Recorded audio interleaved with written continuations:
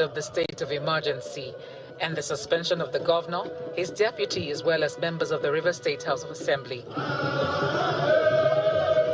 Following his inability to make it back to the state on Thursday, supporters of Governor Fubara had begun gathering at the Port Harcourt International Airport as early as 8 a.m. on Friday, as news of the governor's arrival became imminent. We are here because we are expecting the arrival of His Excellency, the Governor of Rivers State. You know, we expected him yesterday and he couldn't arrive. And from all available sources, he's arriving today. And you can see the joy. Rivers people have long expected this. And that's why today we are here to say, look, Your Excellency, your people are on ground to receive you. We have stayed in starvation, in wilderness for over 6 months. And when the president graciously announced the reactivation of democracy in Rivers State, the Rivers people doesn't need to wait for the governor before we converge to celebrate ourselves and celebrate the government of Rivers State. So it wasn't a disappointment to us. At exactly 12:17 p.m., his aircraft touched down, and shortly after he disembarked, accompanied by his wife, his deputy, as well as his chief of staff, to a waiting, cheering crowd. The governor stopped briefly to interact with his supporters. After the airport reception, Governor Fubara moved straight to the government house in company of some key stakeholders and security heads. Yes. He inspects his official residence before proceeding to his office. Speaking to journalists, Governor Fubara expressed gratitude for the warm reception at the airport and the show of solidarity at the government house gate. I am really humbled by what I saw at the airport. I was also briefed with some photographs of what happened here yesterday. That reception really humbled me. It showed love, confidence, and solidarity of the bond between this government and the people that we are serving. He also assured that his administration will remain committed to policies and actions that will impact on the lives of Rivers people. I want to assure you that we will, by the grace of God, continue to do those things that has made you people love us. I want to appreciate everyone and to say that we love you. With the House of Assembly resuming plenary on Thursday and the governor returning to office on Friday, Rivers people are hopeful that both arms of government will work cordially for the development of the state.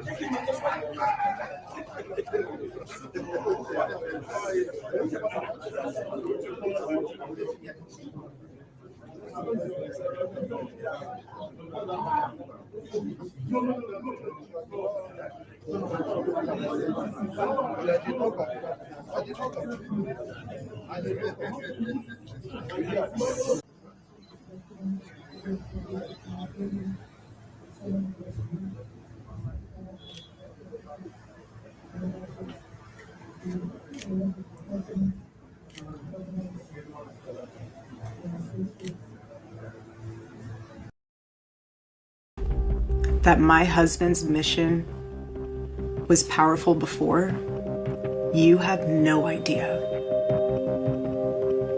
You have no idea what you just have unleashed across this entire country.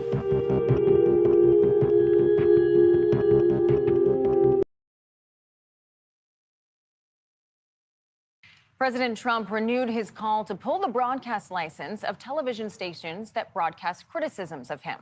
This week, ABC suspended Jimmy Kimmel indefinitely after the late-night host commented on the assassination of conservative activist Charlie Kirk.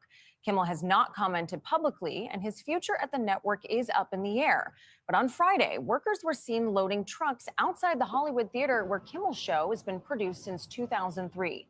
As Nancy Cordes reports, his suspension has sparked a debate over free speech that's stretching far beyond the late-night world. Bring Jimmy back! Bring Jimmy back! With Jimmy Kimmel off the air for a third straight day, the fallout is growing. Film and TV writers protested outside ABC headquarters in New York, even as President Trump warned he may go after other networks next. The newscasts are against me. The stories are 97% bad. So they gave me 97. They'll take a great story and they'll make it bad. See, I think that's really illegal, personally. Kimmel's late-night counterparts rallied to his defense and engaged in some mocking self-censorship. President Trump just wrapped up his 3-day trip to the UK, and he looked incredibly handsome. On Friday, Michael Eisner, the former CEO of ABC's parent company, Disney, slammed his successors, posting, "Where has all the leadership gone? Who will step up for the First Amendment?" Disney suspended Jimmy Kimmel Live on Wednesday for these remarks. We hit some new lows over the weekend with the MAGA gang desperately trying to characterize this kid who murdered Charlie Kirk as anything other than one of them and doing everything they can to score political points from it. The suspension came just hours after Trump's FCC chair, Brendan Carr, appeared to threaten to hold up a major affiliate deal over Kimmel's comments. We can do this the easy way or the hard way. Texas Republican Senator Ted Cruz called Carr's warning, quote, dangerous as hell. That's right out of Goodfellas. That's right out of a mafioso coming into a bar going, nice bar you have here. It'd be a shame if something happened to it. But other conservatives argued Kimmel had it coming.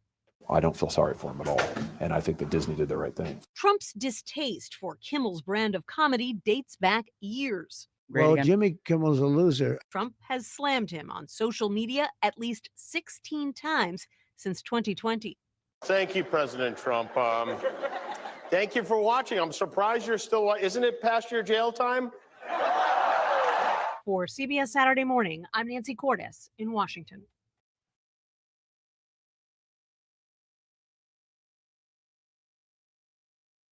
Thank you, everyone, for joining me today. I'm going to be covering some of the headlines of the week or main events of the week. I guess I don't know whether we should be calling it the headlines anymore because headlines kind of implies newspapers, while in reality the news is driven by different sources. We have online sources, we have country sources, local sources, all kinds of different sources. So the headline is not necessarily, I guess it's just a term now. So we'll do that, and we'll cover some of the major headlines that is going on. And I want to reiterate, from the previous conversation about freedom of speech. I think this is becoming a serious issue when people cannot speak freely. Generally, they are not very happy people, I have to say. They cannot speak freely, they are not very happy. They tend to have problems with their leaders. And also, I would like to make a disclaimer that this show is all about trying to gain more understanding of the issues as it pertains events in the world today, so that we can be able to discuss them, possibly find paths forward to resolve these problems in a peaceful and a respectable manner that leaves discrimination by gender, race, ethnicity, whatever, out of it. Because in the end, we are all human beings here, and we are all trying to make ends meet, and everybody's opinion is actually welcome. But on this session, we put some emphasis on evidence-based conversations so that we can actually get quality information. And with quality information, you are more likely to reach more informed opinions, which informs better decision making. I think these things are important, and better decision making also leads to better outcomes for everybody. We all want to do well, don't we? So it should be that simple, really. Also, regarding the nature of the debate, sometimes I do interject, ask questions, and don't get offended by it. It's just a way of trying to flesh out information. I might not be very precise with my questioning in terms of, maybe some people understand what the person was saying, but I don't understand it fully. So I ask questions, and you get that some people get a little bit unsettled by that and feel like, oh wow, I'm interjecting a lot, because they understand what the person was saying. So try to be understanding. I'm just trying to manage a show and trying to get to the truth of things. As I've said, we all know the importance of that. So I'm going to be now, covering the news. I think I've already showed a few of them, from the freedom of speech issue. That's a big one. And then there is also the issue of discrimination, coming from the assassination of Charlie Kirk. Say whatever I like about Charlie Kirk. You might disagree with his opinions. You might, even strongly disagree with his opinions, but it tends to welcome debate. You have to give that to him. It tends to welcome debate, unlike some people that don't want debate. They just want to shut you down and you just follow their point of view. And I think that part of him has to be, applauded. And I also like the idea of families and all that, even if he's not necessarily prescribing it for all groups. So he's not the devil, and neither is he the angel that some people try to paint him as, although you have a right to, to canonize him if you want. That is for them to do. And I think we should also be tolerant of each other, allowing people to be what they are, allowing people to remember people the way they choose. That is important. There's nothing wrong with that. By even trying to criticize people that respect him, that even see him as a saint, some of them even try to call him like a prophet. As disagreeable as that is to me, but I have to respect their freedom to choose how to remember him. And I think when we become a little bit more tolerant of other people's opinions, isn't that the whole point of Western civilization, so that we have freedom of speech? All right, so I will go to, there is this issue that occurred recently about Israel. There was an issue with this in the Saudi Arabians and the Pakistanis went and signed. Let me just play this, and you get to watch it for yourself. All right, let me just play that now.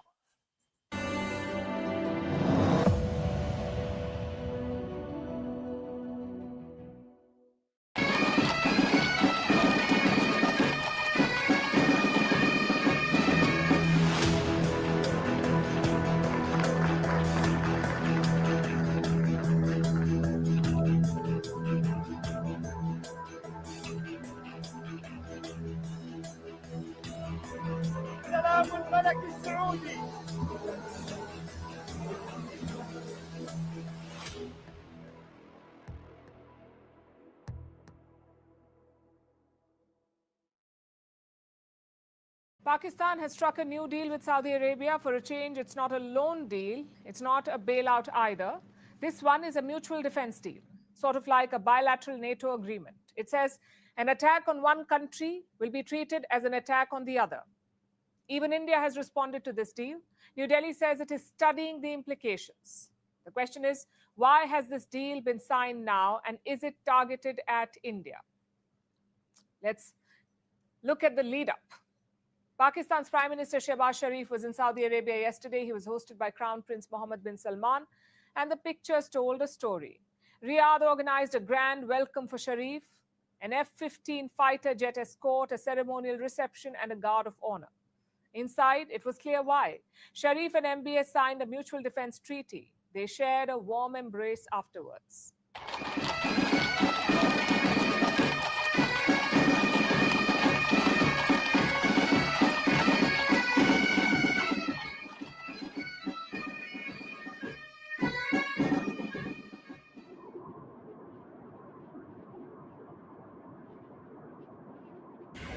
Crown Prince Mohammed bin Salman. سلام الملك السعودي.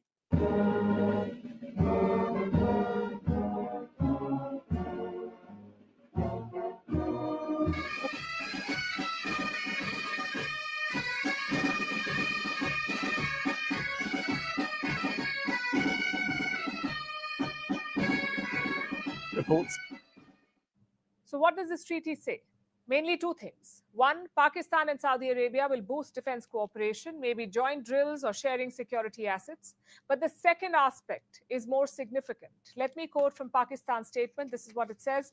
The agreement states that any aggression against either country shall be considered an aggression against both. Meaning, if you attack Saudi Arabia, it's like attacking Pakistan. And if you attack Pakistan, it's like attacking Saudi Arabia. Therefore, both countries will hit back together. On paper, this is what mutual defense means. Of course, this raises several questions. For starters, how will Pakistan and Saudi Arabia hit back? We know Pakistan is a nuclear power. They also have a first use policy, meaning they can use nuclear weapons even in a conventional war. So will Pakistan use their nukes to defend Riyadh? This question was put to a Saudi official. Listen to their response. This is a comprehensive defensive agreement that encompasses all military means.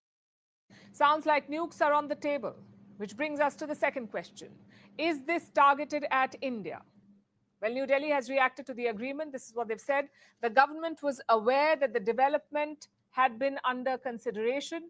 We will study the implications of this development for our national security as well as for regional and global stability. So India is saying it was not caught off guard. It knew that such a deal was being discussed, and that in itself is a story. Either Indian intelligence extracted this information or Saudi Arabia kept New Delhi in the loop. Either way, it's a big deal. Riyadh is being extra careful to not antagonize India. Saudi officials say the ties are robust, India-Saudi ties, and will continue to grow. They say this deal with Pakistan is not targeted at any country. But is that really the case? This deal is certainly targeted at other countries, but chances are it's not India. And I'll explain why I'm saying this. For decades, the United States has protected West Asia's Gulf monarchies, whether it's Saudi Arabia or the UAE or Qatar. Washington shielded them from their regional enemies like Israel and Iran. But in recent years, the US has pulled back from West Asia. They have left these countries vulnerable. Just look at what happened this year. First, Iran launched missiles and drones at a US base in Qatar. Then Israel launched airstrikes at Hamas targets, also in Qatar. That's 2 attacks in 4 months. And in both cases, the United States did not retaliate. In Israel's case, the US did not even defend. So naturally, Gulf monarchies are spooked. What if the US is incapable of defending them? What if the US is not interested in defending them? They don't have a cutting-edge air force like the Israelis, nor do they have a missile stockpile like Iran. Maybe that's why Riyadh turned to Pakistan. Like their own army chief said, Pakistan is a dump truck. They can extend their nuclear umbrella to Saudi Arabia. And this is neither new nor surprising because Islamabad and Riyadh have had long-standing military ties. Pakistani soldiers have been deployed to the Saudi kingdom multiple times.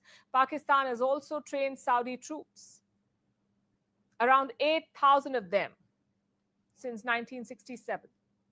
Even today, hundreds of Pakistani soldiers are stationed in Saudi Arabia. The equation is quite simple. Riyadh gives money, Islamabad gives the muscle. Yesterday's deal only formalizes this arrangement. Of course, Pakistan will spin this differently. They will inevitably link this to India. So let's address that angle as well. India is a crucial partner for Saudi Arabia. New Delhi is Riyadh's second biggest trade partner. Bilateral trade is around $42 billion. Compare that to Pakistan. Saudi Arabia's trade with Islamabad is just $3 to $4 billion. So let's be real here. Riyadh is never going to join a campaign against India. Words of support, maybe, but military help, highly unlikely. Also, this is not Pakistan's first mutual defense treaty. Let's go back to the 20th century. In 1955, Pakistan joined a mutual security bloc called CENTO, the Central Treaty Organization. This bloc had Pakistan, Turkey, Iran, and the UK. And it also had the support of the US. But did that help Pakistan in the war of 1965? Or the 1971 war? It did not. Nor did it deter India from defeating Pakistan. So the fact is, mutual defense is a complicated arrangement. It sounds good in theory, but in practice, there are several variables. Having said that, such a deal is not something that you can ignore. At the very least, it confirms one thing, that the Gulf Arab states will not abandon Pakistan. If anything, they will boost ties, and that is something that India should always keep in mind.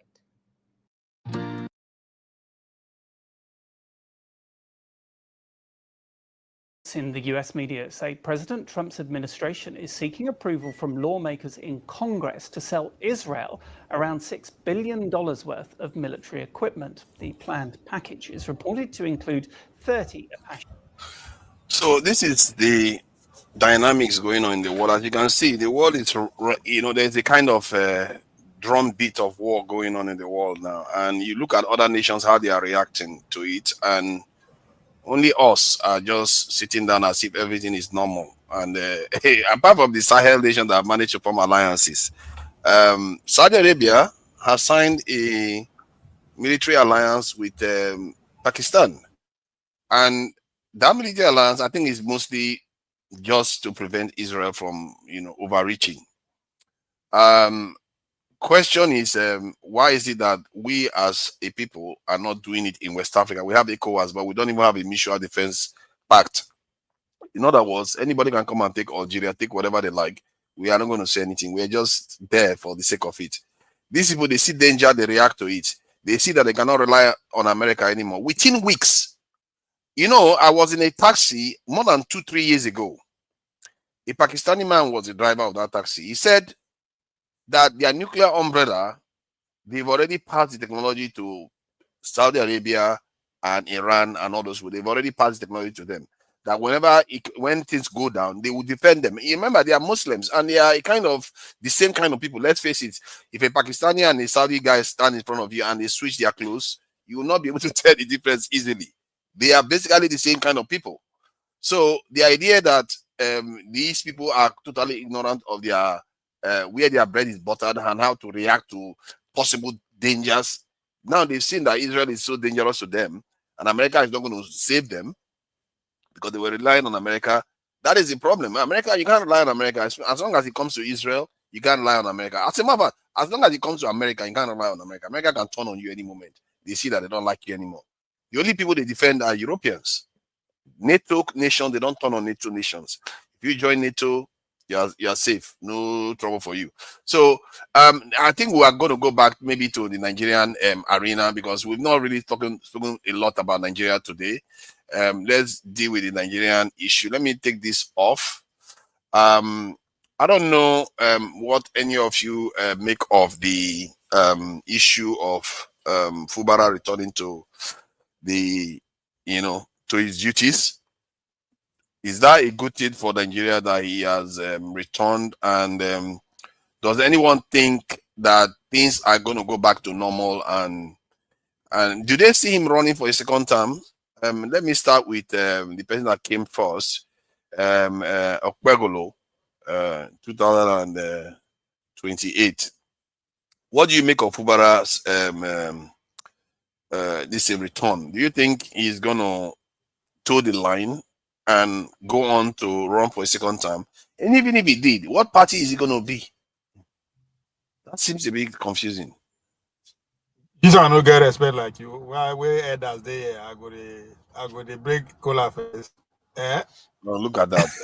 Look at Yeah, that. look at this man. Look at that. You want to start now already? I'm a native man, so You're a native man. So you want to go? You want me to go with the elders? let the elders go first. I think I'm gonna say, Mister, I get something special for you today. You don't dey plan We'll see now. We'll see. I don't tell us I'm not going to help him. We'll see how that will go now. So, Oga, what do you make of Fubara now? His return, is that a good thing that he's back? And is he going to be able to run for a second time? Which party is he going to be in? I don't even know what party he's representing now. Well, I don't know. Some bad people, when they really want to punish somebody, when they want to drown you in the ocean, they will tie your hands at your back and push you inside the ocean. And that is exactly what they have done to your governor of Rivers State. His hands are tied at his back, or they tied the hands at his neck or at his feet, and they took him to Okeja Shrine. When you look at him, does he look like a human being? Can't you people who went to school too much? When you look at the body language yesterday, we see that it's not the man speaking. You see what he was reading on paper yesterday? You think he wrote those things? Where he was praising Week and the man in Ashoro, you think he wrote those things? Is what he was asking. When he disappeared the day he was supposed to return, where was he? They have taken him to Okeja Shrine to tell him. They're taking him to Okeja Shrine to tell him what he has to do, and he's doing it. So listen. I'm sorry to say it, but there is not going to be no peace in Rivers State. That state is not going to know no peace anymore. It doesn't matter how we try to, how we're going to try to do it. Because the man is, listen, in the first place, in the first instance, I'm not a fan of Fubara. I wasn't fighting for him. He can go to hell, all I care. But my problem with the emergency rule was the democracy. I felt that the president has overreached everything. And because of the country we have, the people of Rivers State allowed it to stand. So my question was, the people that were rejoicing that Fubara is back, where were they when he went for 6 months? So Fubara is part of the criminal gang in Nigerian politics. He and his boss, they use the resources of Rivers State to play ping pong. So they are together. I have no sympathy for Fubara. My only sympathy is the people of Rivers State. My only sympathy is democracy in Nigeria. My only sympathy is the constitutionality of Nigeria, because what we have is strong men, but we don't have strong institutions. And that is the reason why that somebody like Wike will continue to insult Nigerians anyhow. Because Nasi finished this one be now. What did happen for Nigeria? Nasi finish be. They don't see us finish. We can't do anything. We can't react. We can only shout as we are shouting here at the autumn line. They know that you can't do anything. And that's why things are going the way it's going. So I don't see anything for people in Rivers State to celebrate. What are you celebrating? This man who was there, the administrator, was used to siphon the remaining resources of Rivers State on behalf of Wike and the man in Asorok and the people that are concerned that did what they did. The members of the House of Assembly are there to make sure that any day, any minute, any particular day that they wake up, they decide that this man, he didn't do what he was asked to do. That same minute, they're going to impeach him and remove him. So I'm sorry for the people of Rivers State. I'm sorry for Nigerian democracy. I'm sorry for the constitutionality of Nigeria. And I'm sorry for what is going on in Nigeria. The food economy basket of Nigeria has been turned into a ping pong. So, the man who is preaching peace is Fubara. Yesterday, when I was listening to when he was talking, you know, is a man without a soul. Is a man right now without, he doesn't have, he has to take authority to go to use the bathroom. That is the position your governor is in Nigeria right now. He cannot drink coffee without asking, can I drink coffee? He cannot change his clothes without asking the people that be, can I change this brown into red shirt? That is the position of your governor, forefathers. If you don't know, I am just telling you the fact. So I have, listen, I do not have any sympathy for this. For Fubara, whatever happened to him, I don't have the sympathy. He started a fight he could not fight. He started a fight he could not finish. Because the same people who were pushing him abandoned him at the middle of the road. And he was alone. And the same people now are praising. I think they all of them were at the airport. You know, the same people who abandoned him at the middle of the road. They are the same people now who are telling our governor is back. The chief executive is back. River State is alive. I was looking at these people. I say, Okuja Shrine now in the work show. Because your governor, his hand is at his back. He cannot make any decision, as I told you before my brother John Abba come in.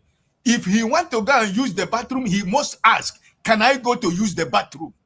If he wants to change his clothes, he will ask, do I need to change this brown shade to blue, please? Because that is the position he has put himself. And I have no sympathy for him. What he's going to go through in the remaining few months. You're talking about politics. I tell you that in the next 1 month, in the next 2 weeks, he will come to APC. And the chapter will close. Because the man Wike and your president have succeeded in making sure that they have taken the structures of River State, 21 local government of APC chairman, organized by an administrator. That's Nigeria for you. Because the people of Nigeria and the River State allowed that an illegal man was able to conduct a local government election, and your high court in River State affirmed it. That is the sorry state of Nigeria. So now that yes, is it not the problem of the opposition? The country doesn't have opposition. Which opposition? I think when we are condemning the people in government, I think the bigger condemnation should go to the opposition, like Labour, PDP. All of them, they are useless. Completely useless. Let me ask you a question, forefather. Sorry. The same week or the same day that the same month this thing happened, PDP governors took this case to the Supreme Court for 6 months. Up to as we are talking, that case has not been heard. Wow. So what are you? So where are you going to go? That's the opposition. Where are you going to go? The people, the state capture is they captured everything. So the same week that this man was removed after the National Assembly did their wuru something when they did their drama. The whole PDP, the whole governors of PDP went to court. That case has never been heard for 6 months. Yeah. But they are hearing other cases. So what opposition are you talking about? You don't have opposition. And that's why which opposition, the only opposition we have now is the opposition we have in Nigeria is Showore and Mr. Pito. That's the opposition we have in Nigeria. People that are talking individually, they're not talking as political party. Yeah. Because if they're talking about political party, then the parties have been squeezed into oblivion. We don't have any political party in Nigeria. So that's bad. That's really that bad. is where we are. No opposition party, nobody challenging the government at all. This is not Nigerians. The way we behave when we see power, our eye will just be like red. Let's go for it. Let's go and be their friend quickly. They don't have principle at all. Like, why can't you just endure? Can't you just say, okay, I will stay in the opposition, even if it takes 10 years, we are going to get to power.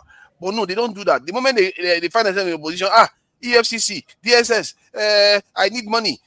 They jump ship and go and join the party that is in office. Nobody tells the government what to do, and you wonder why we get bad governance. It's a shame, though. Jonaba, are you available? It looks like you are being called away for duty. Somewhere. No, so what do you make of this? This I don't know. The episode of Fubara is a very, very interesting thing because one, we know it's an abuse of power from the center. However, Fubara he was produced by them. He was produced by Wiki. I don't think Fubara made even one speech before he became a governor. He just came from nowhere. They made him a governor, and suddenly you want to start acting up now. Maybe that was too late for him to start showing that he has backbone. And then now look at where he is now. He's back Too to late or River too State. early? Maybe he was always the wrong person. Maybe that's the problem. On river thing, politics is local. I do not sympathize with the people of rivers. I do not sympathize with Fubara or what is his name, the governor. What Fubara. goes around, Fubara, okay. What goes around comes around. It's a puppet under Wiki, and is trying to grow wings so quick, and that's what you get. You have to get rooted. But those people, your people, I've never seen them very gullible. I think the northern Nigeria always been accused of producing nothing but animagery, and people they are pushed aside. They only use them for political. When it's politics, they use them for politics and unleash them. But we see dressed in a good attire, welcoming a governor, uh, and where were they? They do not protest. And now he came back quietly, walking like they give him agbo to drink. It's walking wule wule wule wule. Who's governor? I have not even see a beggar walking like this.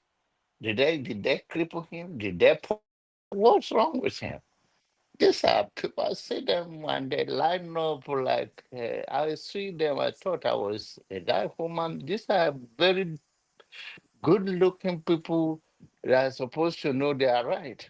So when I see people of River form my hand by lining up and then this guy come with a fabricated or written speech for him. He's reading it. He's not confident. I think if you take how much you need to take and just go, I'll come and buy a house in Houston and let that. Why is it wasting? Houston is where all of them go. You should go to any other country and settle down. There's nothing to write home. They say the death of democracy. What is death of democracy? They take their speech to Ghana to go and talk about it. Why they don't? Why didn't? When that thing happen? If they are real opposition and they mean well to be opposition of ideology and even hammer on the topic of this is unconstitutional. Why can't they rally in Nigeria? They are coward. They went to Ghana. Why don't they do it in Abuja or do it in Rivers of the capital, I think Port Harcourt? Why can't they do it there? Why can't they do it in Lagos? Rally the citizen. It's all about Nigeria. So the issue of Fubara and Wike is the bed of the same feather. And Wike is a thug, is a heartless thug, and I if this happened in any other society, the way I look up to people of rivers, I was thinking that they will rise up to the occasion. But looking for how much they will share. And I think they don't, it's about giving them 1 million. Maybe the money that they borrow, maybe we'll go and investigate the one that the president say he gave out. Maybe it's the people of river to welcome a governor, with governor coming will I think the governor, the governor, his hand wasn't exactly very clean now when he went and destroyed the House of Assembly building. That is just excess behavior. I don't. What is wrong with these people, Nigerians, man? I don't know what's wrong with us. We just because of our own whims, you go and destroy House of Assembly building. And you wonder why, when this sort of stuff happen, people cannot fight for you.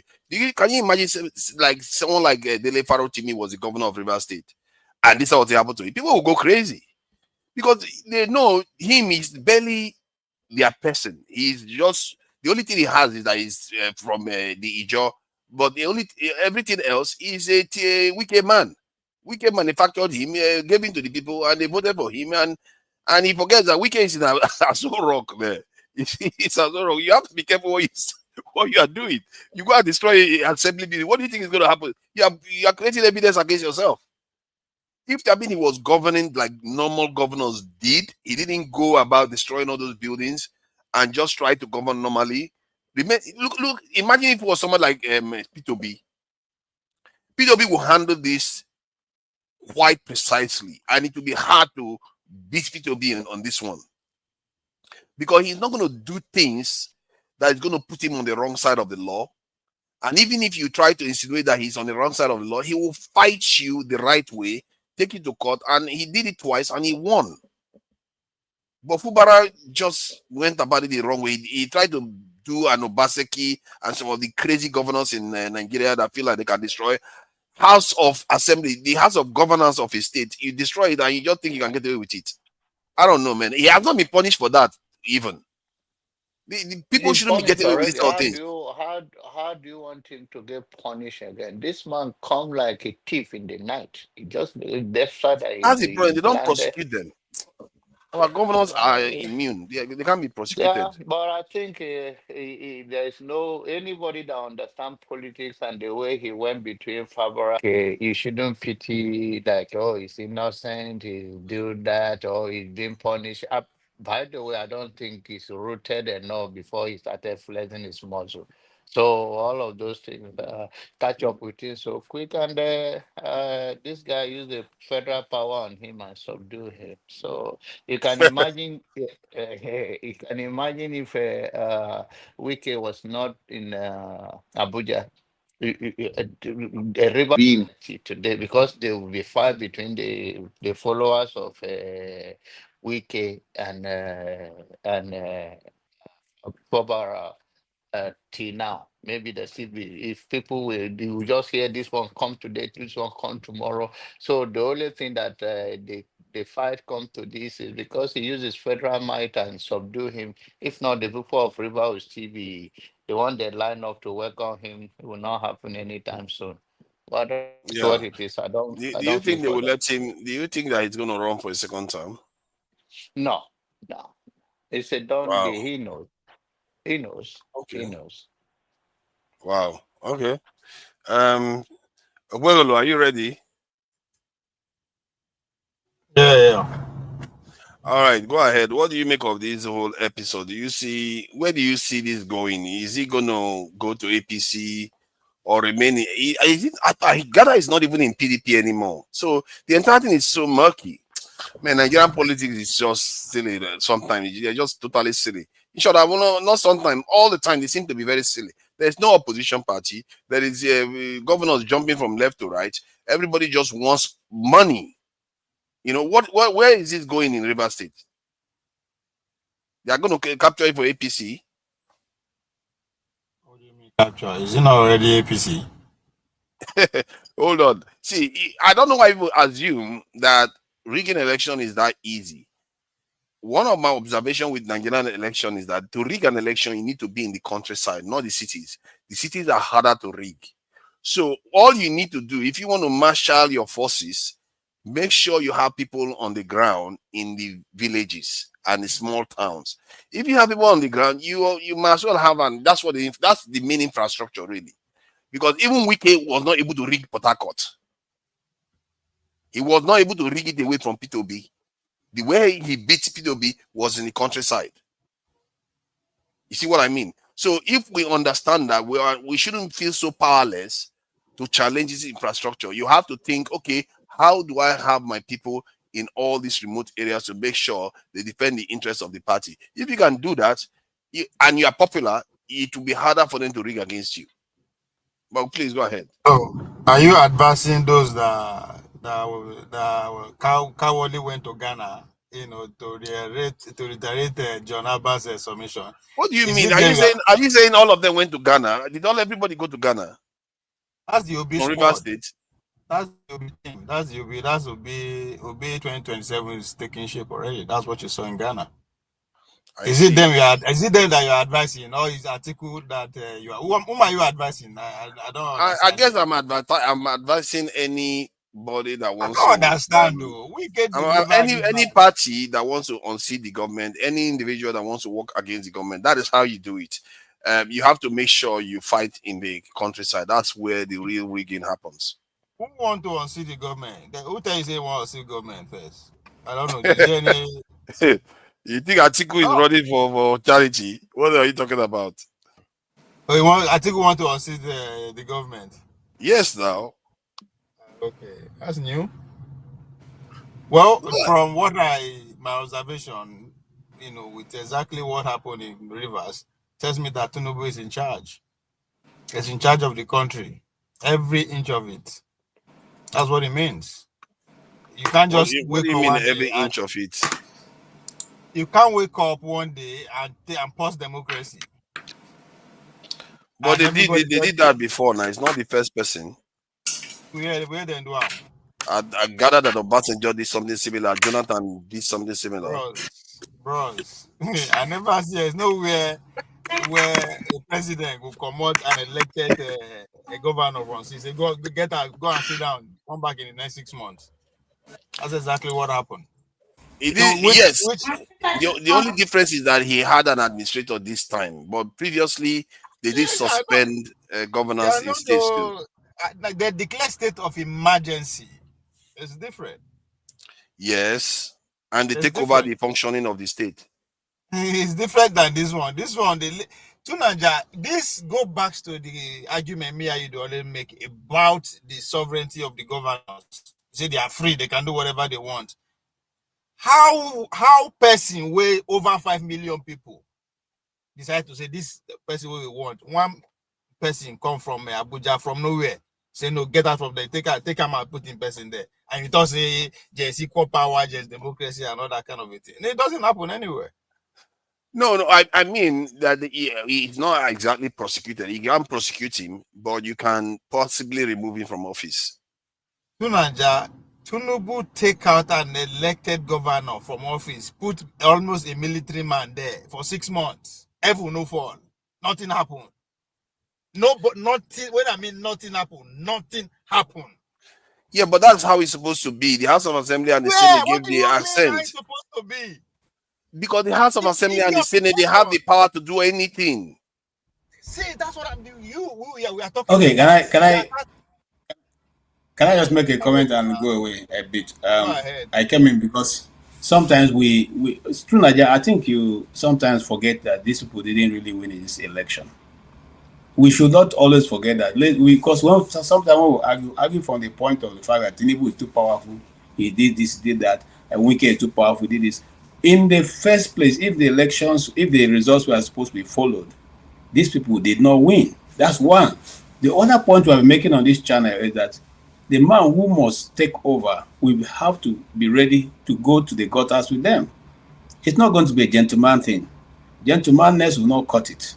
These guys are not going to come gentle. They know that they're going to lose with popular votes, but they're ready to do whatever it takes. Just like Ovie has said, they will do everything possible and nothing will happen. The heavens will not fall. Nothing, nobody. The army is stationed and ready to act on their behalf, just like as they have done in the last local government elections. The police are ready to act on their behalf, just like they've done in last elections. The police is ready to call out and arrest anybody who goes contrary to whatever. Freedom of speech or no freedom of speech. When you say anything that they don't like, they will come after you. I was laughing when somebody said Wike was addressing the press and people in Abuja and said, "Have you ever heard anybody calling Donald Trump a criminal?" That means that he doesn't even listen to the news, because people constantly insult the man any whichever way they like. And it doesn't, in fact, just like boss Okpara made a submission today. The man was taken off Twitter and other platforms, and so. Yeah, but sorry though, if they call Donald Trump a criminal, would that be a wrong statement? You see, now you are trying to justify that, but you cannot justify that for Tinubu. No, I'm just saying that, because Tinubu was not convicted, but this one was, Donald Trump was convicted. That's a different thing, isn't it? You see, the mistake you guys make is that you run with the news. You don't follow it to the end, to the conclusion of what the news is, So let's always follow the news. Let's not just run away with the first part. Follow it to the end and then have a conclusion from it. So, but I'm not here to argue for or against. I'm just simply saying that we'll have a worse situation in our hands. At least in the United States, the Supreme Court can stand and say, no, this is not going to happen. At least in the United States, the district judge, which is like the local government judge, can stand and say what the president has said will not happen this way, and it will stand. Nobody's going to go and say, oh, he's just a district judge, let us not listen to him. Those kind of law rulings is enveloped around the country, and everybody follows it until ruled otherwise. Is there anywhere we can say such a thing in Nigeria? There's none. Even the Supreme Court can rule, which they ruled on behalf of Nnamdi Kanu many times, and yet the law was not implemented. What are we saying here? That's why I didn't come on today to talk about it, because I don't think it's necessary. I'm living in a country that is 50 times worse than where I am, and then somebody is waking up to insult that person. It doesn't make any sense to me. Okay? And the whole system have collapsed. That's why I agree with what, and I'm trying to, there is a paper, I'm sorry, I'm digressing a bit. There's a paper that Bishop Kuka presented. I want to dissect that paper and let him know what he's saying, because sometimes most of these are big people. They have a way of making bad things look good. Okay, I know you are a priest and you are supposed to sell faith, but sometimes you also call a spade a spade. What Obasanjo said is true. Democracy has failed in Africa, and it continues to fail because it's not our system of governance. We have a system of governance. It was effective for us. Okay, no, I'm not saying that we should do away with it. We can tinker it to suit our own special needs.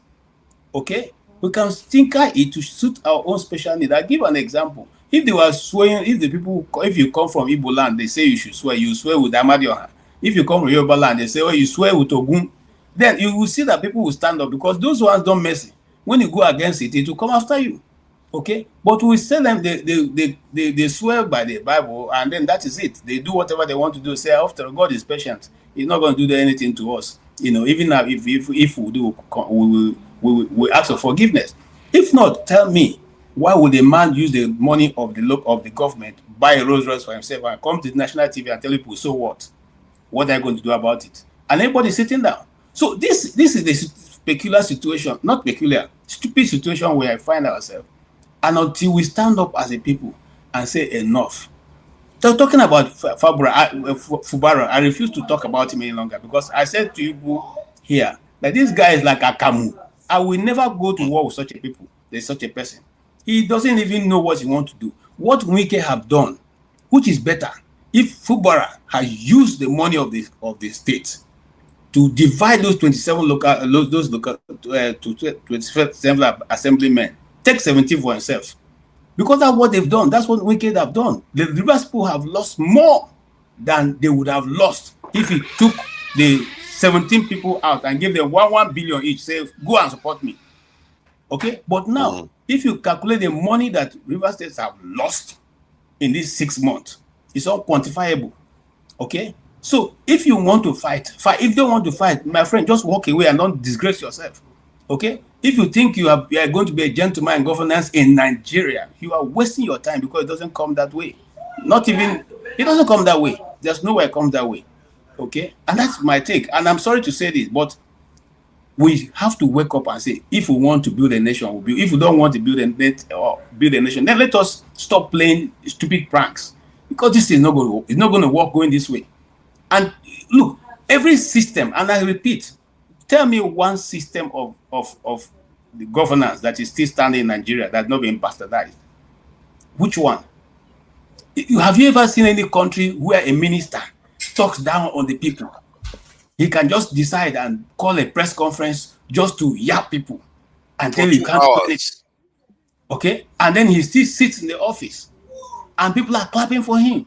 He's even, one of their best comedians these days. If you want to listen to comedy, you go to Wike. Wike will entertain you for the next 1 hour with the people's money. And but hold on. That is the point you made just now is quite fascinating, because that is highly irregular. How can somebody like Wike is just an ex-governor from another state, and then he's by Tinubu's this thing, Aso Rock, and he seems to still wield power beyond his office? What is going on here? That's what you should ask yourself. And the constitution is supposed to be, we are supposed to have a constitution. The constitution we have, it has been bastardized. It has never before, never in the history of Nigeria has any president rule Nigeria, or govern Nigeria without winning Abuja. But we are seeing it today. It's happening. Okay? The Supreme Court turns up everything upside down. And we are still looking at it. Okay? The Wike is ruling from Abuja to Rivers State. And nobody said anything. Wike came to the national TV and said, if you dare, he will put fire on your state. If you dare to challenge him, and nobody said anything. If he came to the national TV and said, if you think you are who, remove him from PDP and see what will happen. Are we not looking at him? Yeah, but we have to ask some pertinent question here. Where does that power come from? Is it that Tinubu upholds his deals? That's why he's allowing Wike to do what he is doing? Or where does that power come from? Because I don't understand it. I will leave that for you. I don't know. That's a mysterious. It's got a mystery out there because I don't understand. He seems to even be more powerful than Shetima. It's like, what is going on? You know where the power I comes from. I don't understand why KG attack my time. I don't understand. Bobolo, sorry, I want to take 30 seconds of your time. KJ was asking a question. Where does the power come from? You don't know where the power came from. The resources of River State. He took the resources of River State and bought every governor in every state. This Tambuwa that is having problem with Tambuwa, do you know how much he gave the state of Sokoto State when Tambuwa was governor of Sokoto State? So he used the resources of River State and he bought almost everybody in Nigeria. And he has the secret of almost everybody because he doesn't give you anything for free. He have you on his file. Any day he sleep and wake up and remember you, that you are his problem.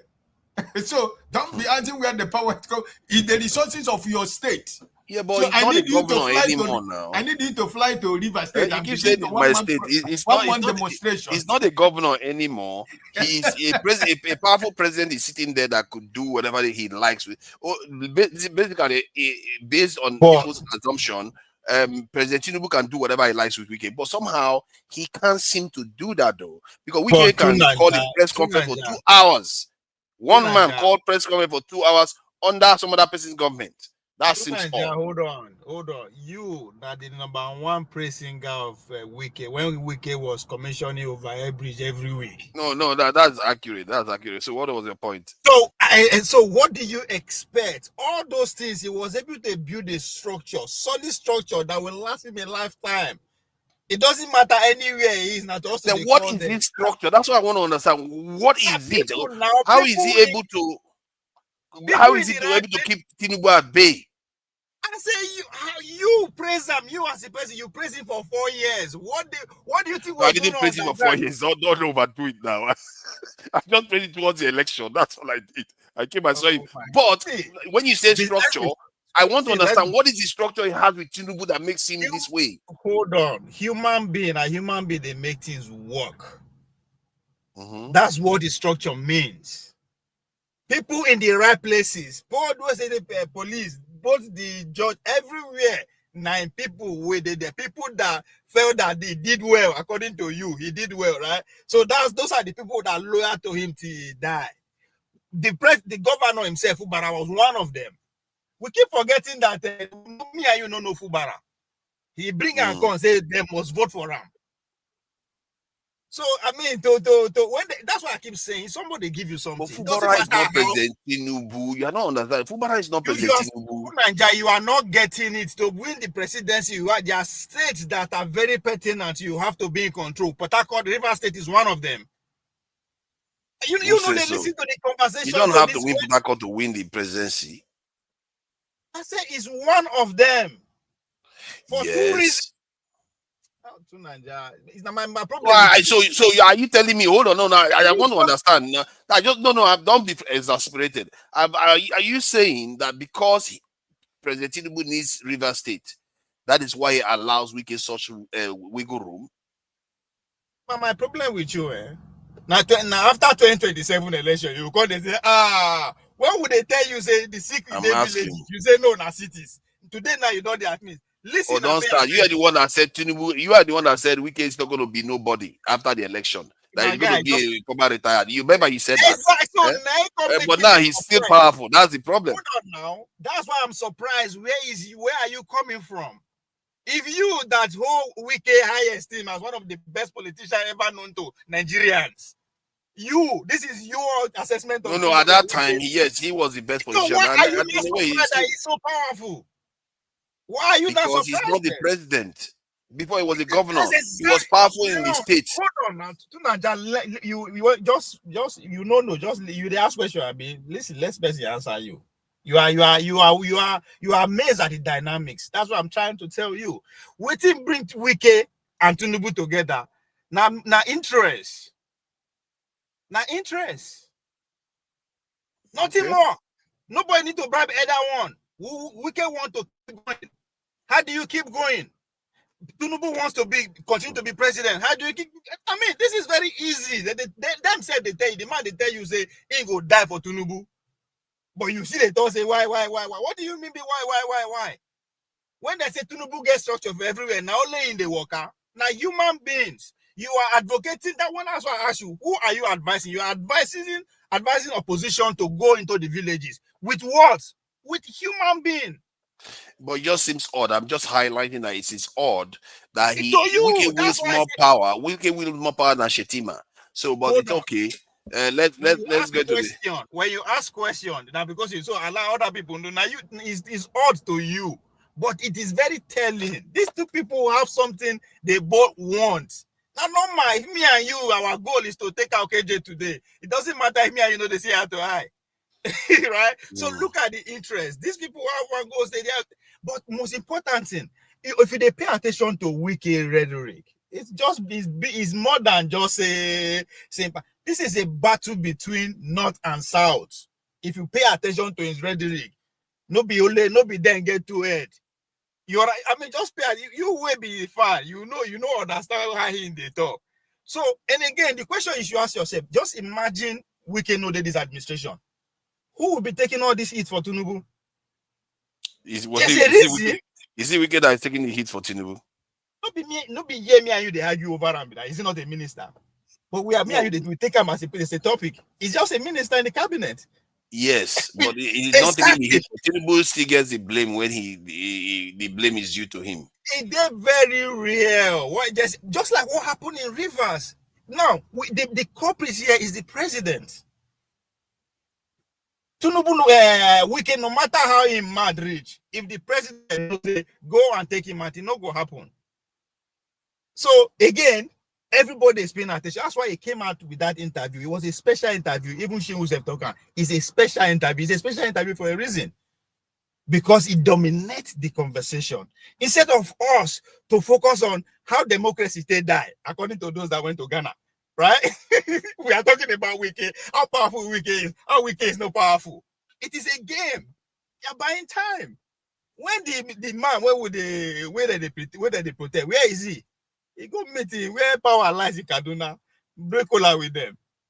These people are moving. We there and they argue how Wike is powerful. It's powerful is that even you are, that's why I use as an example. You respected what Wike did in Port Harcourt.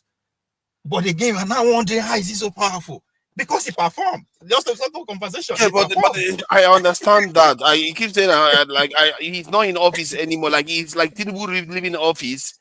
Then suddenly he's more powerful than Shetima. Why do you say he's not in office no more?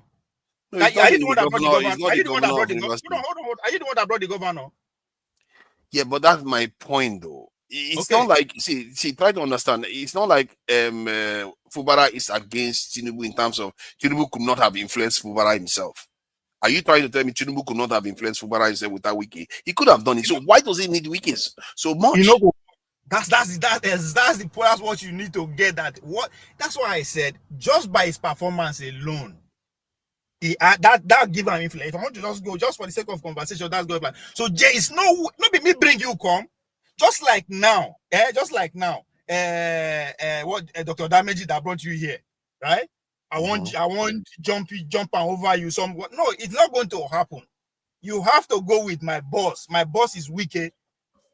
Now the boss, maybe the guy is trying to do exactly what you are assuming. That's why he was in trouble. You cannot bite the finger that feeds you. I think if nobody agree with Fubara coming in as a governor, as a candidate, nobody. When I mean nobody, both the residents of Rivers, both the power brokers, both the outsiders. But he put it off. He did it. Oshomole couldn't do it. Oricha Sokrocha could not do it. Ibukule Amusu could not do it. He did it. Sorry, could not do what?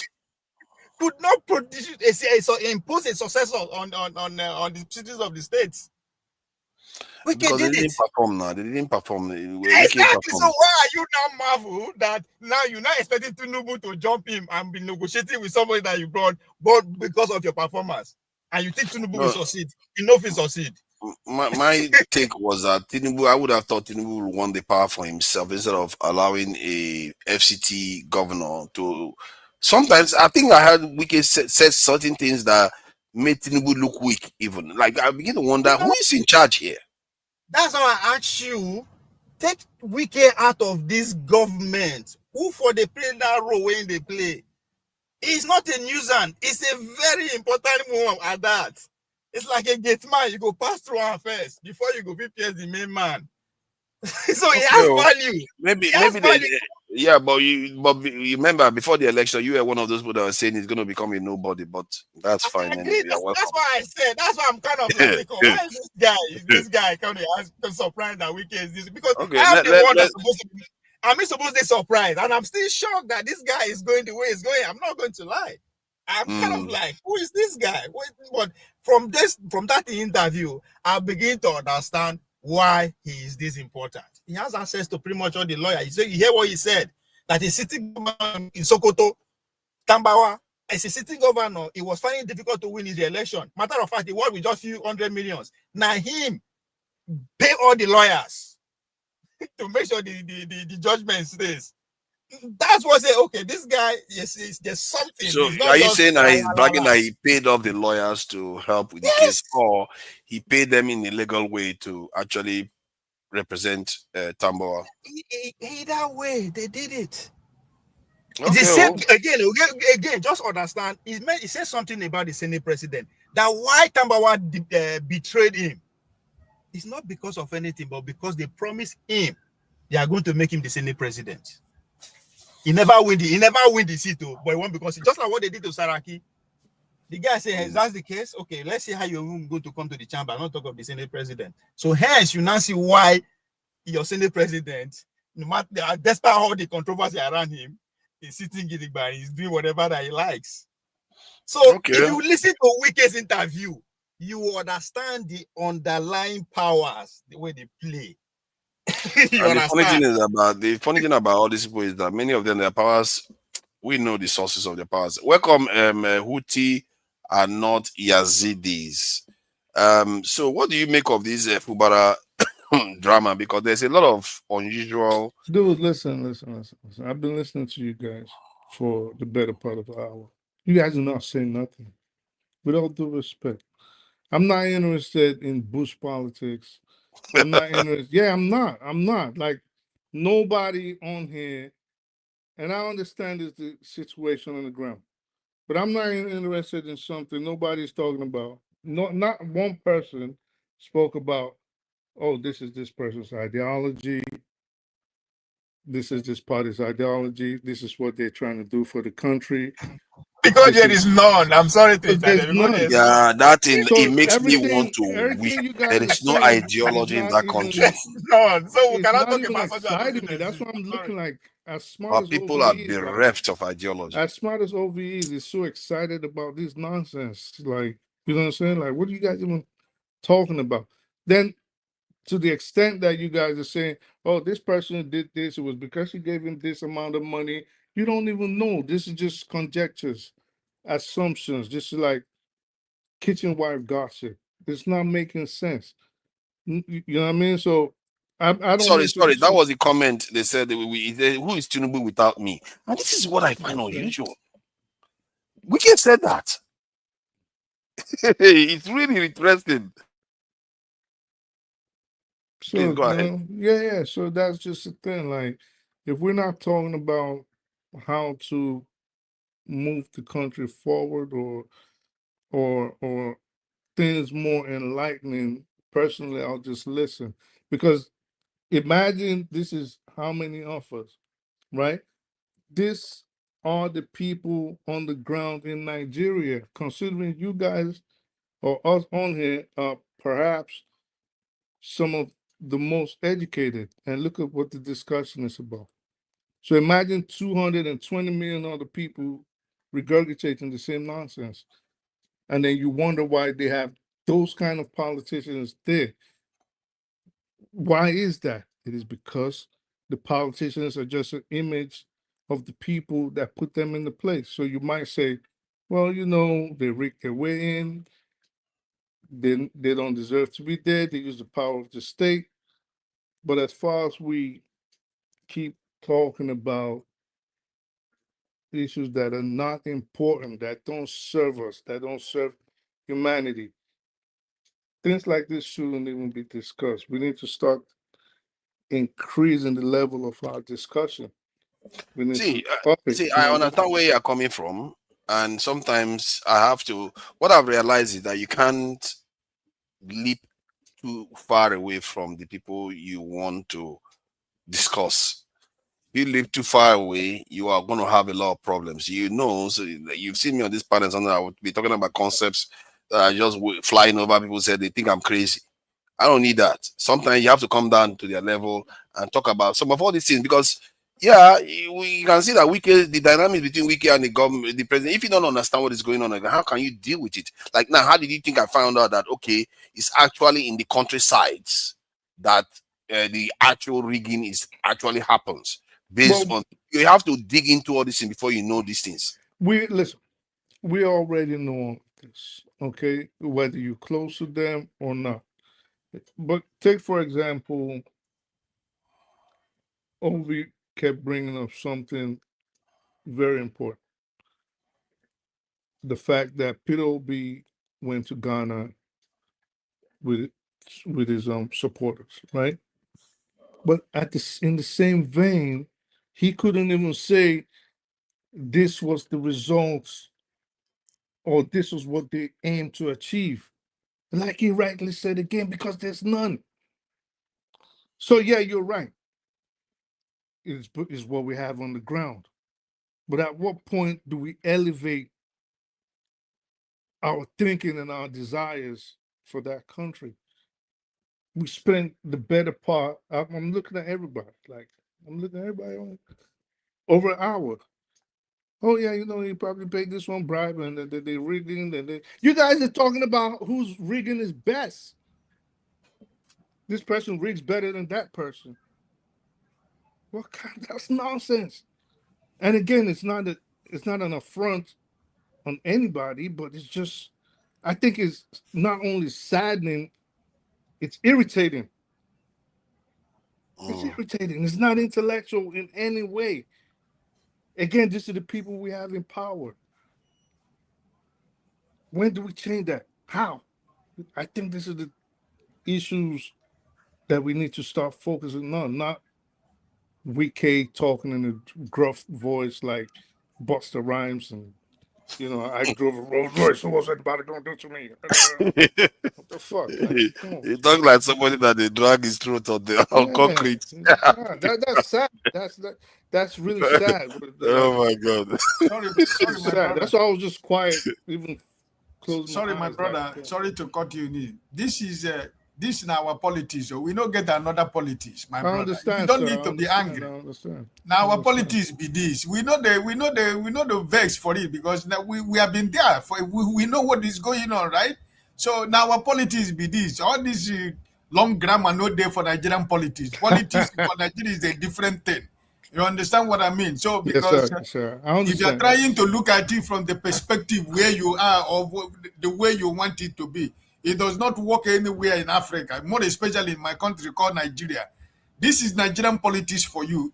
We are not going too far to get what all of us are discussing here. We are talking about one person, Wike. It's not that I'm happy talking about Mr. Wike, but I'm trying to be honest with the fact, because that is the fact on the ground. Because we are talking about Fubara, and I mentioned the governor of Sokoto State. What of the former governor of Benue State, where John come from? Governor Otom, Governor Ipazu of Abia State, and Governor of Enugu, Samewu. They cannot do anything, because if they do anything, Wike has their file. He is their, whatever he asks them to do is what they're going to do. That is the kind of politics we play in Nigeria. It's not hidden. That's the fact. Yeah. In a way, that's Otis, what do you think of that gathering in Ghana? Did you listen to their speeches? They are talking about democracy had died.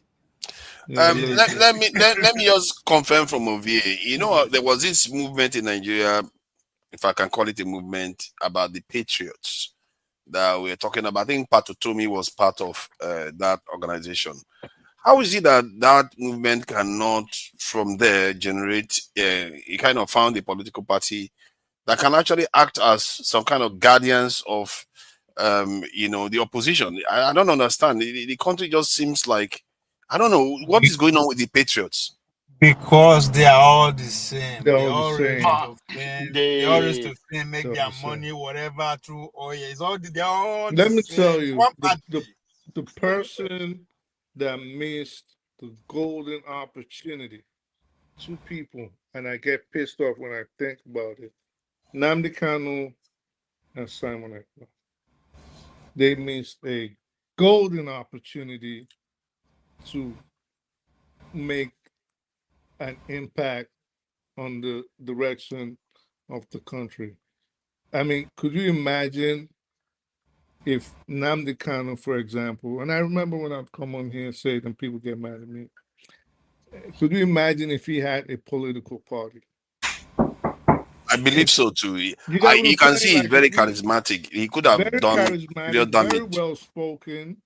He had millions, tens of millions of people guaranteed behind him. And just imagine, I know they could rig, I understand that, but it'll be hard. Yeah, he's a gangster now. In regional elections, say he had a party and said, these are the people we're making as the local electives, the councillors and the local government chairman and the governors, and these are the people that's going to represent us in the Senate. They could have got what they wanted without him being in prison today. Well, knowing Nigeria, they would probably try to kill him. We know that that's true. But they tried to kill Wike too now. They didn't succeed. So yeah. I think I advise he should have run for office. What you are saying there, this is one of my. No, he shouldn't have run for office. I don't know. Sorry. You see, why shouldn't have run for office? What's the point of form a political party and not run for office? You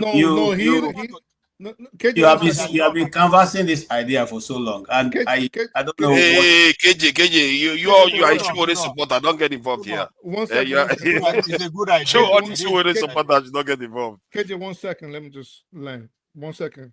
Hear me out. Just hear me out. What I was saying is he don't have to run, right? He plays the role of the godfather, the boss, and it's his party. He's in charge. He's the one they listen to. This is the kind of power Obi does not have now. Say he sits in the back. Who has ever done what you are asking? Like somebody that has headed a party but never run himself. I don't know. Is that possible? I don't know. But someone can always start it. Someone can always start it. You know what I mean? Yeah, I think he too should run though. He should, even if he's not going to get elected, but he should have run. He's going to. He would have become a governor. No, if he runs, you all. Over 1 second. Sorry, 1 second. 1 second. Thank you. So if he runs, he can easily demystify himself, and this is the problem I think someone like Ojukwu made. So there's sometimes you have to keep the mystery of your influence, especially in a place where you know they do not play fair. So when they do not play fair, someone like Ojukwu, the moment he lost in '83, boom, it was a wrap. It was a rap. It's Yeah, because he career. didn't see. If I take the example of Nigel Farage here, the guy every time he ran more than 4 or 5 times of parliament, he was never elected into parliament. Today, he's not elected. Hold on. But this guy who held a lot of influence in the UK, you know that. So you don't have to win. Sorry. Let me come in here. Sorry, right here. I think I'm with you. What you are saying. I make that suggestion before we decide at home. To Nanja, don't conclude on Nanja Farage yet, right? Everything is about timing, right? What I understand Huti is trying to say. The movement is there. Now you have to use to build a political structure.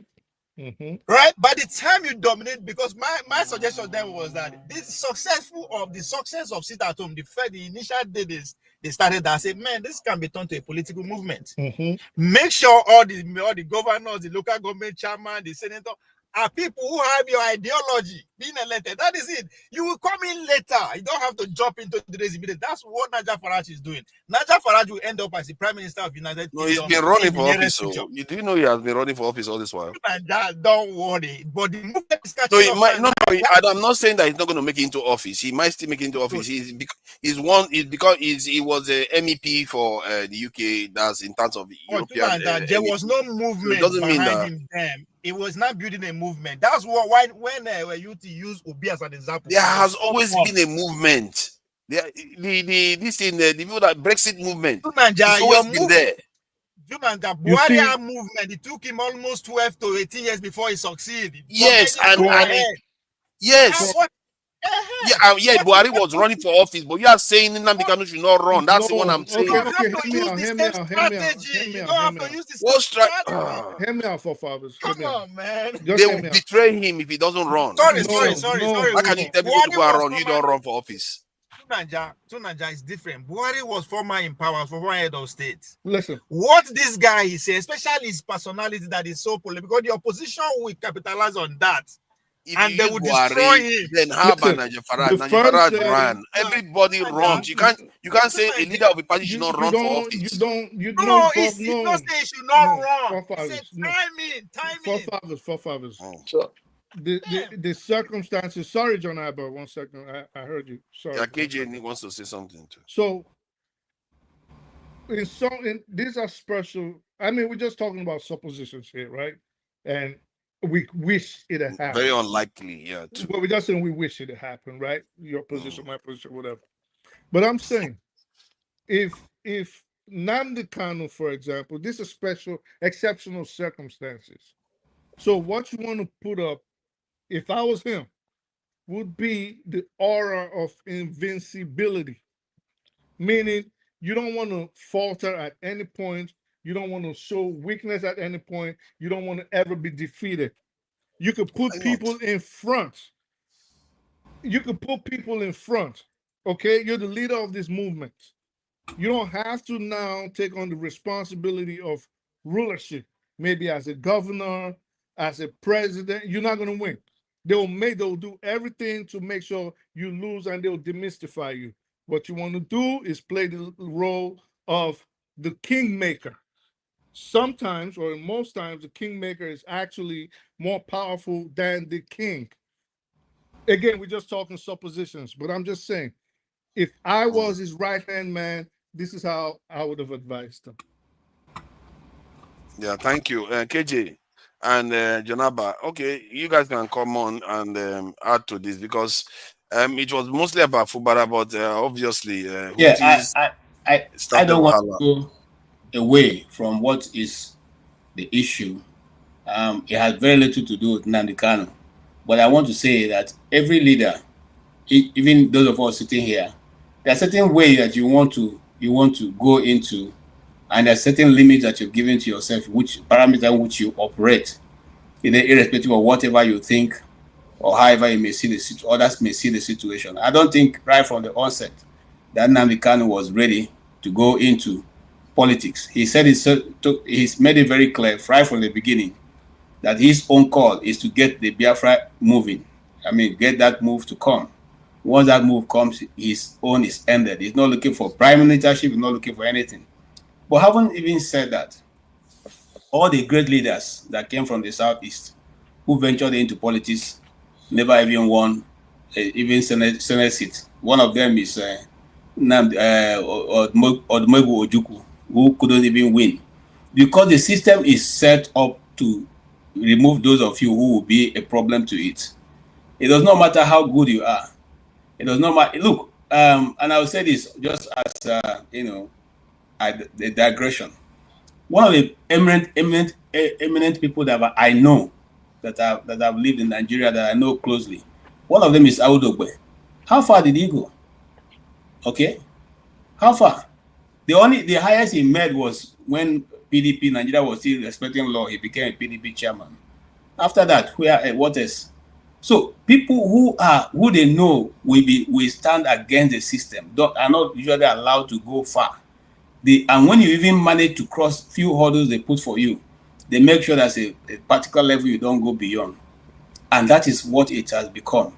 The very worst of us get the very best of best positions in government. And then the rest of us sit down and clap for them. Oh, you have bought a new Prado Jeep. Wow, we clap. Then he come and show you, see my beautiful house. Oh, wow, you now have a palace. We clap. Oh, see my new Agbada. I used 500,000 to do the embroidery. Oh, wonderful, wonderful. We clap. That is what Nigeria have become.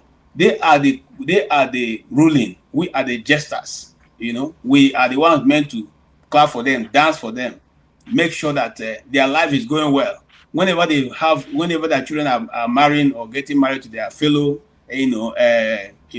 oppressors, we go and dance for them. We go and cook for them. We sing, we dance, we wear traditional clothes and make it a holiday. And they throw in some pieces of dollars or rather naira, and we're happy. And then that's it. Until we come to a position. You see, I watched a video this weekend. A common man, I say a common man because he's from the street, was talking to elective officials in the US. He told the people, you can't tell us what to do. We put you there, we pay you with our tax money. So you can't come here and begin to dictate to us what is free speech or what is not free speech, or trying to censor us in any which way. He told them off to their face and said, look, if you don't want us to talk to you, you get out of the office. You put yourself there. You are supposed to serve us. How many of us can do that, say this to the people? But when they enter there, look at, we start with the example of Wike.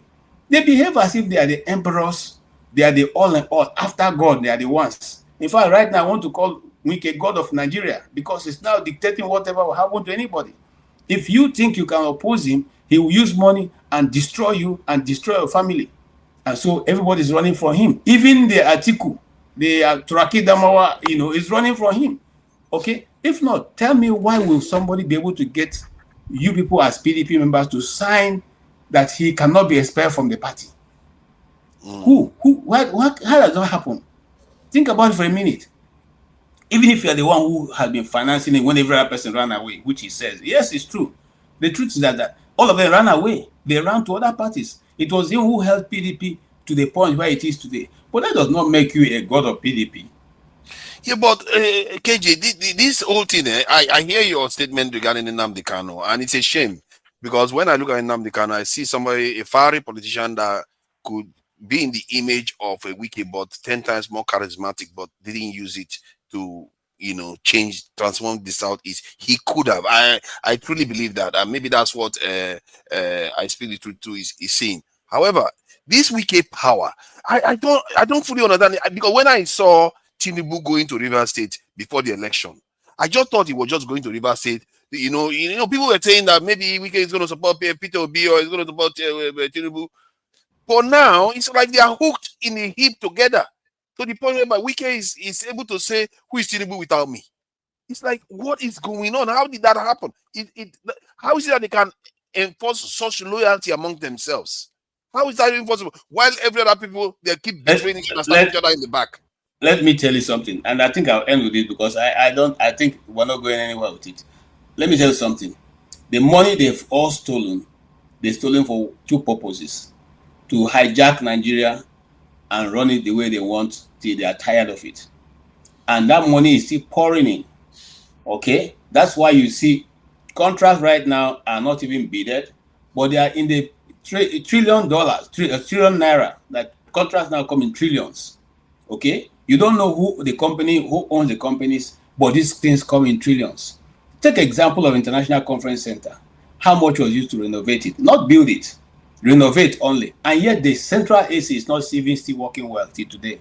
And yet the pens, the pen they use is even inferior to the one they used that was originally used for the building. So what are we saying here? These are things that are facts. Am I the only person who can see? Are other people? No. Everybody knows the truth. But we're all hiding from telling the truth.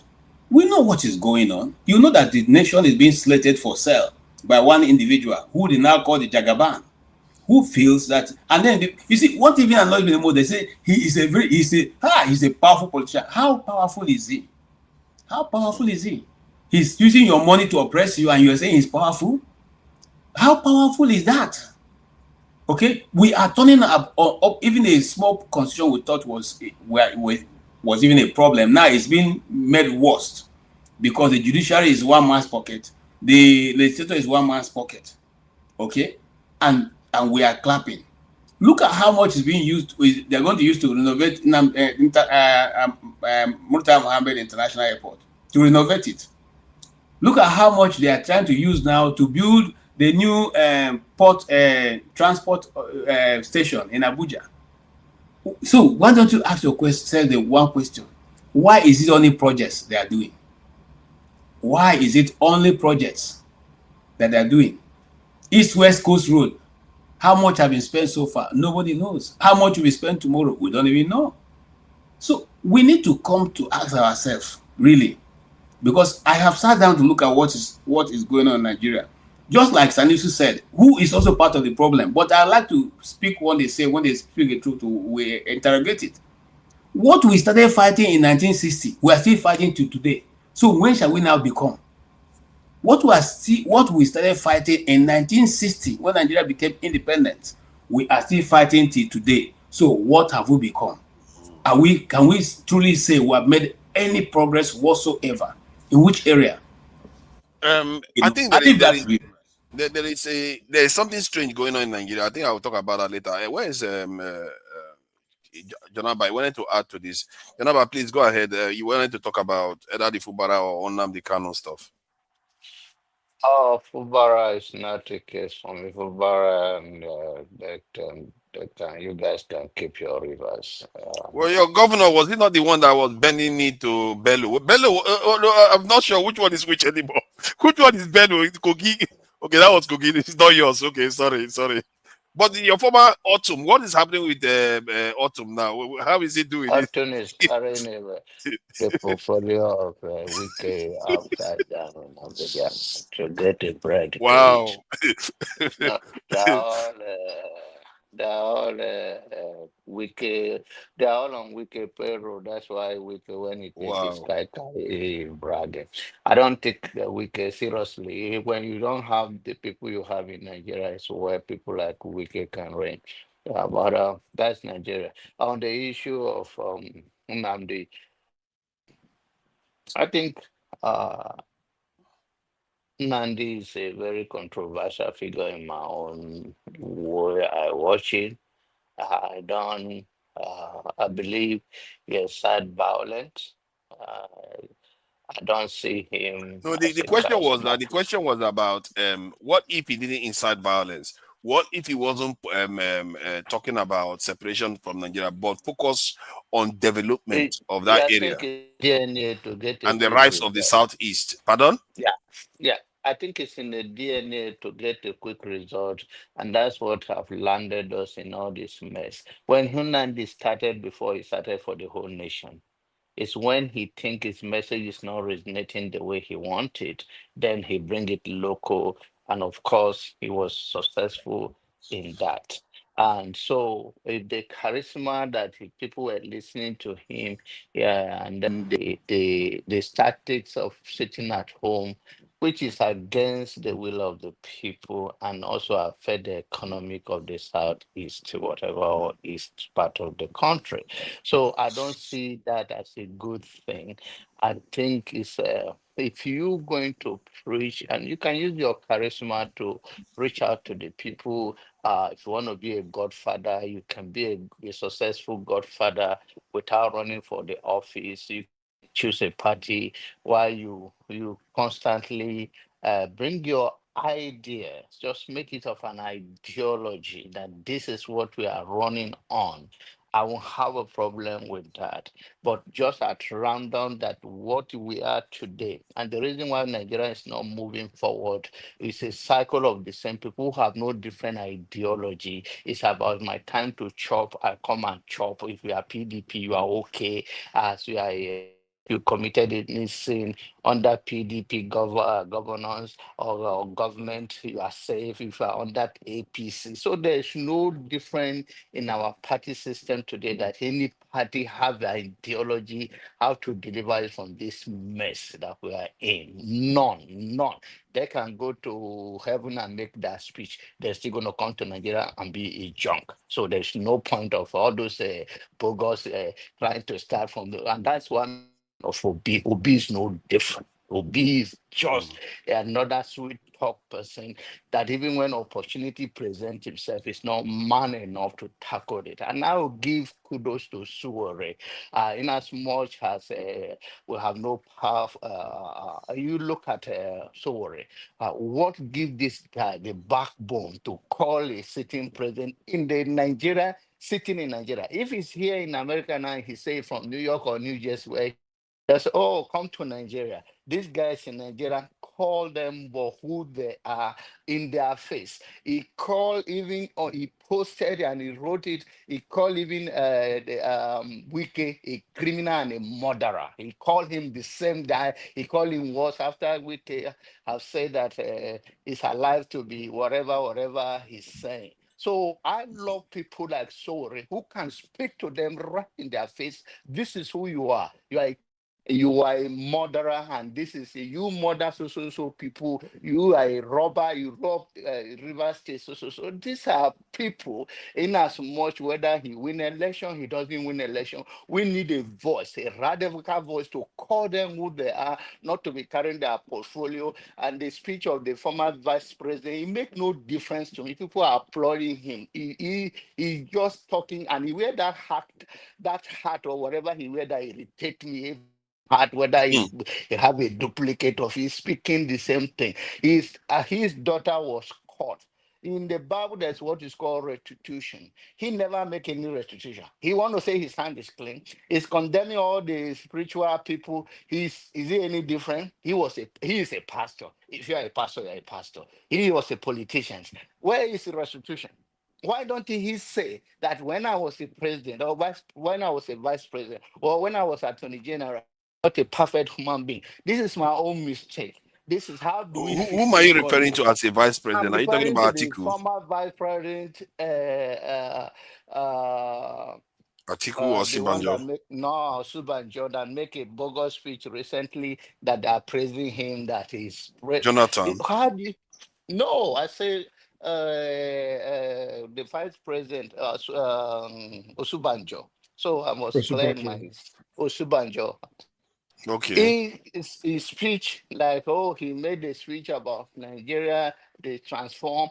There are other, this is the level I see in Nigeria, that they use religion to brainwash us. There are other countries that are not Christian nation. They are doing very well, build infrastructure for their people. Why is the Bible is a liar that, oh, every other country like this was built on Bible principle, and these pastors are taking money and they are used to, and you played the both role as an attorney general of Lagos and become a vice president of Nigeria, and you are a pastor.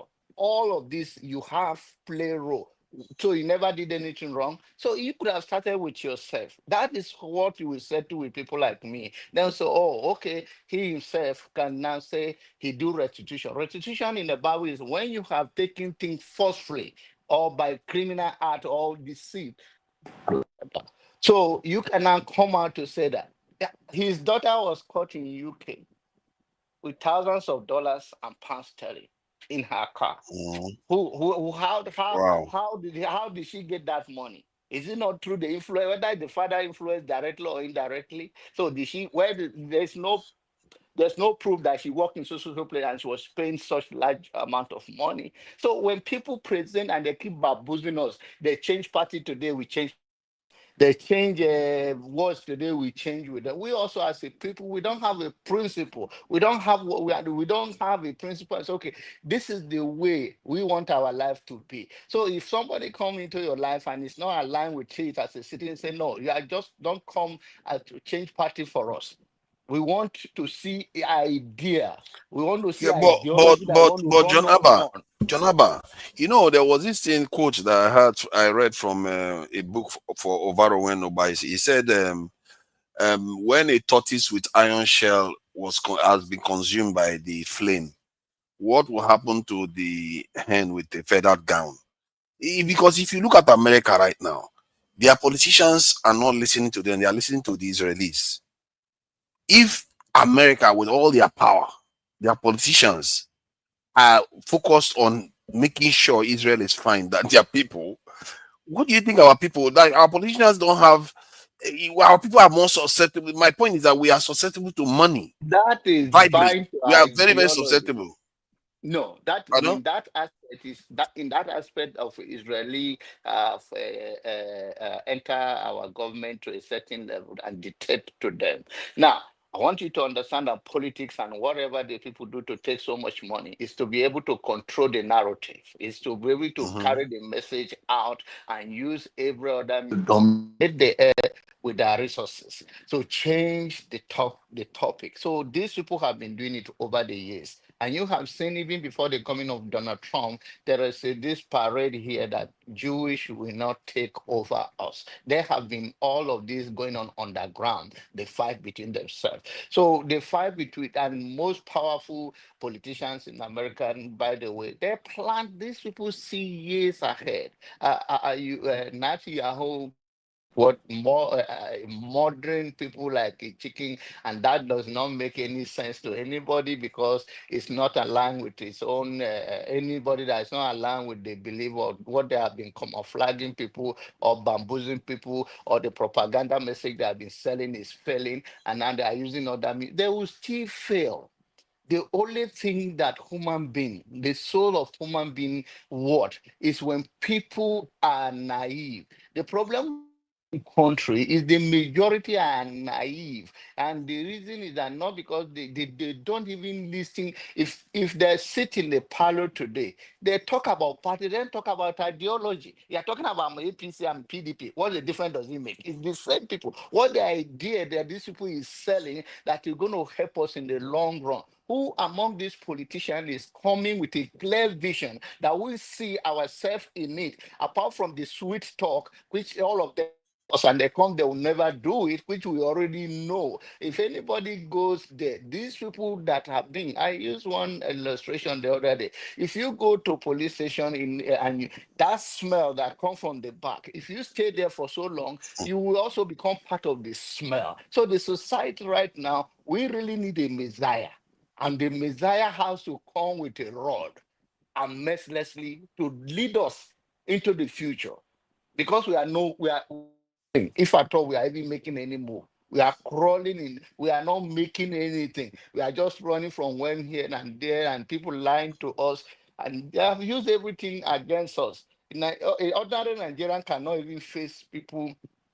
And for instance, even if you want to serve in Nigeria, how many federal worker goes to work? Except you are going to work and you're going to get money from there. Or even state, even local government. They go under the mango tree and they playing ludos and playing card until it's 8 hours. If at all there's nothing, they go home. No productivity, no sense of it. We are very incompetent from the head to the toe. If the citizens know what they want and the citizens are not being who they are as well, which there's no true leadership, have led them to this behavior that there is no way that even when the citizens willing to work, they're not ready to give them work. They just want poverty against them. want to use them like that. This mentality has to be away with a Messiah with a rod in his hand to say we are going this way, we are not looking backward. We have been left behind for so long. Let's join the running race of life. Now, But the now caricature of this is not going to work. let me add something though. Are we sure many Nigerian youths or young people today feel they have been left behind? Because now, the reason why I'm saying this is because many of them, especially the ones that did medical computing at university, especially university graduates, especially, and the ones that understand technology, even HND that understand technology that are online, some of them can just do YouTube, they will make money. Some of them can just do Instagram videos or presentation, whatever. They make many of them are making, or some of them are literally working for people overseas now. Yeah, but they And are still that in number the is increasing. environment. They are Pardon? still they are still in an environment where things are against them. They are still in an environment when police can see stop them in the road and tell them you look like a Yahoo boy.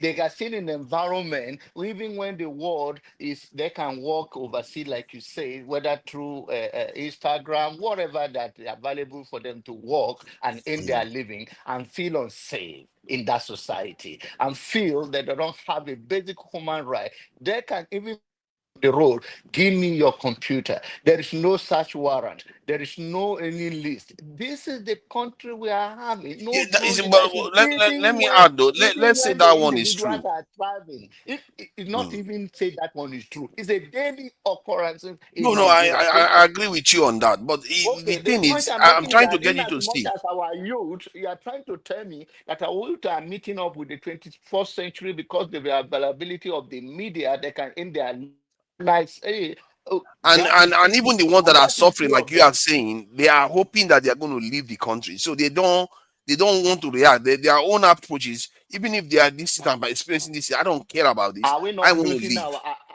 and we that are in diaspora are praying that one day we can even go back. So if we how does that add up for having our nation and having the identity and attached to our value, our culture, our so do you think that every people that left Nigeria left because they want to leave? They leave because they are looking for a greener pasture.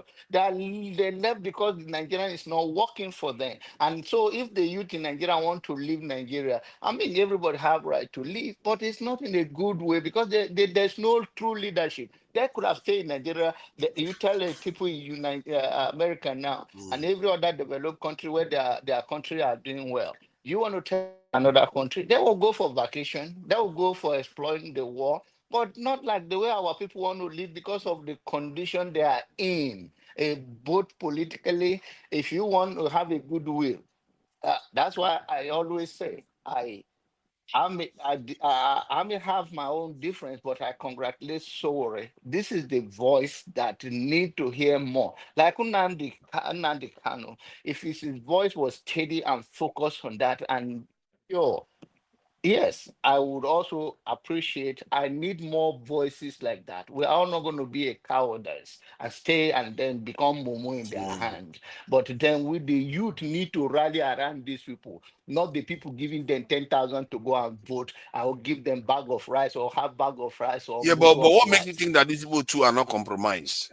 What is the guarantee? What is the compromise in somebody that tell you steady, calling it things that has no godfather? That have no godfather.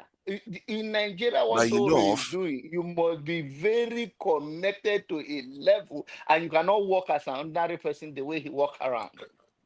So the point that I'm not even saying, I'm talking about whether it's compromised or not compromised, but what I hear from him now, Yeah. it represents the yes, whatever behind the scene that I don't know, I can't speak to it. But then the fact is that he has boldness, the gut to call things the way it is. Even the so-called the guy threatening him, wiki, telling him you could have been disappear or whatever. And in the next day, he say you are a murderer, you are a criminal, you are, I call him. So you come and do what you want to do if you think that. And you say, oh, thank God for our president have is he keep the rule of law. Oh yeah, Yeah. is that true? Yeah, Gani Fawehinmi was very, very hot against Abacha. Now, if you think challenging this government was something, Gani Fawehinmi was challenging Abacha, the most ruthless Nigerian leader. They were on the street. Falana, this thing, what was the other one that passed? The one that was assassinated. I've forgotten his name. That's so sad. Delegiwa. No, the politician. He survived. Was under Babangida, right? This one was minister of. I think he became a minister of power or something under Messenger. No, this is a Yoruba guy. He was assassinated. What's his name? Bola Ige. Bola Ige. These guys were brave, man. They were taking up. They were on the ground. But Tinubu was overseas then. I was in Nigeria then. They were on the ground taking on Abacha. They will go on protest and they will arrest them, take them away, and the 5 people will be out again, starting on that war again. Now, I know more of. We need it. We need it in our society. Nnamdi Kanu can stand in the same way and all of that. Use the energy in such a way. But with having said that, I know that better days are coming, and hope that we don't give up because we don't have another country to go. And I'm believing it's coming so fast. If African understand the dynamic the world is going, do everything to empower their people and secure their people and planning, because this system will reject you one day and they will tell you you can have all the citizens you want. You are out of here. So I believe it may not come in my lifetime, but so many things is going around the world. Something is pushing. It might come a lot sooner than we like to think, because when change wants to happen, it's when the leaders think they've arrived. That's when you from nowhere it comes, and by the time it change, of course, I've seen elections where people thought they were going to win, they were coasting along, no competitor. Even if you remember the case of Hillary Clinton of the US, she thought she already had the Democratic Party nomination locked. Obama came from nowhere and just blew her away. And it happens in politics all the time, in nations all the time. If you assume you gain power and you are at your zenith, don't worry.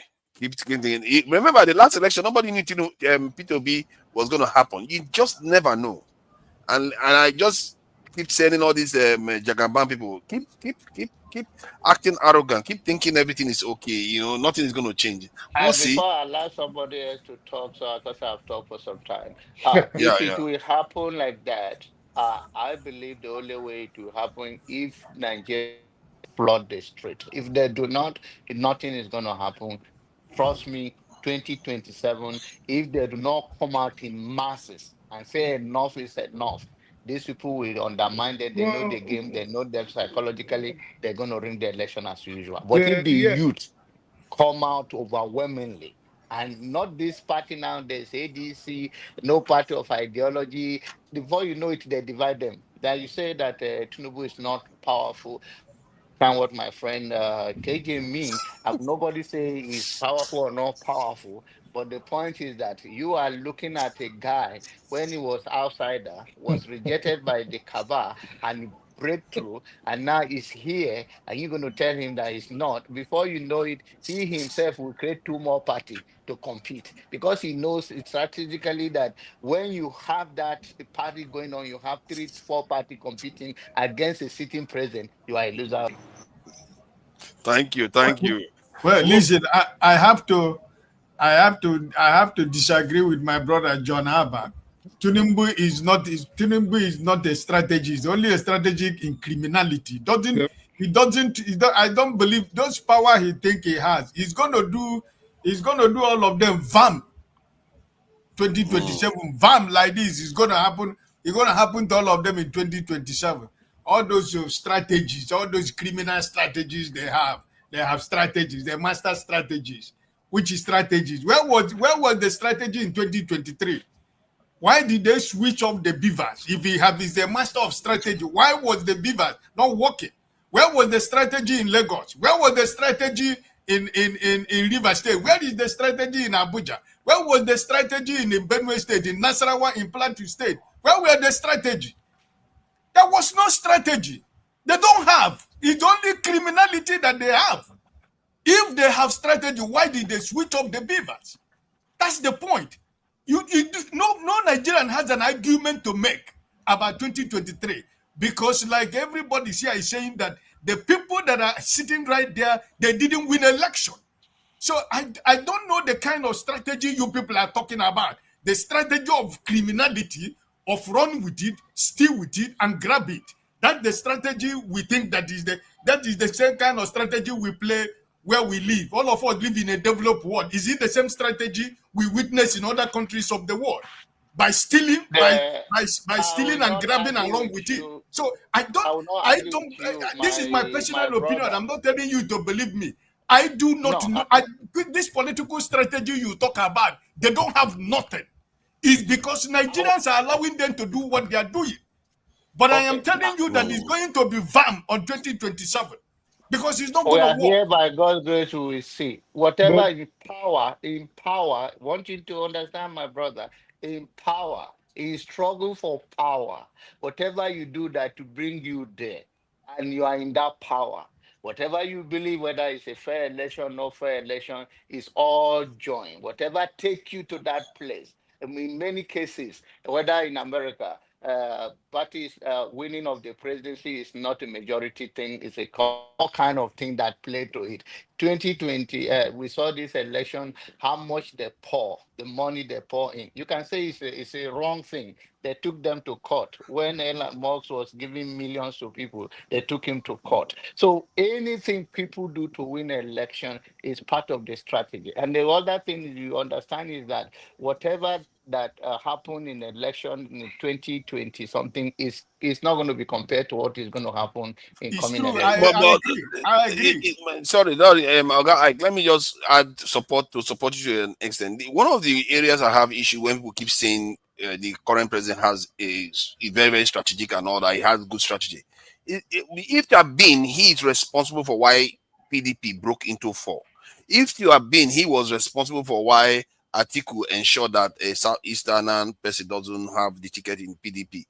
All those things, or Kwankwaso running on his own. I would say, yeah, that's strategy. But those things are accidents of circumstance from the other parties. They are the one that killed, they are the one that got Tinubu elected. If they were not divided, Tinubu would not be president today. See, forefathers, I agree with you. But the thing is this, listen, I'm one of those people. Listen, I'm still a Nigerian. It doesn't matter. I grew up in Nigeria. I was a youth member of NPP, and I was a youth member of NRC in Kaduna State. I've been in this politics for. I just played this little politics in Nigeria. Fathers agree with what you say, but let me tell you. You know, there was a time after 2023, I told you that I am going to give up about Nigeria. But a time came.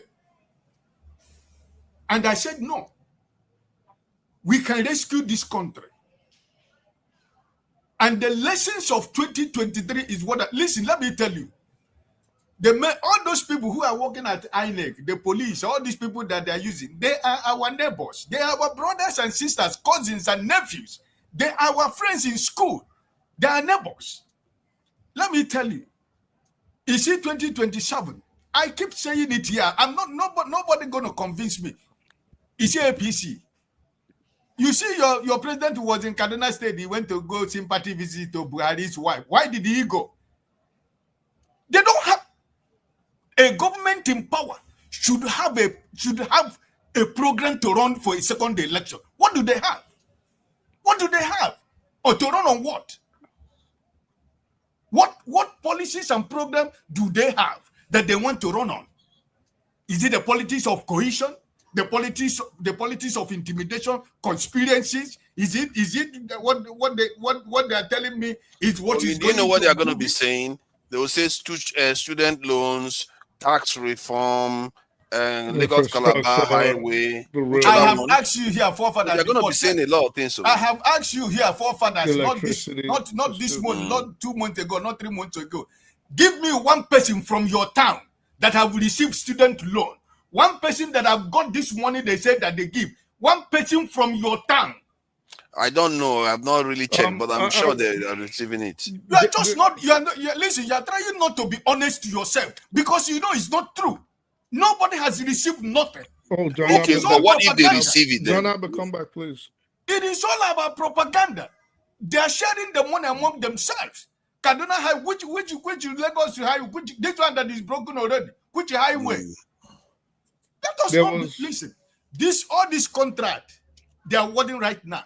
It is the money for 2027 election. But I am telling you, if they like, let them take the whole money of Nigeria and put in their pocket.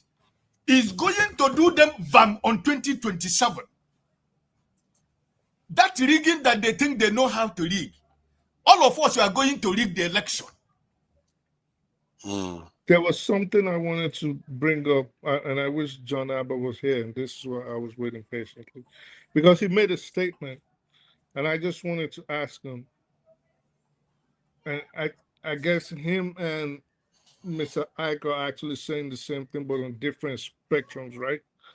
So they keep insisting, like Mr. Ike is saying, people are going to come out in 2027, and the incumbent is going to be shocked. And John Abba, on the other hand, was saying, well, he wants the people to come out to make a statement, basically, on how they're being ruled. And my question was going to be, okay, good. So my question was going to be to John Abba, if Nigerians come out and make a statement, are you saying they should come out in protests, just the same way the Nepalese did, or are you saying, well, to vote out this current government? Because if we're saying vote out the current government, who are they going to vote in? It's still the same garbage in, garbage out. If that's gonna, you get what I'm saying? So that was what I wanted to ask you when you made that statement. That are you saying come out and protest, shut everything down, get a new government, get a new order for the country, or are you saying vote out this current government? But then if that's your position, then I'm saying who do you want them to put in? If you listen to me clearly, what I said that for Nigerian to change to start, the society, the young society, have to come out overwhelmingly in protest, to resist whatever they are doing. Because no party have an idea that this is our ideology, clear vision for the country. And I mentioned earlier that switching party is not making no difference to me. So I don't believe in all of these people running, whether it's APC or PDP or ADC that are forming. But the only thing is that the youth have to overwhelmingly reject the leadership in total, run them out of town. So bring their own person forward if possible. Yes, if they find someone. I agree with that. Yes, if they find someone. But what we have right now, switching party, is not a solution. It's just like you bring one person that I chop. This is my time for me to chop. You have chop. That it's all like chop. I chop. It's not going to be chop. I chop. I remember that 100%. Let me finish before my brother Jide come in. Listen. You see, when we that live in the devil, we that live outside Nigeria, we keep saying we need new face, we need fresh people. Who are the fresh people? Because me and you, if we want to be honest ourselves, me and you, we abandoned the political system for the criminals to take over. And they hand over to their children, from their friends to their children, from children to children, and from family to family. Where are you going to start to take over? Who is the new fresh face? Who? The new fresh face, everybody, most Nigerians that are outside, we need fresh people, we need people who has not committed anything. Who is the saint? But Mr. Ike, I understand you could make that argument that who's a saint, right? But the reality on ground is if you try to fill a basket with water, you're always going to hold on to an empty basket. This is the issue with Nigeria now. So there's no new person, no fresh face, granted. But what I do hope, because 24 hours in politics is a very long time, I hope by some kind of miracle, some kind of happenstance, that there are people making moves right now that you and I don't know about to float a political party with the kind of idea that we are all envisioning. I really, really, really sincerely hope so, because if we still have to go with the present political class, vote out this one, for example, and bring in anybody, it's going to be the same thing. Let's not deceive ourselves. Yeah, my brother, let me ask you a simple question. Let me drive my point to a question to you. Right. And I want you to be honest. Forget about your political leaning, whether you're Democrat or Republican. It doesn't matter. This time, the question I want to ask you. Right. If, as a normal human being, sincerely speaking, consider the private and personal dealings of Donald Trump, would you, as an American, would you have been comfortable electing that man as your president? No, never. The answer is no, right? Right. Good. But in the midst of that, whether I voted for him or not, Americans at the time decided this is the man that they want. I don't want to know what the Democrats said. It was Russia this, Russia that. That's I don't want us to go that area. You understand what I'm trying? I want to drive to your point. Okay. So you see that what I'm trying to say, that in the midst of the private life of this man that I know myself, I'm not an American, but I do read news. I follow international affairs. I wouldn't vote him as my president. But it doesn't matter at the end of the day. This is the second time he's the president of America. In Nigeria, my brother, the failure of people like me and you who claim to be innocent and holy is why the country is in the state that they are today. Because why? When you ask KJ to go play, he said, no, politics is not, forget that, I don't want politics, is a dirty game. Forefathers, okay, no, it's a dirty game, I don't have. No, I didn't say so. KJ is guilty. My brother John Abba, go and represent. No, this is not for me. My business is more important. I have children to take after, because this politics is dirty. This is the song me and you and everybody has been singing for all these years. Right. And it has come to every one of us up to here, not even the neck. It has crossed the neck up to here. And now we are asking for new breed of politician. Where would they come from? That's my question. No. We have some new breed, we have some devil among the demons in Nigeria that we can entrust that country with. I'm not looking for anybody outside. I'll give you an example before I allow my brother Jide to come in. When Babangida came in, Babangida went as far as going outside Nigeria, bring the best brains and minds of Nigerians living outside to come and run the government in Nigeria. How many of them survived for 6 months? Because the system, they couldn't work on they couldn't practice, they couldn't do anything based on the criminal, foundation that they have in government in Nigeria. Most of them left and walked away. So where is that scent going to come from? From where? You have to be honest to yourself in Nigeria right now. I don't care who wins this election. Where I stand is that this present government should never come back to power in 2027. Let me ask you something. If, for example, Atiku was the president today, would you be happy or even have any hope for development to happen in Nigeria? Who? Atiku. Yes. You would think Atiku will be... Listen, I'm trying to be honest to you right now. I don't want Atiku age to be president because they keep telling us we are the futures of tomorrow. No. But right now, no, I'm coming. I'm trying to be honest and realistic with you. If you give me Atiku right now, with this present people that are there in Nigeria right now, I am going to take Atiku. What do you think Atiku is going to do, for example? Today? Fine, that's $1 million question. When he goes in there, he will do something. But right now, if you are asking me who goes to be, which people do we have to contest the election of the presidency of Nigeria?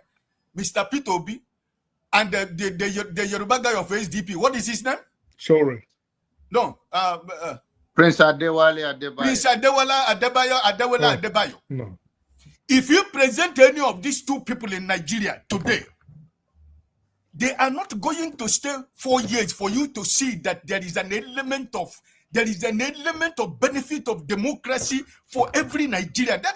It is not about 100% result, but 100% effort. Because Nigeria is rotting that even in the next 50 years, we are not going to heal. But at least we have to start from somewhere.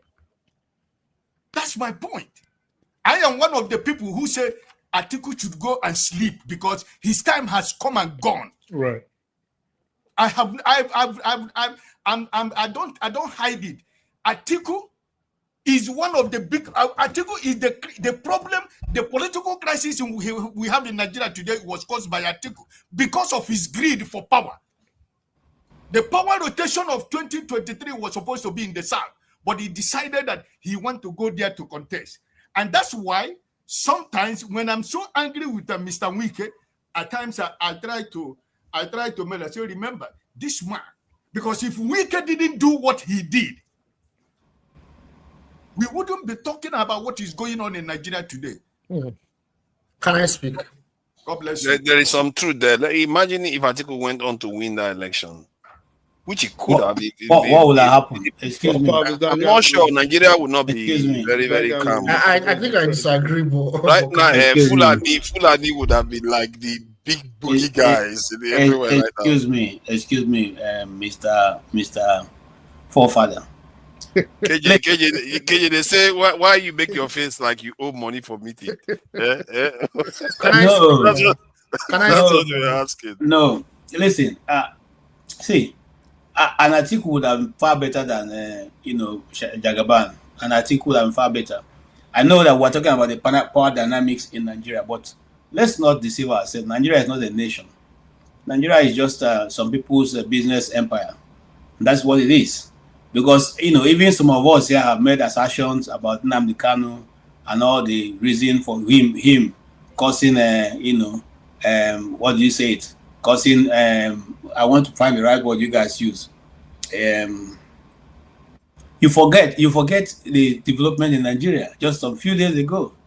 The third most wanted terrorist in Nigeria sat down in the local government with local government chairman and government officials and the army, and they had a very useful meeting. They all even ate and drank, and even apart from that, he had an address which he threatened them that if anybody decides to catch any one of them, they will go back on the deal they are making.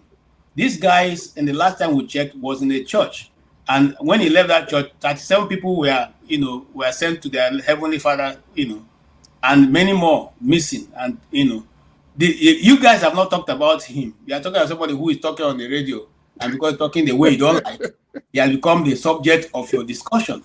I mean, are we serious in a country? Are we serious? Violent. Nobody saying. No. Leave that. No. Hold on. Everything have level, my brother. Don't go there. See, when it has to do with the people from the southeast, your mentality and what they call the Igbophobia comes to play. Don't do that.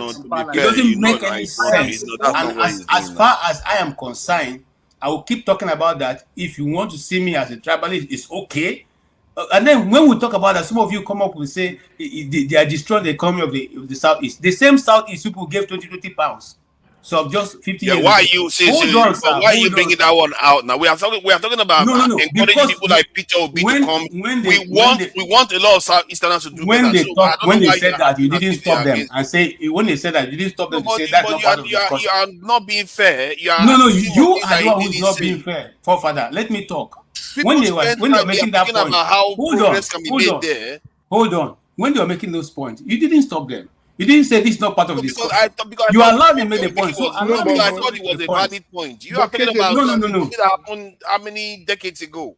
Let me say something. You are the moderator, and I respect your position. But you have That's no fine. right. You have no position. Tell me. You're not any position. Tell me what I think is right or wrong. You don't. No, I'm not telling you that. I'm just saying you're not being fair. No, I'm being fair because you allowed the but discussion to go on. As a moderator, when they brought it in, you have said no. We are not talking about this particular individual. more, Okay, but especially no. when I speak the The truth, went on assertions to you are say what he making is said. what I'm saying. No. The assertions you are Okay, making is what I'm saying is not fair. wait, Fafa, Not let that me you just are making an opinion.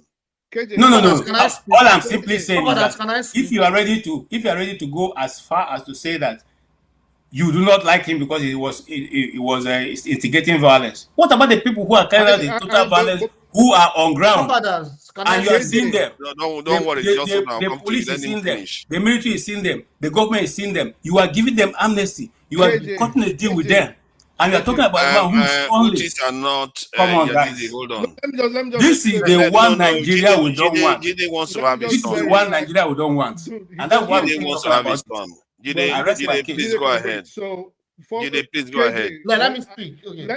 Can I Okay. please explain to KJ what I was saying? You will speak. Okay, just relax. So, KJ, the only reason I brought up Kanu, I didn't criticize him. You can always rewind it. I said, because we said there's no opposition, right or wrong. This is what we were talking about. True. This was no opposition. So I brought him up saying, we missed a golden opportunity. That was what I said verbatim. You can always rewind it. I didn't criticize him. I didn't say anything bad about him. I said, we missed a golden opportunity to change the trajectory.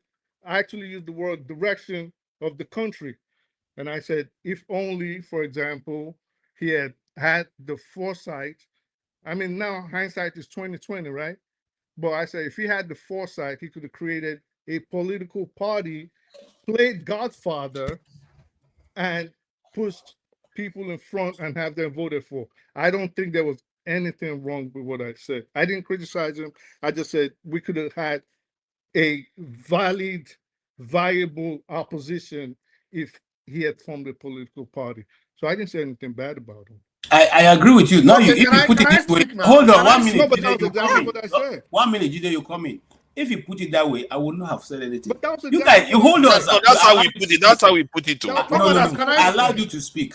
And I see they hear English. You are the one that gave them permission to speak. That they asked you to speak. They should speak. But he I called didn't my give name. them If you don't want me to permission speak, now. if you say you don't want me to speak, I'll keep quiet. You see, I you what they are called my accusing name. me of Do now. I have to run mad before I have to talk? He called my Please name. try Jide, you are going to speak longer. I just want to address one issue, and I will shut.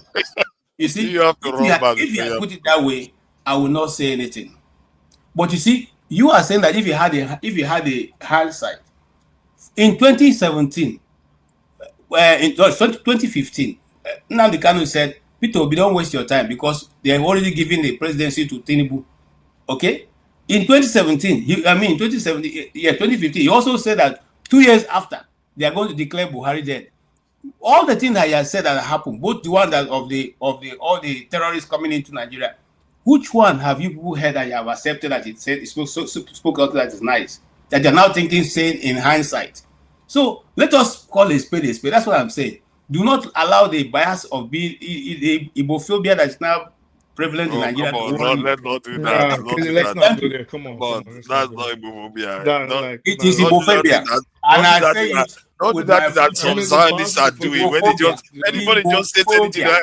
Ibophobia, Come on, Ibophobia. chill out, Jerry. Even if you try to make people hate Igbos, it's not going to happen. You're not going to Nah, that succeed. was So, Ejide, please go ahead. Yeah, thank you so much, Papa. It's good to see everyone. Greetings to everyone on the panel and greetings to everyone listening in the comment section. Yeah, Nigeria's problem. You see, I've always provided my own solution. You see, we need to understand that the business elites, the political elites, all our elites, the petty bourgeoisie, political class, they've all failed us. We know that they failed us. And the people themselves, they are not ready for change. They do not have a change mindset. We all agree. Either Yoruba, Igbo, Hausa, Christians, Muslims, they are not ready for that change. They don't have a change mindset. So, in my opinion, like, we need to go back to the drawing board. And the drawing board is, we need to go back to grassroots politics. If we want to hijack power from the criminals that are running the country, we need to go back to grassroots politics. Underground, we are not ready to do that. The people that can do that, they are not willing to do that. They are not nationalistic in their mindset. The people I'm talking about are the professionals of Nigeria, the lawyers, the doctors, the engineers, the accountants, the scientists, the students. You know, they're not willing to do that. All of them want to move abroad. All of them want to eat out of the crumbs of the political elites. You know, because when I talk about the problem of Nigeria and I'm looking at the solution, I always like to go back to when we got our so-called independence and look at what our predecessors have done. And we are not even doing up to 25% of that. And that's, for me, the major problem. Like, we need to go back to grassroots politics. The unions that we used to have, they no longer exist. They've been hijacked by foreign institutions. The labor unions that we used to have that can sabotage these elite criminals, they no longer exist. The so-called labor union that we have, they are mediocres. You know, they are mediocres. The professionals, they can form a political party. You have Raison Kuti. He did it in the past, in the 70s and the 80s. These are not violent things that we need to do. Align with the poor people of Nigeria from grassroots political parties and develop an ideology. Then from there, a leader will come out of it, not selecting out of these political elites, not selecting, maybe Peter Obi will come, things will get better, or Atiku, we re-elect Atiku, or we should go back and vote in, what's the name of this guy? Goodluck Jonathan. We can't keep going round and round. They say it. You can't keep doing the same thing and expect a different result. You know, you cannot. You need to change your strategy. And for that, but the problem we have is the funding, because most of what it requires funding and to create organizations like this. And if you look at how most Western people, you know, we've all heard about how they organize people to fight for candidates. They often pour money in. You have to have a benefactor or a way of raising funds that enables it to happen. Without it, nobody wants to stop their work to go and do this when they know that they can't feed their family. You see what I mean? This is why professionals cannot do it in Nigeria. So that's exactly the problem. It is all about money, and that is where the problem is. These professionals, this is what I'm saying, they don't have a nationalistic mindset. All they think about is money, money, money. And they don't know that. That's exactly the problem. To align with the poor people and form grassroots politics, you don't need money. You don't actually need millions of naira. Yeah, but you need a lot of motivation. See, try to understand. You need a disproportionate amount of motivation to compel you to just depart from the time that you are supposed to be using to work to go and do things like that. The mechanism to doing it, I can understand the need to do it. Even they too know, but they don't have. There are too many things I wanted to do, but I can't do it physically. In a way, that's why I understand what is happening there too. The only motivation a poor Nigerian citizen will have is money. So whether you can talk, your oratory skills could be good, you could talk from now till tomorrow, they're not listening to you if they're not eating something. So the bottom line is, if there's no money behind whatever movement, it ain't gonna work. It's not gonna work. And I wanted to ask a quick question. Okay. And maybe this might be more directed to forefathers, but you could answer, anybody could answer. Yeah. If you wanted, for example, and I have a number in mind, and I know I've spoken about this before. If you wanted to form a political movement in Nigeria to get results by the next term, say you were to form a political movement today, how much do you think you would need between now and 2027? That's a good question. if I would need to mobilize people. I would need to get people into my political movements, and I would need at least, if I'm going to look at the nation as a whole, the entire nation, and get people into my political movements, I would need to look at least 1 million people.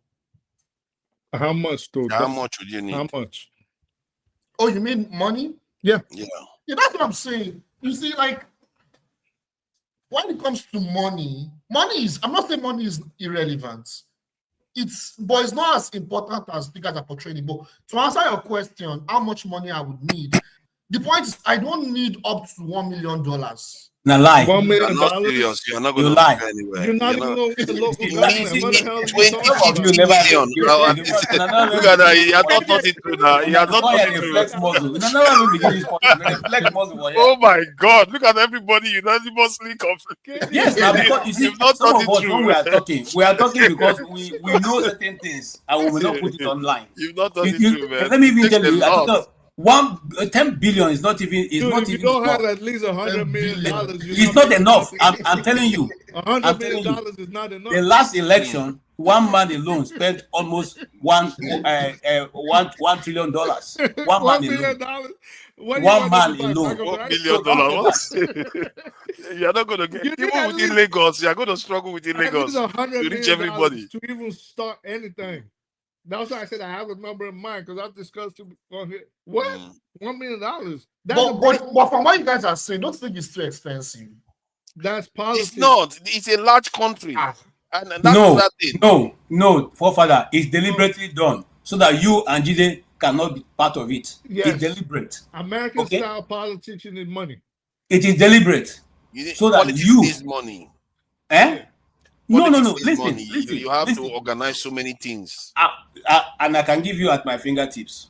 One, you need offices in all the local governments. Yeah. Yes. Two, a lot of you need money. at least 4 staff in all the local governments. Yes. At 3, least. Yes. you need office equipment in all local governments. Yes. Now, you will now need representatives in all the local governments. Yes. You see, that alone has put you out of business.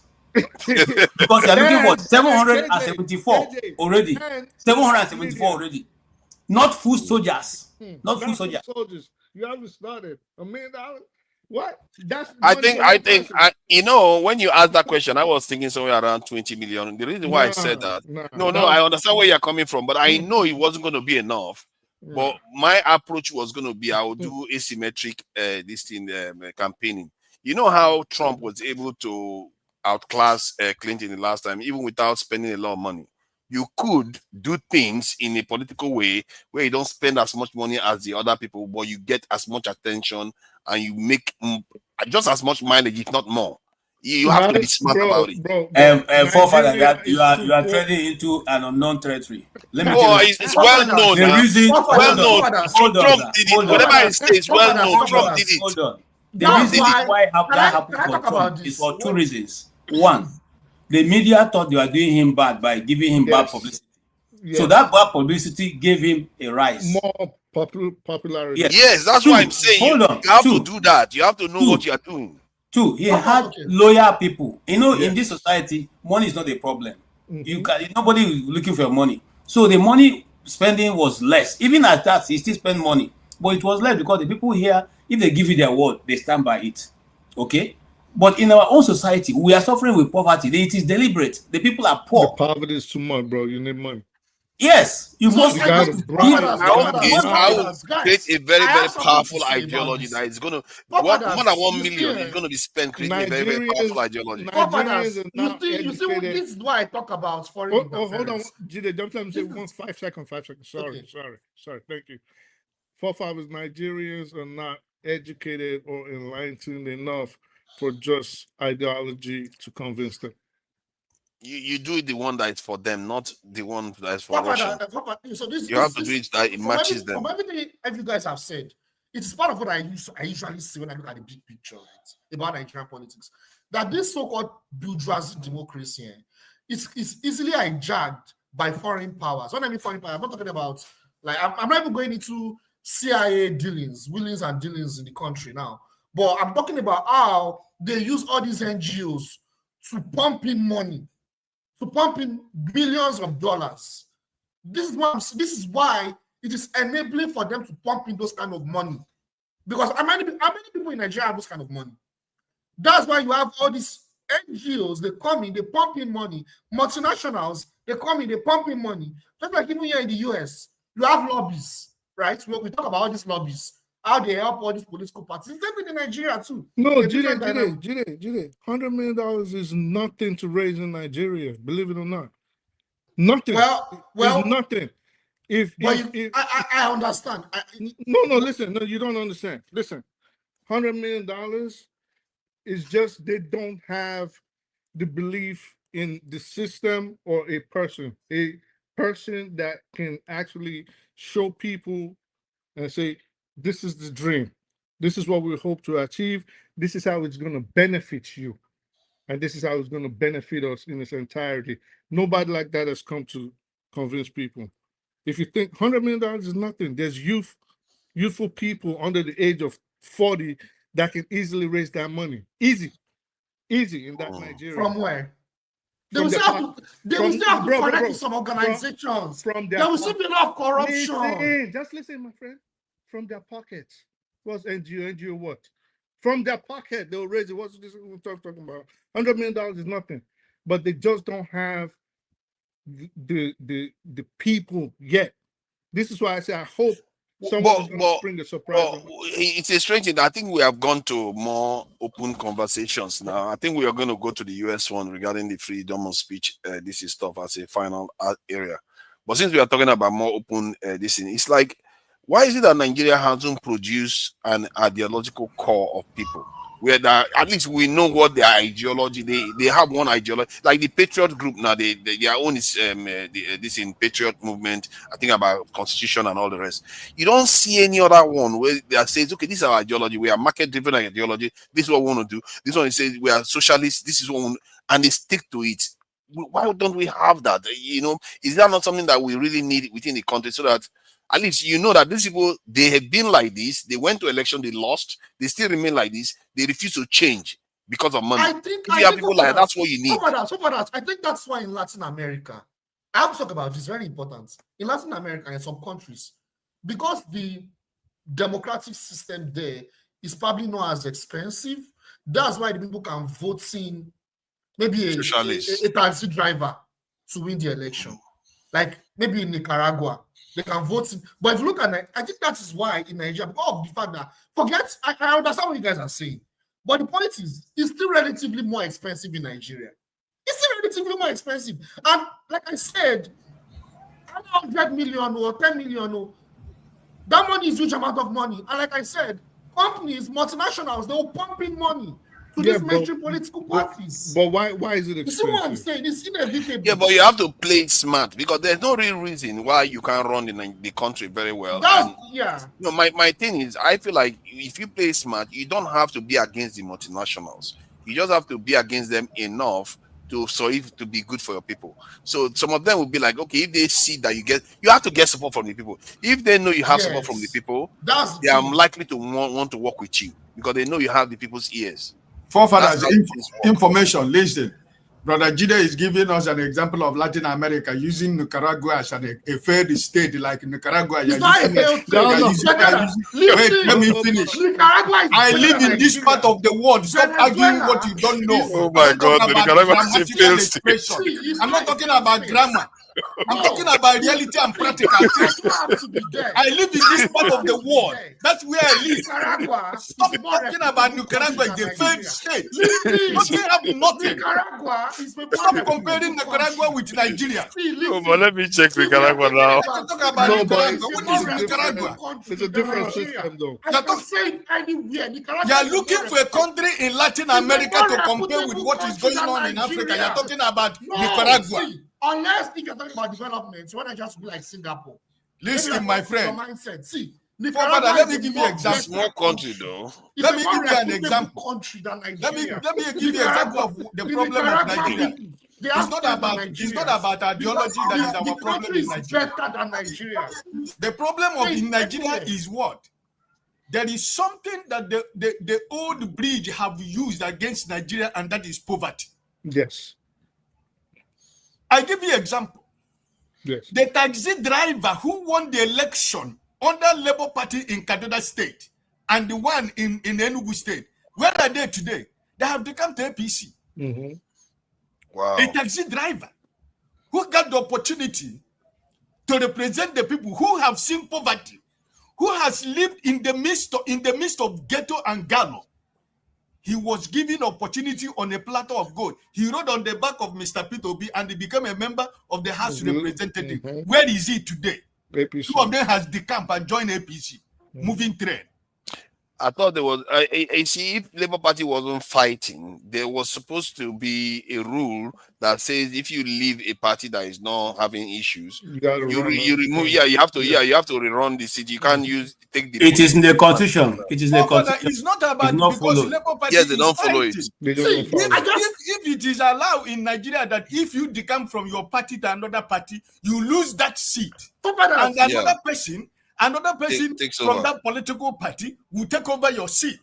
But that is not what is happening. How many people have decamped by the National Assembly? They're still in the National Assembly. Yeah, I think the what they are using is they say if there's a problem in the party, and Labour Party they didn't help themselves by having problems. Forwarders. I will now add more to that thing I now said. The GDP per capita in Nicaragua is more than ×2. The GDP per capita of Nigeria right now. Their life expectancy is almost ×2. Their life is better than Nigeria. My brother, you saw this your GDP with your forefathers, all this paper you people see online. Have you walked in the street of Nicaragua before, Mr. Jide? I'm asking you a question. Have you walked in the street of Nicaragua? It does not have to be like Singapore. No. Jide, hold on. Let me try to share my. All this hold on.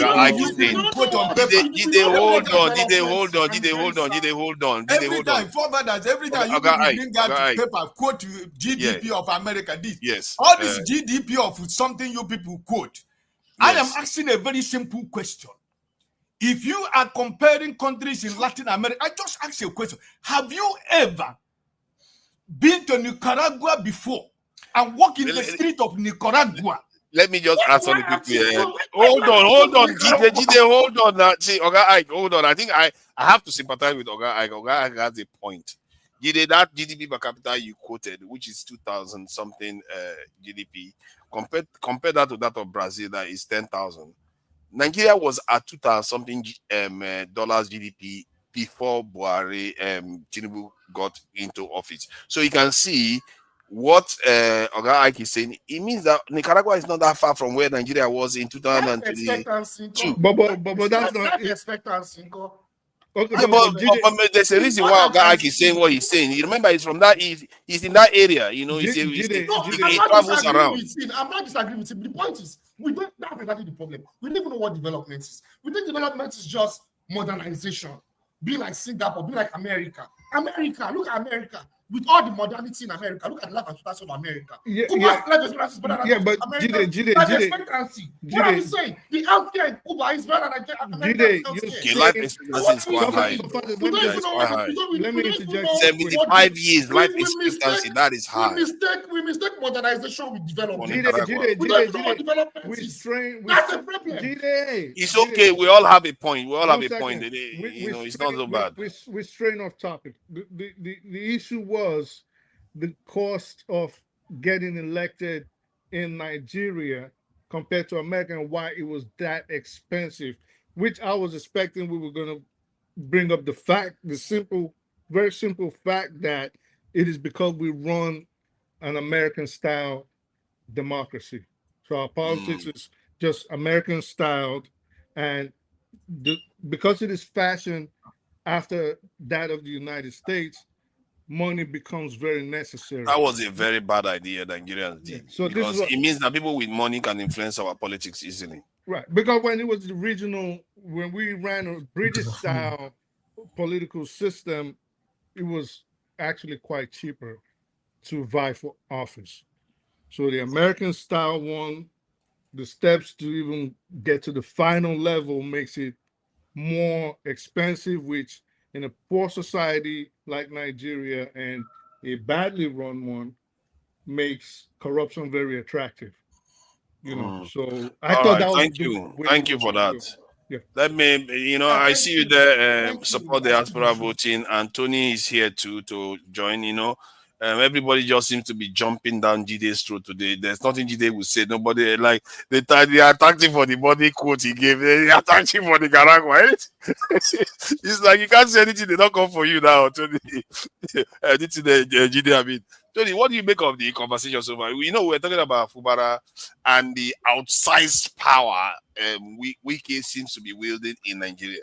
He seems to not act like a normal FCT minister, and then I speak the truth, decided to go and wade into this in Nnamdi Kanu's saying that Nnamdi Kanu could have run for office, and he could have not run for office, created a political party, become the godfather, and he would have been able to transform the Middle East if he didn't go the route that he went now.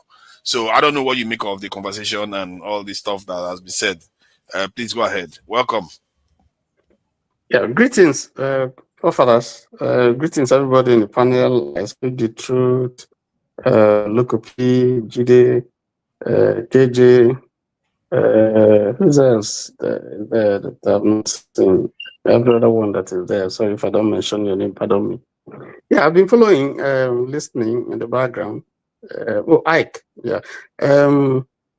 It's quite interesting. Everybody is making a very interesting point and holding, very exciting positions. With respect to River State, Father's State, I think that what has happened now, what we see today, is not something I would say is needs to, for anyone who understands the politics in River State, to be happy about. I think the politics there has been totally decimated. I think the people are the worst for it. I don't think Nike is the winner in this. But the same thing is worst. And even the president, I don't think that what looks like a seeming victory for him in the surface is reality, because we're going to watch in the coming months to see what's going to happen. Because what really has happened is that they have laced the tough with banana peels for Fubara. He cannot prove. He is barely less than 2 years. In the next 1 year, they're going to be talking about politics of who succeeds, because they've told him quite clearly he shouldn't think about coming back. So he cannot probe. There are a couple of things that have happened that actually need to be investigated. He cannot, because his hands are tied. And therefore, I was thinking, and I said this somewhere else, that if I were Fubara, it's just time to greet the people and throw in the towel and tell them, I'm done, move on. I thought that that's what he's going to do, because he has said that his spirit is no longer there.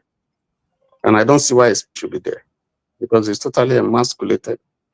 They have put in, Wike believes that he has blocked all opposition, local government, he has it, the House of Assembly and so on and so forth. But I just reading in between the lines, I think that it's just like silence in the graveyard. And I am looking at River State people to begin to plan and decide what they're going to do. My own opinion would be, come the next election, all these shenanigans that we see, vote them out, and go for an entirely clean slate. Maybe an inconsequential party, maybe YPP or any of those. I think the lesson should be taught. And then, of course, if the people think they are big boys, they want to rig. River State has the muscle. That's the only state in Nigeria that has what it takes to be able to say, we are Nigerians who will decide what happens in our state. They have it. They just have to take 1 or 2 actions, and Nigeria will bow down. Nigeria. So maybe their docility, I had thought it's cowardice, but just looking at it, I think sometimes, silence is the best answer to it. Like, I want to believe that there are people who are intelligent there, and they're sitting down watching the scenario, because all these things that happened this past 6 months, it's a total slap on university politics. Do you know what I think is happening? Do you know what I think they are thinking? If you ask me, 2016, I went to Nigeria and I went to Rivers State too. And I noticed that the Rivers State that I left, or at least the Port Harcourt that I left, is not the same one that I came back to. They seem to have not, the improvement I saw in Port Harcourt is not as much as the type that I saw, let's say, in Lagos or Abuja or other places. So, and part of the reason for that was because there was a dispute. They were having some political problem during the political period too. They were having a lot of violence and all those things, you know that. So maybe now they realize that, you know what, while we are busy doing all these things, you remember the Niger Delta issue too. While we are busy doing all this, things, you see how the Southwest is progressing, Abuja is getting built. So they are deciding that, you know what, maybe all this anarchy is not a good idea. Let's just hold back. Because if they do the same thing again, then they just end up in the same round. But this is why I keep telling our people that even in the South, I say, let's calm down. Whatever is happening, there's nothing that you can go and burn something on the street that you cannot accomplish without doing it. So why just do it? Maybe that's the instinct that is holding the River State back. I just feel like they are thinking, if we do this, is that going to benefit us? After all, is that not where Dangote wanted to put his refinery? Why did he not put it there? Because somebody messed up. Now it's in Lagos. Is that not where they used to have good seaports there? But the seaport is not as functional as the ones in Lagos. Now they are building more and more in Lagos. So maybe they are thinking that, and I hope they are, because if they are not, if that's not the reasoning, it means that they still run a risk of actually descending to chaos again. That's, when you are asking, you are saying maybe because they are a little bit docile or they are biding their time. I just hope this idea is what is holding them back, thinking that let's not. After all, look at what Fubara went and did. He went and bought he destroyed the House of Assembly. Why would he do something like that? So I'm sorry, I just thought I should just highlight that because I just feel like that area, they've set themselves back so much, including the Southeast, needlessly. I don't see why. They have more resources, they have more people, but yet they seem like they are not progressing as fast. You see what I'm facing here, what I'm looking at, because when I look at it, I think you guys are not very clever. You're in a country, this is where all the resources are coming from, everything, and you guys seem poorer. You're not very clever then. Yeah, exactly. I think you're spot on. That's the direction. That's what I think. I may be wrong, but that's what I think is happening, and that's what I think they should do, because this is not the garden city that we used to know. All these pontifications by Nwike and all these people and all that. It's look at what has happened in the past: the killing, the nature of politics, and so on and so forth. It's not. River State people have not benefited in any way from what is happening. It's just looting, squandering their money and just showing them where on earth do you celebrate flyovers development? Where do you build roads? Is that development? Is that part of what you count really? If you really want to talk of development in practical terms, that you build roads, that's a given. You don't. Nobody celebrates road here. If you build the road, you celebrate. That's your job. That's why people pay tax. That's not it. That's nothing. People are thinking out of the box. People are using AI, using technology to do great things. And we're talking about road and electoral, this one and all that. That's 50 years backwards. So that's what I think. For River State, I think this should be a learning process for them, and it's time for them to now say, okay, we've seen it all. We've seen this politics. Now we have to move on, but we have to, let go. Throw away the baby and the bathwater. Start afresh. Tinker with new. Go somewhere else. Look somewhere. Look beyond all these people who have caused problems, who have been holding the state to ransom. None of them, all of them, is sinners or.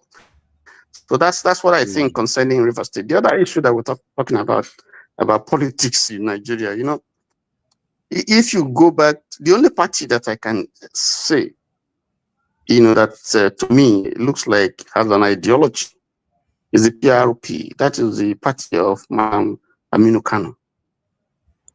If you look at some of those people who followed Malam's policies and really apostles of Malam, by their lifestyle, the way they live and the way they pursue that. But of course, those parties, don't end up winning because Nigerians don't believe in ideology.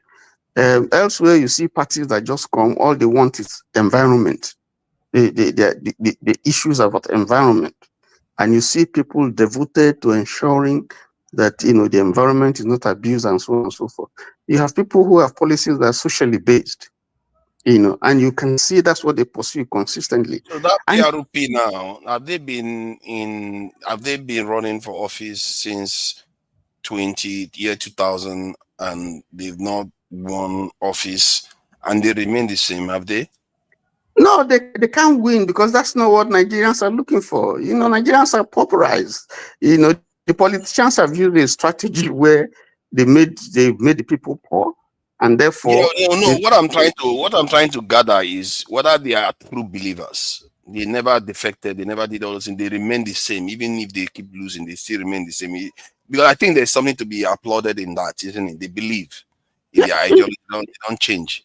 Yeah, if you look at someone like Barabi Musa, from the beginning to the end, he stayed. Yeah, Remy went over and joined the PDP or MPN, I can't remember now. But there were people who were still consistent. I mean, it doesn't mean you can still go to PDP and still hold that same value, because in the party, you have people who are in the center, you have people who are in the left, you have people who are in the right, and so on and so forth. I mean, just like you have the democracy, you have people like Bernie Sanders who they say is socialist and so on. You can see consistently the views that he's pushing, is how do we better the lot of the common people? How do we better the lot of the common people? Some people see him as being anti-rich people and so on and so forth, being anti-capitalism and so on, even though America is a capitalist nation. But there are politics is supposed to be based on ideology. Now, if you sell ideology to Nigerians, you heard somebody say, "Na statistics will go chop." Now, people don't want to listen to that.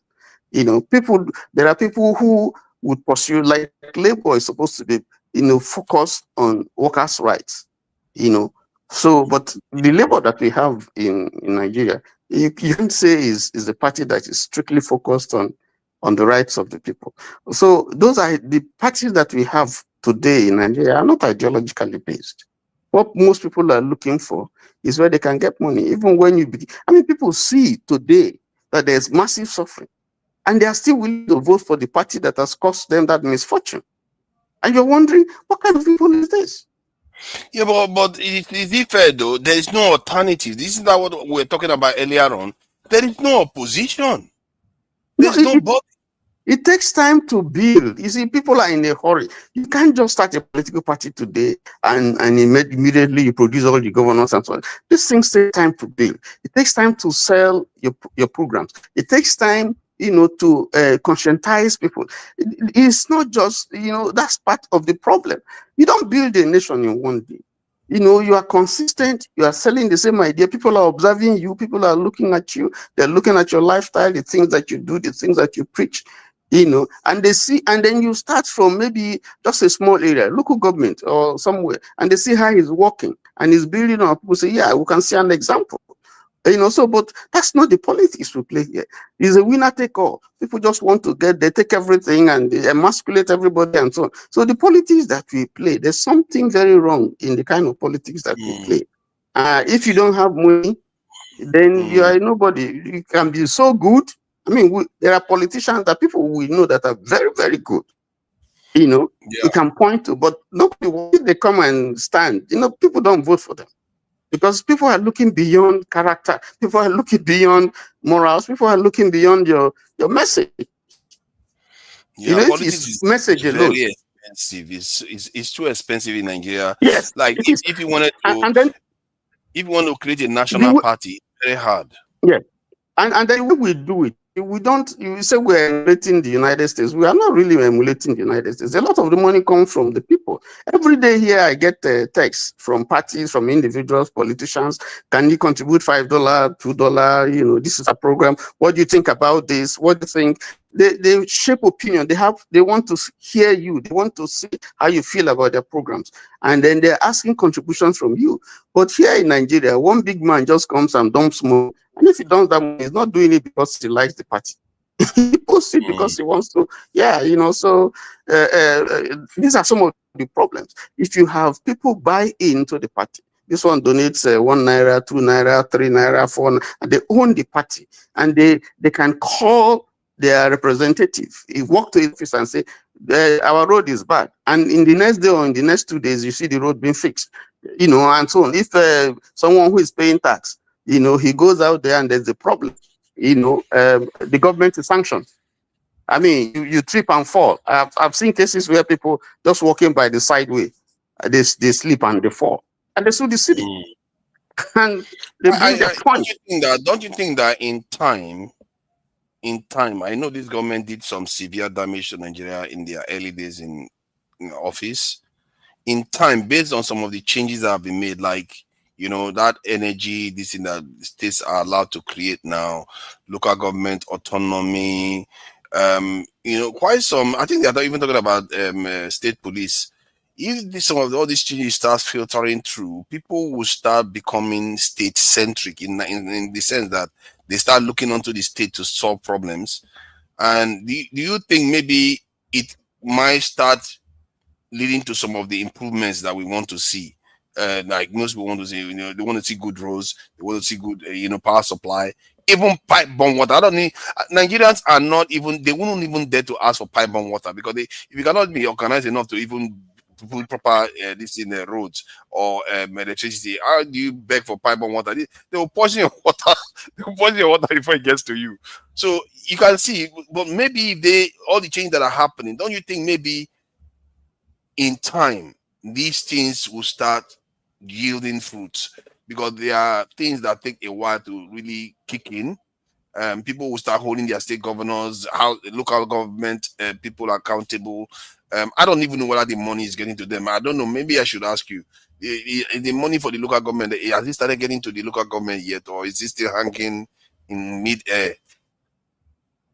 For others, you see, there are two things that I would say are critical. Yeah, the point you made is valid. But you see, there's something we have to reverse here. You know, you have to begin to demystify the politician. Yes, yes, because even the civil populace see the politician as one sort of big man. No, he's not. I put him there, and I can say to him, "Sit down," and he will sit down. You can't tell a Nigerian politician that. He will tell you, "I will buy you. I will kill you. I will destroy you. You know, I will lock you up," and he goes scot-free. No politician here can say that to a member of his constituent. Yeah. Never. That day he's gone. So first of all, we have to run a system where the politician is subjugated, no matter even the president, subjugated to the will and decision of the people.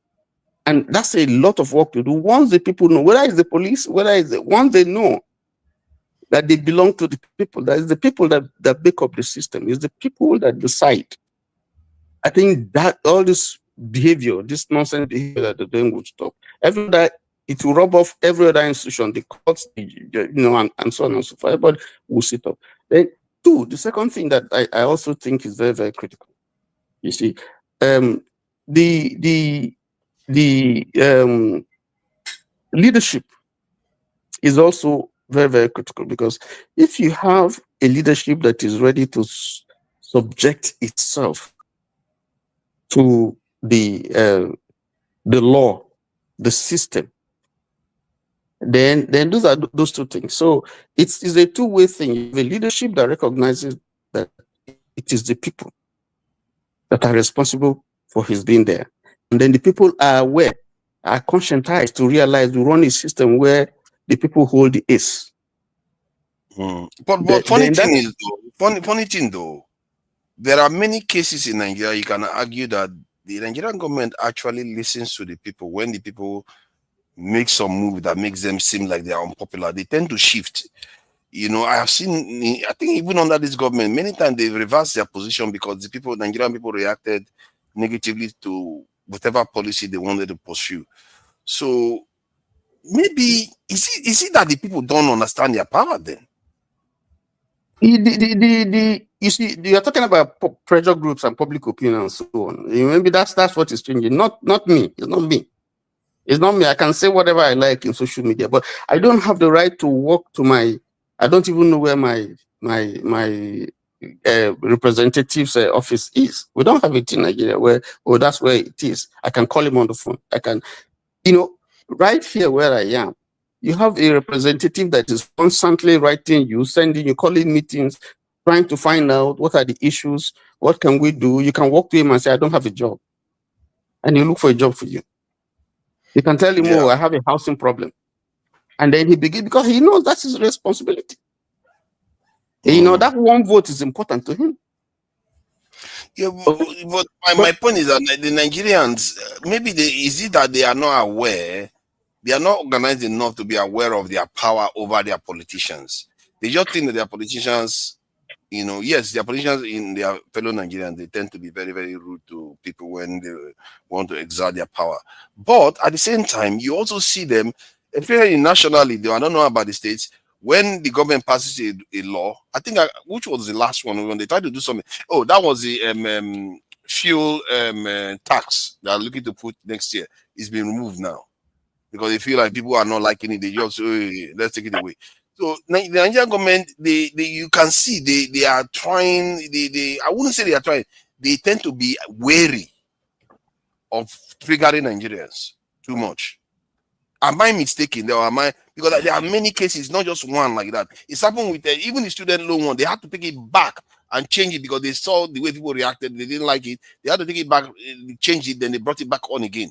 So many times when they do things, Nigerians say, hey, we don't like this. You tend to see that they pull back very, very quickly. I don't know, maybe you are indicting the government by what you have said. Or maybe I'm indicting the people. Yes, because I want to leave you guys. I'm finished in the office. I want to go home, and thank you for the opportunity. Thank you for joining us. I hope to see all of us tomorrow, God's willing. God bless you. Okay. Thank you for joining us. Well done. Tomorrow. Thank you. You see, you are indicting the government, and your indictment means that they have not done the right thing. If you say they are afraid, that means they haven't done the right thing.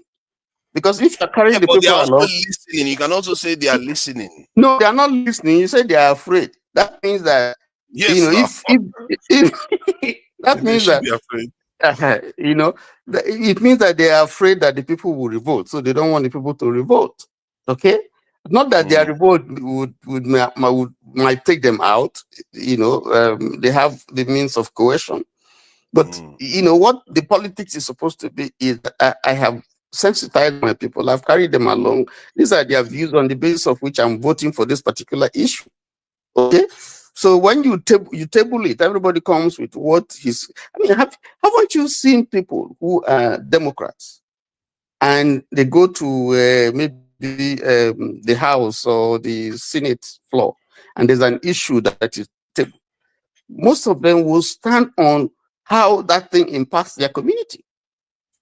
And yet it may be a Republican that is pushing the issue, and they are Democrats. But because the people, this is what they feel, so they stand on it.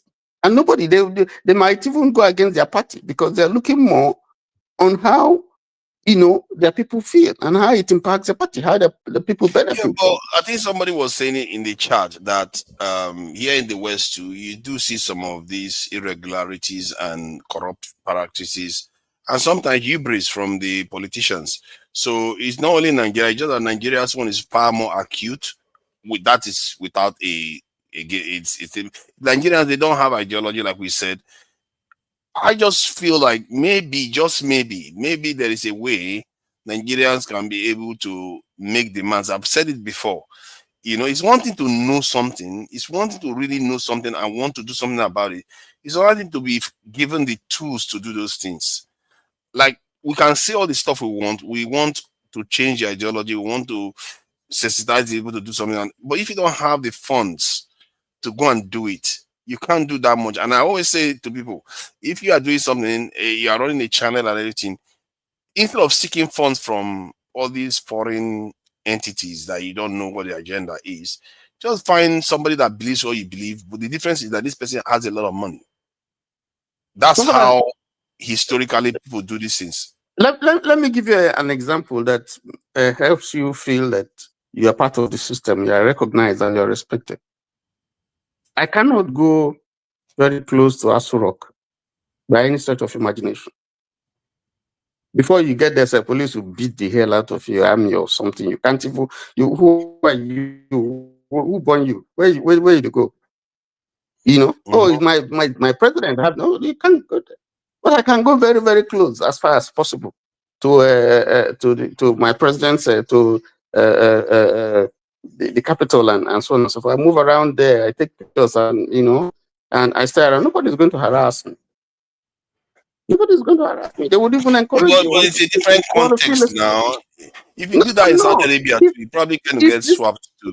But this is politics. That's what I'm saying. So you don't see anything that suggests that you own the system that is part of you. You are distant. They don't see you as so you are an enemy. You shouldn't you don't belong. Well, are you sure that is it though? Are you sure? Because all these local, in some ways you are right, but in other ways it's not that clear. It's not as clear as we like, because like we like to think that the Nigerian people are doing all the right things. It's just their government that are misbehaving, but the Nigerian people are their government.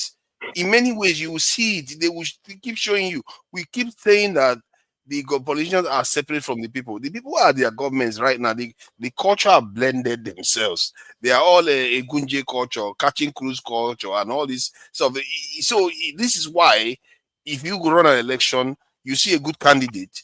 That candidate will have officials to represent him. That official will go and sell out to another party that is going to pay them, and then they will betray their party. The reason why that is because they are Nigerians. They've all bought into the mindset that this is how politics is done, and this is how we earn a living. So it's a very I don't know what we can separate the leaders from Nigerians. No. You see, that is how it seems now. That's why I said that they bought over Nigerians. That's not politics. That's not. You come with an idea. That's politics. You come with an idea, you table it before the people, and they say, yeah, we like it. Okay, it's not, so that's not the way it works here. There is no idea that all of them is the same thing. There's no idea. The idea that we have here is, oh, my brother is running for governorship. Once he wins, or he becomes a senator, I relocate to Abuja. I mean, just look at what has happened now with this guy who killed Keck. Here in the US. Yeah. The father, from what I understand, the father went and called the authorities and say, "Come and take my son." Now, if you were to be in Nigeria, for most of us, we say, "Run, we'll take care, go. Don't mention my name. We'll just go, run." So the nation, the concept of the nation, does not exist for most of us. It's me, self, my people. So once you have that, then yes, you're going to have these problems. Once my brother is there, he can never go wrong, except for very few people. But that shouldn't be. The focus should be, on me, on my people. Does it favor us? If my brother is there, is he doing something that is going to benefit the community or the constituency that put him there? Once that is not the focus, then we missed it. We'll continue to have in circles this same problem that we are having. And it's going to go from both the local government to the federal, to the state, to the commissioner, and so on and so forth.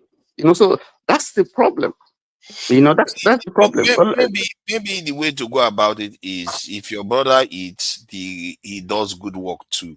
Because there are ways, like here, it's not like they don't, get kickbacks and all the rest that goes with them, but they do good work. They also do work, not always very good. And I don't know, man. I'm beginning. The more I talk about this, I'm beginning to feel like this democracy system that we are running is not very good. Because even in America, it bleeds America. Because the America we look up to is so corrupt. It's crazy. Like, how can a state be like that? And right now, I'm beginning to think that the Chinese one, they are far more efficient. Because if the system works, American one is so wasteful. if this no, but there's a check. Every individual has the tendency to pursue his own personal interests and design. But the system checkmates it. That's the difference. The system sees and say, no, this is wrong. And if you do it, you pay for it.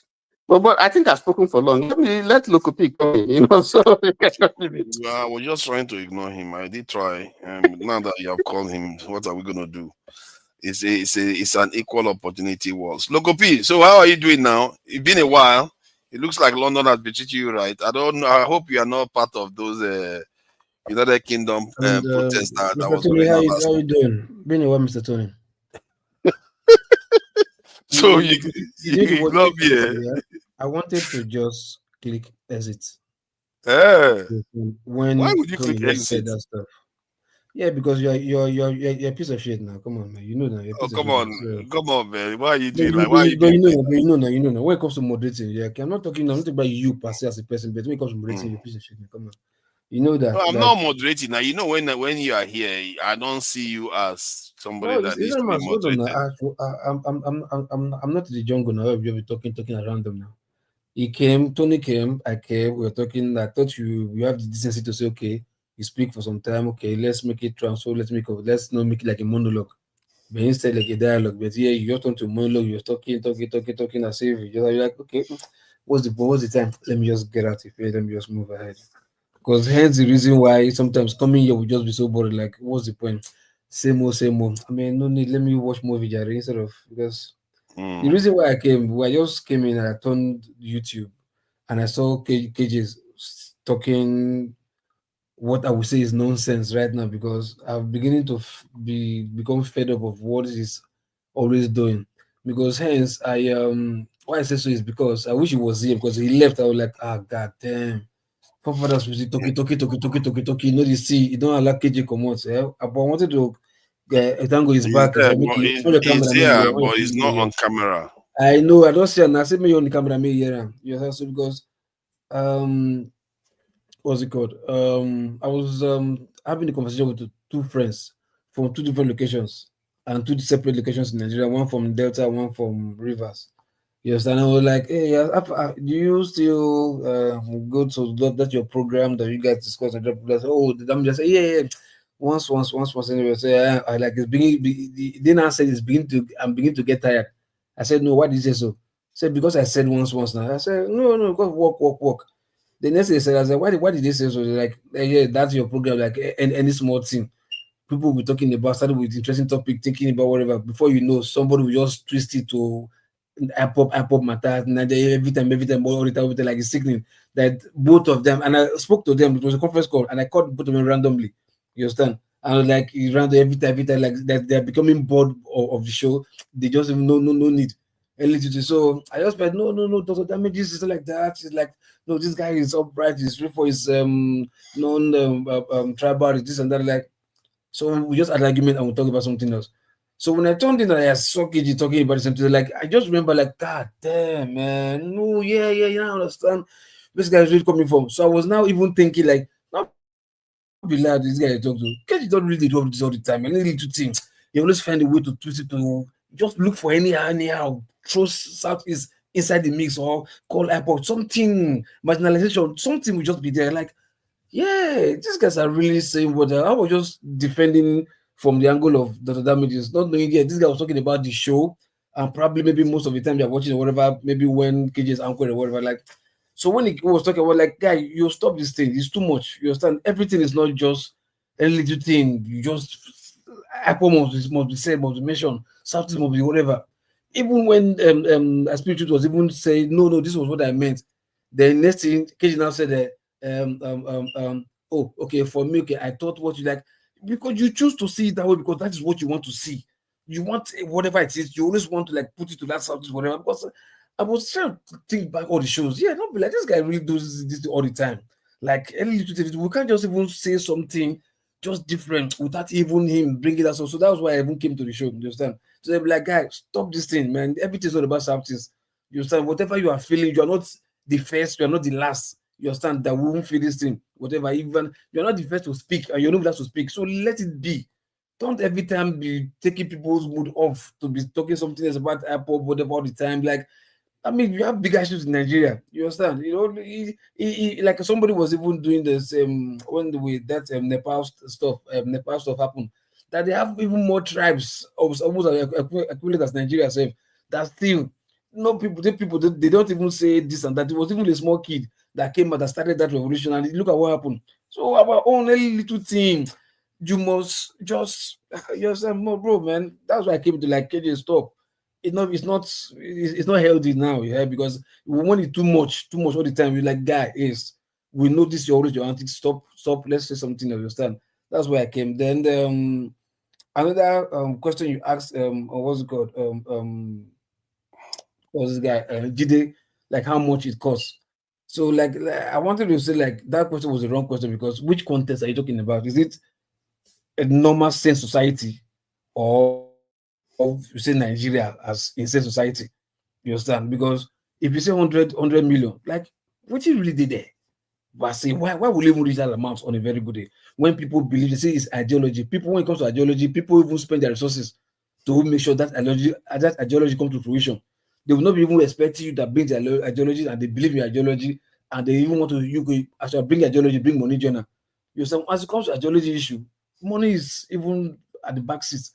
You get my point? So, and at the later on, you guys even now later agreed that, oh, because Nigeria self is not supposed to even be. So, like, my man, oh, no, not say the money not rich. If money with the guy cost even too much.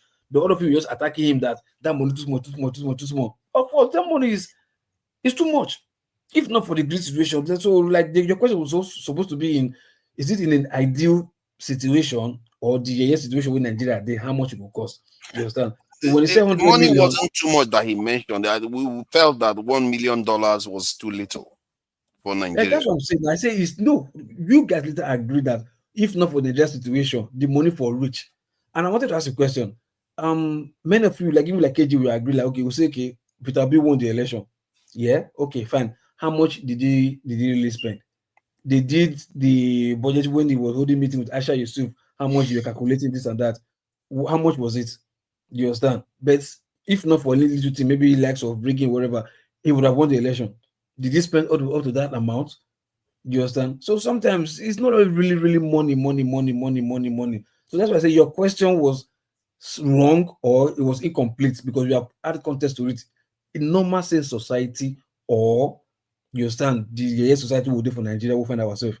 You understand? Because at least it says in sense society, why people can even sit under the tree, spread the ideology there. We don't need to go to office, put AC, put rug, put door, put roof. We don't even need that. We can get out of the tree, meet every Sunday after church, and discuss the same ideology. We believe in this, whatever. Even the IPOB people self, the ideology, not be this what you call this boy now, what they call him, this the general the Yahoo.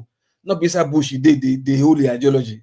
Yes, Office. yes, but Yes, if you have you'll be able to see. The thing about this our ideology is not just an ideology. You have to sometimes demonstrate it on the ground.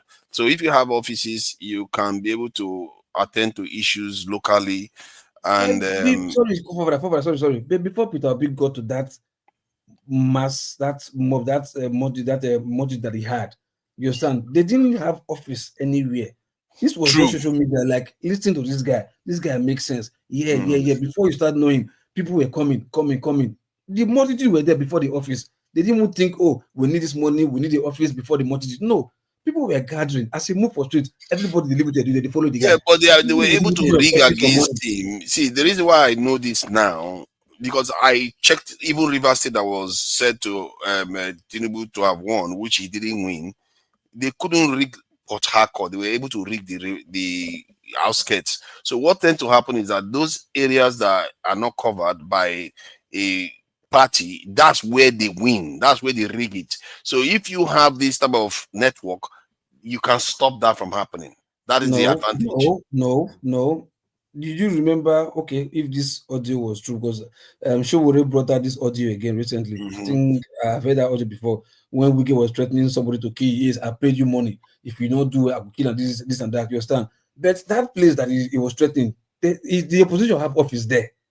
But he was using his veto power to say, if they not do something, I will kill, I will buy the person. Yes. So office is not really the bone of contention there, because you can be twisted or pressed or treated, whatever. But if there's an ideology like, oh, but we die here, yeah, nothing will happen. No, I agree with you. Ideology is far more important. Exactly. But you have to be present in every. If you can't stand outside now. You're not going to stand outside when you go to every state. That's why I told you. That's why I said this. General Yahoo. Now inside bush, now you carry ideology go. They are arranged boys, and people they beside bush. They not get office or AC with the one. Yeah, but they said that bush, but they didn't sleep under somewhere. They didn't just sleep. Maybe the entire cave they must build something for themselves. You have to have somewhere where you go that your own. That's why I called under tree. It must so you want to be meeting under tree. Every time people come and see you, it's under tree. Parliament, for listening, Parliament say meetings under tree Parliament day. Who had the lad? It's gathering. No, for listening. Let's be serious here. Under tree. You look at the way PDP and APC don't spoil the way politics be. But ideal sane society when politics they play, you don't need all this things per se. You know what? Maybe I agree with you to an extent. You can also use like entertainment, water, maybe plastic billboard or media. You also run media on the street, this and that. But so when people want to come and ask, consult you, they come to under the tree to come and look for you guys. For that, you gave you a question. I said, what is not ideology now? What's not the ideology? They're not looking to meet you where AC day. No, I'm not asking for AC. I'm just saying you have to have somewhere where people can come and meet you. I think I'm not sure for how many reasons, but there must be a reason. Okay, on that Parliament. Okay. If not that they confuse you. Okay, Parliament. This is where we meet as Parliament. Where we meet as Ambonite. Yes. Must it be roofed? No. If it just be canopy, if it just be shade. What do you have against roofs? No, I don't know. You must have office anywhere. Office can be anything. It mustn't be a structure. It might just be a building. It might just be on that tree. You may be right. You may be right. I don't necessarily zinc and know. Wood and zinc there. The most important thing that we're able to come to converge together, congregate together, and share the idea, do and carry out our mission. Okay, let's game it out. Let's game it out then. Say you have this organization, you have some money, but what you decide that let's not waste money getting offices. Father, I thought you to answer to Mr. Okay. I'm not a very good moderator. I don't care about all these things. Go ahead and answer. Go ahead and answer. Very quick response to support diaspora voting. Sir, I did not introduce the topic. It was a follow-up of what others have said. Sorry, first, not today. I just used to remember my conversation and be like, Secondly, listen, I am from the Southeast. The Southeast has over 70 million people. That means that we count in Nigeria.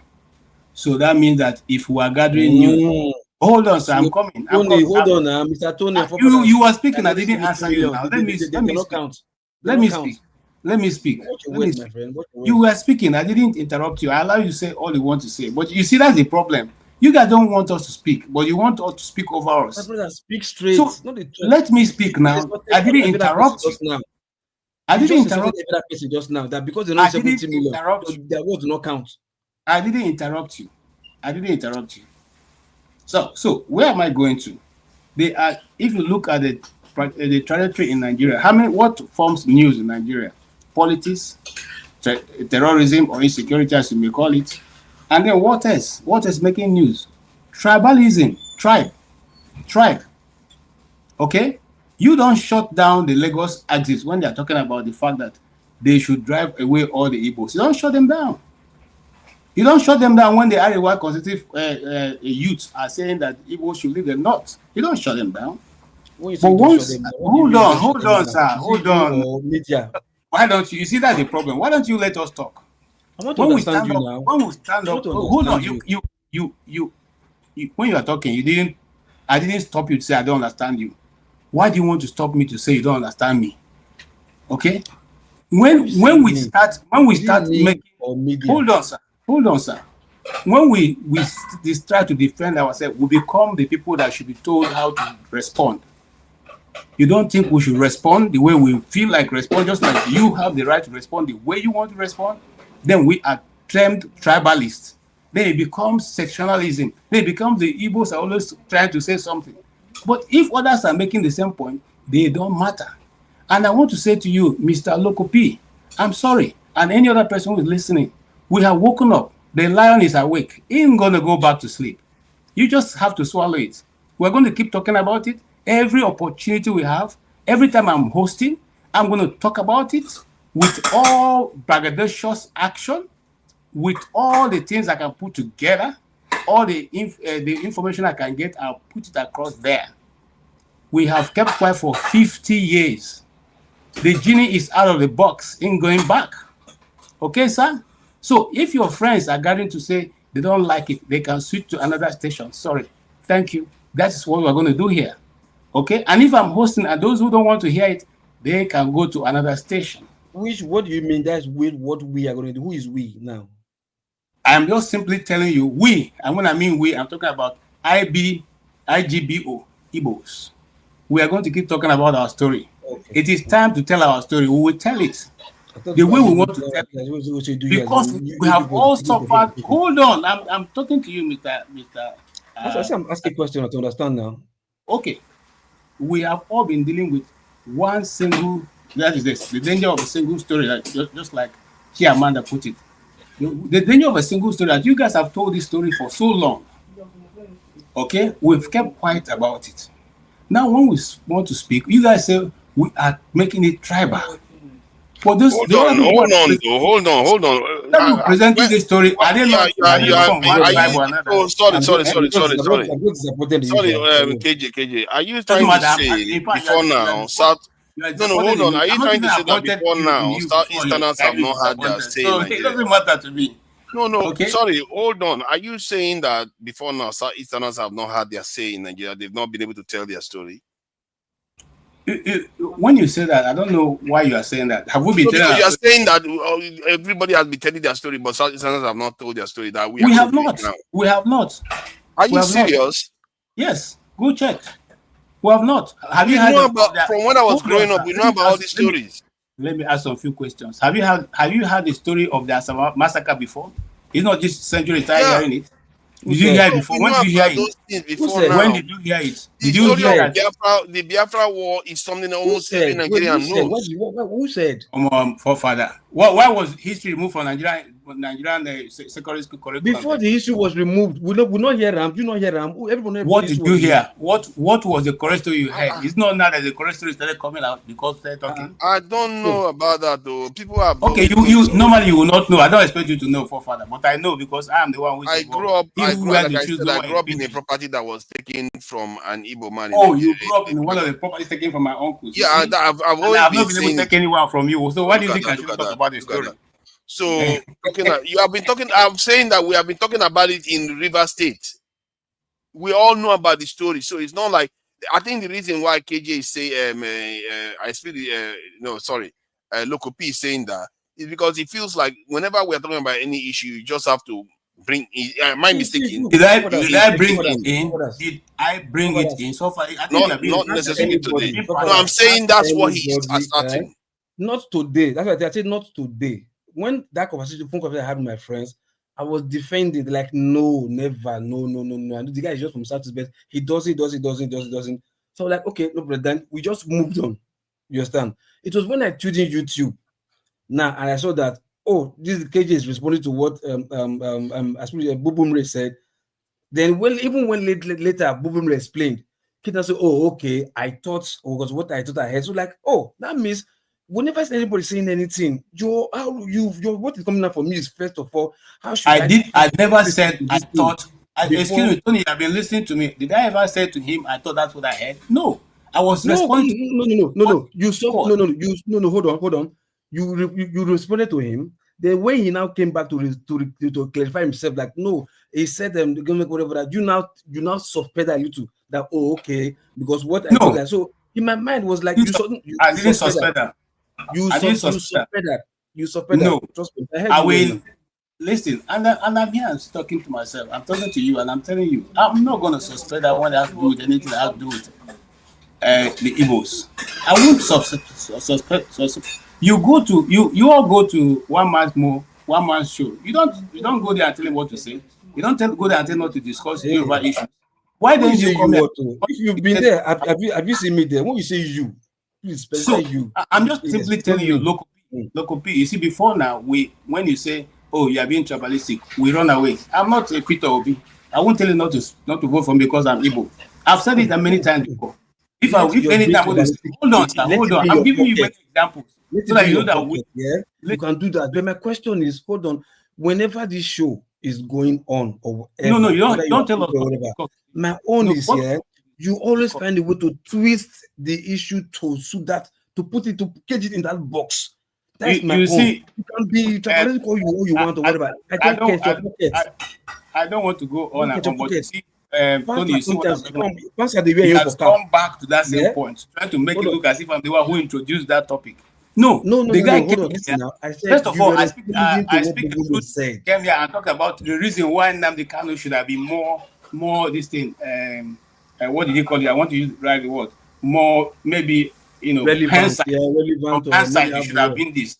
Why do you want to give him what to do? What is your people liberated from the issues going on? You see, that is not good. You see, that kind of attitude whereby somebody is not allowed to say something about any other Nigerian, all because they are from your this. No, because it comes from a biased point of view. You did not see not necessarily. He's basically saying that he should be like this in P2B. Basically saying, and I believe in that Kanu would have accomplished far more than P2B. I believe that. He's charismatic. He's well spoken. He will, and he's fiery. He's not like P2B that will just take nonsense from somebody insulting him. So I believe so. So that's an objective position for anybody to hold. I don't know why you have something against that. I have something against that because you are always believing when it has to be with an Igbo man. You always have a better No. Excuse me. Let me talk now. I allowed you to talk. Allow me to talk. Get this right. Allow me to talk. No, you are the one who should get it. Look at what I said. I said whenever we're having any issue, regardless, maybe not even football with the play safe. Yeah, if I football with the play, my issue is you have a way. Always, you must just throw. Maybe they're supposed to choose that Igbo man. They not choose them because that's so much. You just get one how you also took and enter. You see, if you come back in the morning, hold on. If you wake up in the morning and start talking about it, whatever the main topic, whatever, that is your pocket. You and so Agbada. Even pastor, they use your problem for scap all the time. Minorities will take you. Minorities will kill you. You have to move this issue beyond the. Okay, let's move it. No. Let me say this, and I will sign I show off my terrible moderation. I actually came back because of. Look at how they want to fight now. I came back because of local P. You see, whenever other people come to this place and they discuss issues that have to do with every other thing, I didn't come today to introduce the topic. First and foremost, it was dragged in by two other persons. You have not mentioned them. They brought in the issue of Nnamdi Kanu. And I came, the first thing I said is, what has Nnamdi Kanu got to do with this? Okay? I can't mention them. Listen to my comments. I said when I are talking, I allow you to talk. That's always the problem. Why don't you wait and listen to the other person? Why don't you wait and listen to the other person? Since you know what we should be doing, why don't you wait and listen to the other person? Okay? And then he went on to discuss what he thought should have been the right thing to do. And I said no. And I still stand by that. And I'm telling you again and again. Maybe if I'm hosting and you don't want to come on, it's okay. But I'm not going to shy away from discussing the issues that have to do with the Southeast. Whether you like it or not. I'm making it very clear. You have the right to discuss whatever you want. But do you believe that it's P2B running for opposite wrong? Hold on, please. Just give me 10 seconds. Let me tell you what I said. Listen, I said when I tuned in YouTube before coming on live, I said I met you. It was you I started with, just as in responding to what Bubu Rib said. You understand? Then when Bubu Rib explained what he was trying to say, you now said you thought like you suspected a little bit, like, oh, okay, probably you misinterpreted him before. That was why you said that. You understand? So that was what triggered I remembered what the phone call I had with my friends. They're like, oh, okay, you see now, this guy just said, no, you think say, so you want just twist and enter that Southeast narrative again. You understand? So I did not tell you like, oh, I did not, I refused to mention about who said it before. Who said it? I did not know. I wasn't watching. I came on when you were speaking. Do you understand? And your response to what's it called, Bubunre, when he explained himself, was what triggered that phone conversation I had with my friend to like, oh, okay, Abi, like that's oh, I now think that oh yes, you most of the time I come on air, whatever, there's always this Southeast always speaking, but if you are hosting there, you always bring Southeast into the mix, sort of how you don't, I know they understand. They understand. And I remember that kind of technique today. And that's why I said, oh, Bubu, this guy don't come out. I want to tell him this and say, whenever would they speak, you always have a way of bringing it. I did not tell you who started it or who not started it, whatever. I just remember a conversation I had with my friend, and I saw similar thing today, and I told you about it. And that was thank you. That's resolved now. All right, let's move on to free speech issue and Trump becoming a full-on dictator, and soon he's going to come on and start picking people from their homes. And some of them they are already doing it.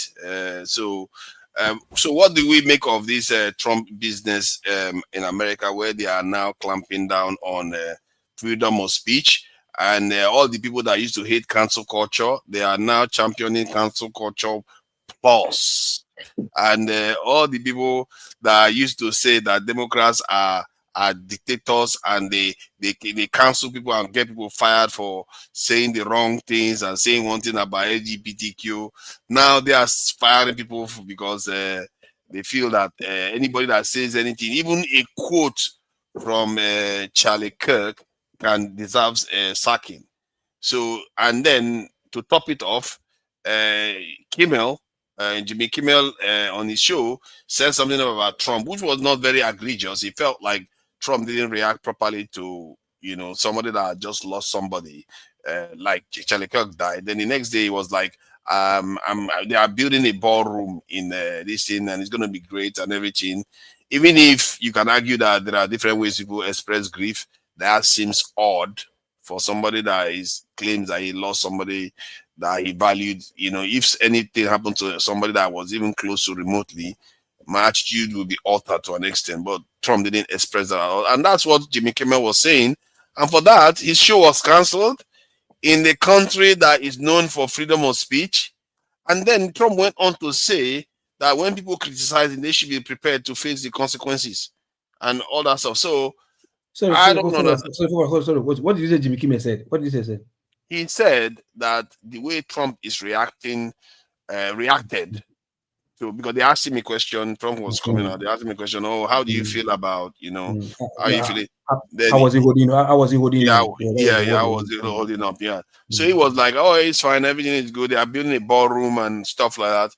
He felt like that seems very odd for somebody that just lost a loved one, somebody that he cared about. At the same time, you are telling everybody to respect this guy and supporting people that are being cancelled for saying a quote about this Charlie Kirk.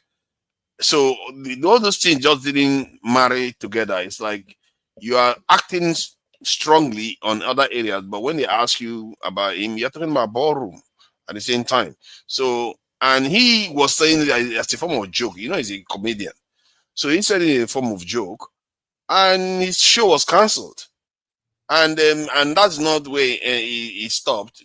Trump has been penalizing a lot of newspapers, suing them and causing all kinds of chaos. Many of them are scared now because he just wills, because he does so many things wrong, you don't even know where to start.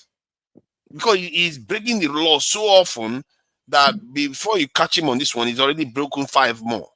And his supporters are just racing through all the rules and breaking rules. And the worst of it that I find very hypocritical, people that hate cancel culture suddenly are for cancel culture. The entire thing is totally mad, but this is what you should expect, because the same gun violence that they fight to keep is what is responsible for all these problems. And at the same time, they're acting as if the Democrats are the evil ones, that are the ones causing all the things because they are calling them fascists and all the rest of it. No. For fathers, no. If you ask the Republican, he will not tell you that is the gun thing that is causing it.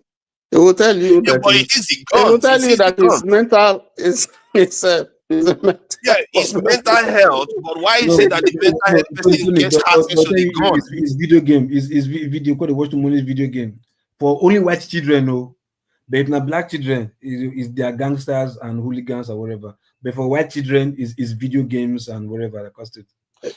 Why are mature people getting access to guns? This is the regulations Democrats have been asking for. They said you have to regulate this thing. People that are not fit to handle guns shouldn't be handling the guns. It's not like they're saying you should not have guns, but they refuse to do that. Even Charlie Kirk himself is against it. So people kept getting killed. Even in other this thing, there was a school that was shut up on the same day. Nobody cares. Children were shot. You said Charlie Kirk was against what? He was against gun control. He literally said that he was fine with the sacrifice of young people. People to be dying every day. One person to die at least a day. No, he didn't say that she wanted to die. He said he was okay with the sacrifice of some lives. He said some death. He said some death can be done daily, like just to make a point. America is going. The Second Amendment will be protected. America is going through a phase. America is going through a phase, and right now, some of us who are here, whether you are a citizen or you are a permanent resident, we are cautious now when we speak, when we make statements that concern either Trump or Israel or whatever, So even though you are guaranteed free speech by the Constitution, you don't know your paymaster, what party belongs to. Yes, so it's a phase. I don't think we have seen this type of a thing recently. But all I would say is just being cautious. I would say that it will all pass away. It's not just a question of Republican or Democrat issue. I think it's like the elephant that was looking for an ear and eventually got an overdose. Are you not being slightly complacent? Are you not being slightly complacent by saying it's going to pass away? The thing about fascists is that when they take over, they don't allow democratic norms to return. No, what I'm trying to say is that you're dealing with a president that is always very blunt. He tells you what he wants to do. He doesn't hide it. That's why it's different. And if you know what he wants to do, and you deliberately go out there and vote for him, it means you endorse his policy. You endorse. So that's why I say it's a phase. Now that policy, we are seeing it now. I don't think that many people are happy on both sides of the aisle. I think there are issues that are being thrown up by certain policies, whether it's tariff, whether it's a policy of vendetta, whether it's gun control issues, and so on and so forth. The economy is not at best as what it should be. The job reports are not very positive. We see a downturn. People have been fired. Unemployment is still an issue here. Yeah, but you see, what I think? Why this president? Some of the benefits. Can you hear me? Can you hear me, Tony? Do you know why I think this president is going to be bulletproof if he carries on with that ICE thing that he's doing? Man, I'm telling you, man, they are going to support him because Americans are fed up. They really feel that if he can cut that number down, that is inside the country, and he's succeeding. You have to give it to him. People are not coming to the borders anymore. It has. I mean, so that's why it's hard to remove him. He's very popular on that front. No, but it also has its negatives. It also has its negatives. They don't care. As it stands right now, those white Europeans don't care. They can lose jobs, fine. They will say fine. Their people can train to take the opposition. That's it. Let me tell you some of the issues here. Both sides are guilty, because there are certain privileges that have been abused. There are certain policies that are good intentioned, but they have been abused. I'll give you one example. We had a DA in New York. I think she's still there, who does not want to get the prison crowded, particularly when it has to do with Black people. So for a lot of crimes, you find people who have committed 3, 4, 5 offenses and so on, and they are let go, they still remain in the street, and they continue to perpetrate that kind of problem. I had a niece. I have a niece who was just going to a store to buy something, and some little kids, about 15, 16, just rushed out from nowhere. They attacked him and stabbed him at the back, and he collapsed. In And the US? Yes, and he collapsed. Sorry to hear that. The owner of the shop saw what happened. So he quickly just went and scared them, because maybe they would have continued as he fell down. They would have continued to stab him. Then this is a very tall, big guy. I mean, he will beat the hell out of them. He didn't see them coming. So they had to call the cops and the ambulance, and they took him. And he was very lucky that the thing didn't get to his spinal cord. Now, the police came, they did the investigation, and they were able to get a couple of them. And the thing were that these are people who are in the court, and they are sending them for their first assignment to see if they will really perform. And then when the case went to court, the parents were begging. The DA did not allow the victim to actually press. Well, it was a state issue, but the victim was not even given any opportunity, or the family of the victim were not given any opportunity to express what they want or their desire. The DA just refused to prosecute them. Why do you think that is? Because the people who did it below, well, I don't want to push, I don't want to be accused of any racial thing here. But the DA has a policy where they don't want to crowd the prisons with, things like that. So you have people who commit offenses, they just go to court, they give them bail, they go out, and they still continue. I don't hear what you are saying. Make it clear. I need you to stand on what you are saying. What I'm saying is that, are you saying that the people that they're supposed to be prosecuted were Black people? I don't want to mention race now, but what I'm trying to say is that there are policies. No. What I'm trying to say is that there are. New York is a democratic state. They don't talk anyhow. New York is a democratic state, and there are policies that they pursue that may seem good on the surface, but in terms of reality, you can fault them. I agree. And so some of those policies are what Trump is challenging, and there are people who are saying, yes, we must do away with this type of thing. So what I'm trying to say, I just use that to explain what I'm trying to say. Yes, in the immigration thing that you talked about, yes, there are parts of it that you can say, is because America is a nation of immigrants.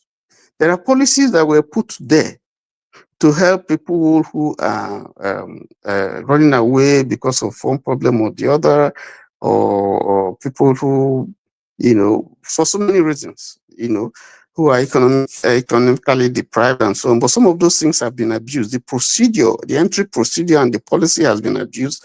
And it probably was not properly policed and checked. So you now have a situation where, it was causing a problem, not just the policy, but the people who were coming in, even though they are useful, but they were also creating so many other problems that you can't keep a blind eye to. I hear what you are saying there, because I heard about the case of that, whether Polish girl or East European lady that was stabbed in the train. Ukrainian lady that was stabbed in the train, and she was supposed the guy that stabbed was supposed to be mentally ill, and his mother said that she reported to the authority that they were supposed to take him in, but they refuse to.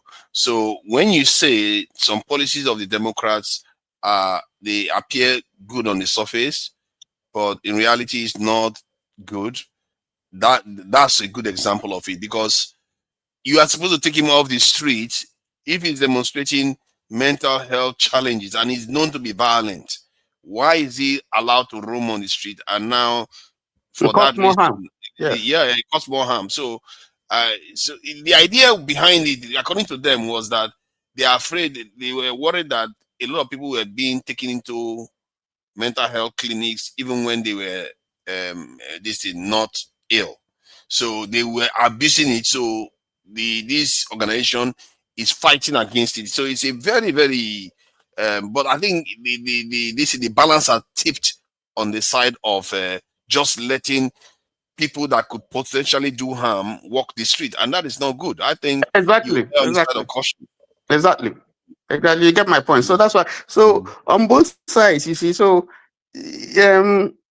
but some of us, when we do this assessment, we don't look at it. We don't put the whole thing in the balance, so we can, weigh both sides. If you ask a Republican, talk about violence, about gun, they hardly will not yield to sensible gun control measures.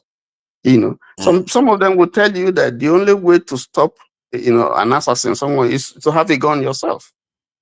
Let me bring you in before I'm accused of being a trouble.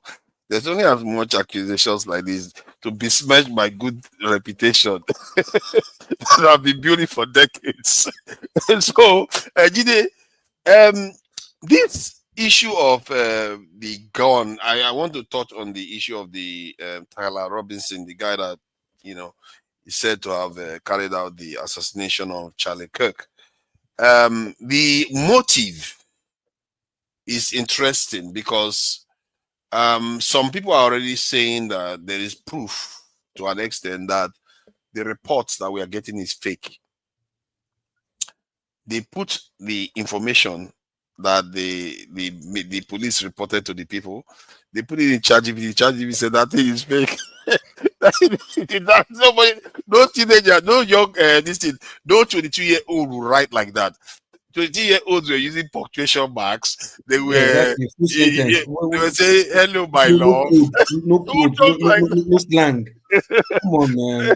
So but this is becoming a joke now, and America is looking like a joke right now because we see this kind of behavior with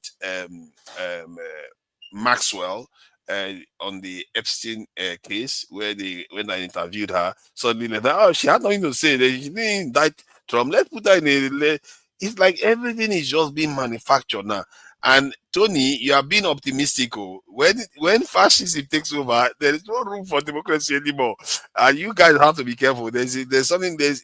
America is going down a rabbit hole right now. And so, what regarding the motive though? What do you think is the real motive? Because some people are saying that this guy, Tyler Robinson, seems to be going out with a trans guy. It's a lie.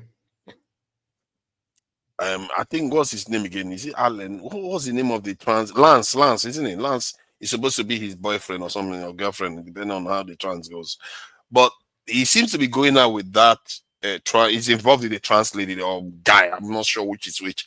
However, if Charlie Kirk was saying things that were hurtful to that guy, is it possible that he could feel like this guy is saying stuff against the community of my partner? I may want to take revenge, even if he himself, as an individual, may actually be Republican because he's from a Republican party. He's from a gun-loving party. His family is MAGA and all the rest.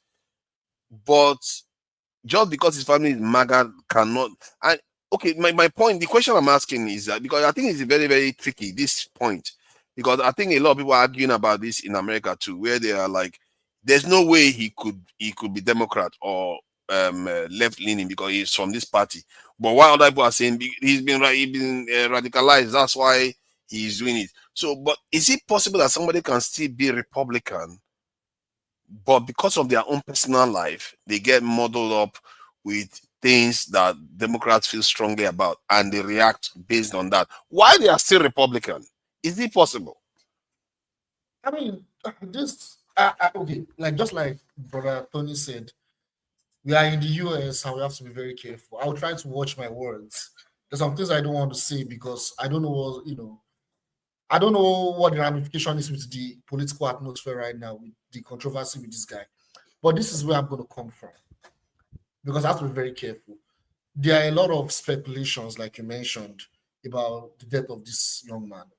And there are a lot of allegations that now they said this guy is Tyler Robinson is the guy that is the prime suspect and all that. But me, I'm looking at the big picture. Now, we are in a country where the people of the country are becoming slightly, maybe, I mean, I always feel like the consciousness of Americans is not to that high level still, but there's that little bit of awareness that, oh, their government is involved in wars in Ukraine, in the Middle East.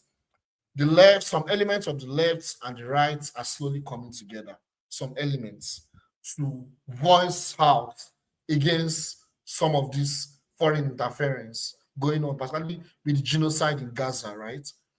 And now, my point is, could there be, is a question.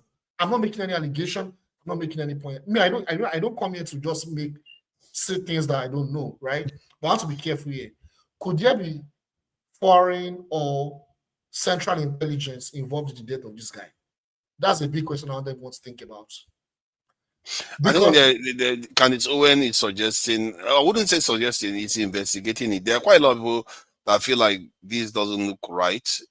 There's a lot of things that needs to be fleshed out, but there's no clear evidence. The reaction is weird. Exactly. Why are they forging text messages? Why are they forging text messages if you don't feel guilty about anything? So there's a lot of questions there. You understand? Like because the reaction they are forging is called distraction because they just want to like, okay, give them something to think about, even if they don't believe it, but it will distract them from where to look. Everybody knows that guy is not the one. It's just the guy. That guy is a fall guy. Everybody knows that guy is just a fall guy. Then how do you get the fall guy to go on the roof? Yeah, the fall guy. But you forgot the fact that the first person they caught was an older guy, about the 60s or whatever. You understand? Which is also strange. So that one, like I did it. Why would you? Somebody be saying I did it. Looking at the big picture now. A lot of strange things happened that day. Forefathers, have you ever heard of MK Ultra? Forefathers. I've heard the word before.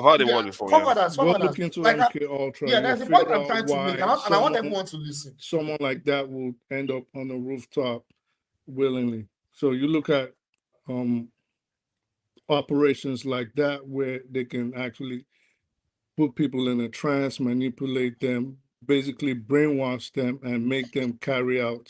They do what they call activation. You activate the subject, and the subject goes and carries out. That's where I'm going with that. Regardless of that. No, sorry. Hey, before you say I'm a bad moderator, hey, that's where I'm going with that. Let you finish, please. That's where I'm going. I want why you want me to call me bad moderator? Yeah, after he started saying I'm a bad moderator, let you finish, Jerry. That's why I'm going with that question. So this playbook has happened historically in another country, and CIA was involved. Italy, we call it Operation Gladio. You see, after the Second World War, the communists were winning votes, winning elections in Western Europe, especially in Italy, and I think France. You know what foreign intelligence and central intelligence, CIA did? They started to sponsor mentally ill militias, mafias. Listening, they call them leftists. Because I don't think I have to connect the dots. They call them mentally ill, but what kind of Listen, you're going what kind of set of mentally ill? No, it's mentally ill, like different kind of radical groups, like crazy people, you know. Okay. May not have anything to even do with communism or leftism, but they use those people to carry out violence, to kill people. I shouldn't use the word kill. To unalive people. Excuse my language. To unalive people. Yes? It's kind of like a false flag. Then, When that happened, they said, oh, the communists are terrorists. They are rebels. They are violent. Are you seeing? Then they started to purge all the leftists in Italy. They call it Operation Gladio. It was that Operation Gladio that now evolved over time to become a military that now formed NATO. Over time. I don't want to go into I don't have enough time. We're talking about how Operation Gladio. So hold on. You are saying that the Operation Gladio was deliberately done by it's a psyop. Yeah. Actual listen. You guys haven't gone too far. It's not. No. The point I'm making is they're using it to purge out leftists. All right. So and I'm thinking, because I see the correlation you are trying to make. Well, like I said, I don't know what might have caused them, but I suppose you should talk. Yeah. So the question you asked was, how did he get on the rooftop? You're going too far mentioning France and Italy and all these other sides.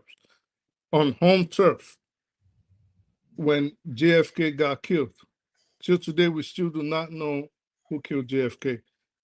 Because if you look at it, every time they do the reframing and you go frame by frame, you realize it wasn't the shot did not come from just from outside. It came from the driver. Hold on. Yeah, it might have come from the driver. It might have come from the bodyguard in front. But what we do know is that there was more than one shooter outside of Lee Harvey Oswald. This much we know. And what they did, if you go look at the archives, when they had, back then, they would do the pep walk. And when they did the pep walk for Lee Harvey Oswald, a man named Jack Ruby just came from out of the blue, shot him before he could go to trial, and killed him right there. This is what everybody suspected was going to happen with this Tyler Robinson again. And this is why people like Candace Owens and Ann Carroll and Dan Bazarian and the rest of them have been screaming Stu Peters from the rooftop. And why are they doing this? Well, things are not adding up. Let's start from when Charlie Kirk got killed. Right away, his security team, which under normal circumstances, since they are trained LEO officers, they trained law enforcement officers, they know to secure the scene. This is the first thing you do. You secure the scene, you cordon it off, you form a perimeter until the investigative unit can come gather evidence. This 101, right? They didn't do that. They started dismantling the cameras. Yeah. That's the first thing. Then they came out. This is Kash Patel. Kash Patel tells us we have the suspect in custody. It turned out to be the old man Local P is talking about. Yeah. Then for 2 days we did not know who he was. Then they brought out a still picture of an individual.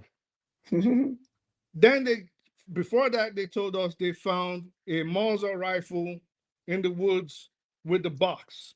This is where people started becoming intrigued. Like, okay, we see the rifle. They made a mistake. The scope was on the left side. It wasn't fitted right, fitted too close. So there was a joke amongst everybody. If anybody on here knows about guns or rifles, everybody started saying, we might be looking for a guy with a black eye. Because when you look at the gun, a recoil would have given whoever shot that gun a black eye. A black eye, because it would have popped back. Yeah. So we call it scope eye. So it would have been a scope eye. Right? So that was the ongoing joke. The next thing they told us, the kid came up there with a gun, he dismantled it, he walked up there. Go try walking with a rifle in your pants. You can't do it. Then they're telling us he shot the gun from 172 yards, dismantled it, and started running off. Go try dismantling it. Even to dismantle a scope, you need 2 freaking pins. Yeah, but maybe somebody should try that, carry that exercise. You can't do it. You can't. It's impossible. Yeah, but if nobody has tried it, how would you be convinced that maybe this guy didn't figure it out? Listen. This is not the time to argue. It is I'm just impossible. saying. People that are talk, do I sound like someone that doesn't know what I'm talking about? You can't do it. It's impossible. And the backpack, they said he put the gun in. There's no way. Let me ask you, since you say you know. So that gun, I saw how it looks. So you can't, is it not possible to fold it in half in any way? No, you have to break it down. You can't break it. No. You can't break it. You gotta break it. It's not collapsible. You gotta no collapsible. You can't break it. And to collapse it to that smaller bit that you describe, how long would it take to do that? With all your adrenaline pumping, because you Yeah. have to take those into account. Yeah, exactly. You can't Because do you're Not not in the in right that frame of few- mind. Listen, that kid, first of all, that I'd say give or take 5-7 minutes. Okay, so clearly he never had And that that's while if he you're was mad living. composed. You can't do it. And it will not fit in the bags, not the stock, not the barrel, not the nothing. It won't fit. It won't fit. It's not gonna fit. It would be good that it would be quite beautiful if somebody can demonstrate that in the US so that But then people think see about that it. that Think is a about it. ridiculous claim. Think about this more. So they said when people started asking questions, where did he put the gun if he broke it down that fast? Let's give it to him. He broke it down that fast. They said he put it in his pants leg. So you're telling us that he jumped. Have you seen the video where he Yeah, jumped? yeah, we saw it, yeah. How? So everything is not adding up. Then they write the text messages look like someone that wrote from India. It was like, yes, my dear, my love. Oh, Yeah, they can't. Oh my God, that was so poor. jolly, kissing, and the fuck That is was so poor, man. Like no, Indian film. no 22-year-old. Like no 22-year-old. That was poor. Jeez. Everything is They not can't adding even up. fake it properly. It's God, not man. adding- it's God, not that adding up. was sad. That one was faked. That's for sure. So if you can lie at that small point, that small incident, what else? What bigger picture can you not lie about? That's more details The that is entire thing obvious. is And just then immediately he dies. Less than an hour, Netanyahu goes online, expresses his condolence, starts blaming Yeah. Muslims and leftists. Yeah. He wants to use it for his own benefit. So the entire thing, there's so many unseemly acts going on in America right now. It's too many to keep up. I knew this was Trump was gonna rip the bandage open, but I didn't know it was gonna be this fast. It's happening too fast. Jeez, man. I knew that's why I supported Trump. I knew Trump was going to reveal all the dark secrets of America. All this is going to come out. Now he's just coming out. Look at how petty the way they were fabricating text messages. Because of all those things, you wonder, why do you need to fabricate it if he was guilty? Why do you have to bother? Probably he wasn't. I don't think he was.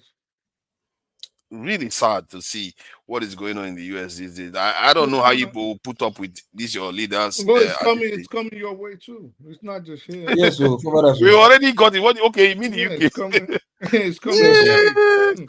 The UK one is not the same. The fear of the UK people is just for foreigners. No, it's for America one is deeper. It's for everybody. What they're doing is for everybody. So remember prior to 9/11, do you remember how, Tony would know this on local P, right? How we used to get on planes. Seamless, no problem. No problem. But then all of a sudden, they do the controlled demolition and call it 9/11, blame the Saudis. Somehow they wanted to do the same thing they did they're using the same playbook. All of a sudden, the Saudis document survived all that heat and was conveniently found in the middle of Manhattan, untouched, unburnt, with their driver's license, social security passport, everything just there, right there. Nothing burnt, just to show. Then they start finding out this one is not dead, and this one says, "Well, I was in Qatar, I was in Kuwait, like I'm still alive." They don't tell us nothing. The Pentagon, immediately that supposedly happened, Till today, we haven't seen the video. They scrapped everything. Boom, got rid of the Yeah. tapes, gave us some grainy Yeah. videos, and told us, "Oh yeah, look at the plane that hit the Pentagon." Yeah, I gathered that the scraps from the plane, they took it immediately, sent it to India or some other place. Whatever. Like, why would you do that? It's like But they have a they do motive. so many shady things. It's the world. So okay, how are you gonna look if they told you, we want to start controlling your life more? You're gonna fight against it.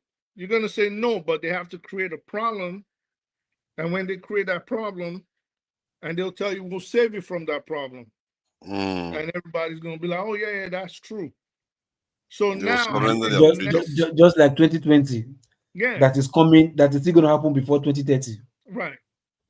Imagine did you see the book that they said was published on Amazon about his death? And I saw that. They withdrew it, and it's just so much crazy shit going on. No, I don't think that was true. That was a lie, because I checked the author. The author didn't do that book. Yeah, it did. That's the point. That's what everybody's saying. Like, I don't know as far as that they withdrew it. I checked. No, the book doesn't exist. That was a lie. But what I think they're trying to do is they're looking for a reason to justify and let the people themselves acquiesce to more surveillance, more governmental intrusion into their lives. And this is one of the ways. Yes, I think this is what I personally think. But I thought that people have already surrendered everything to the government already. That one has flown away a long time ago. Well, but not really, because like in a place like the United States, right? We don't have a centralized database for all Americans. And okay. You sure? Yeah, of course I'm sure. National security, is that not? And what's that number you guys get? The social security card? Yeah, number. You don't need nothing. You don't need an ID to get a social security. If you're born here, you don't need an ID to get a social security card. No, what I mean is that every person has got one, haven't they? Right. Well, to a large extent, there's some people that still push back and say they're not going to get it. Some, like in the Amish communities, they won't get it.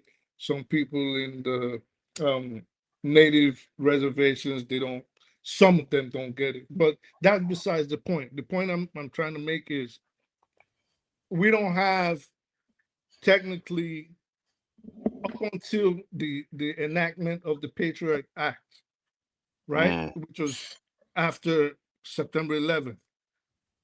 And they started pushing for the Real ID Act, which certain states have been pushing back, but now they're saying, well, you can't get on the plane if you don't have a certain symbol on your card and for your ID card. But prior to that, each state operated the issuance of driver's licenses and state ID under federal law, but in accordance with their own state laws.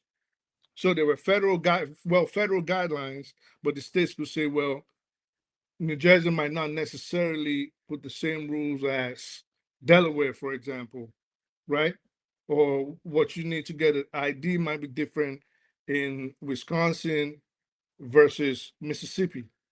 But now what they're trying to do is centralize it. And the more you centralize it, that right there is already, to a large extent, is killing our rights under the Fourth Amendment.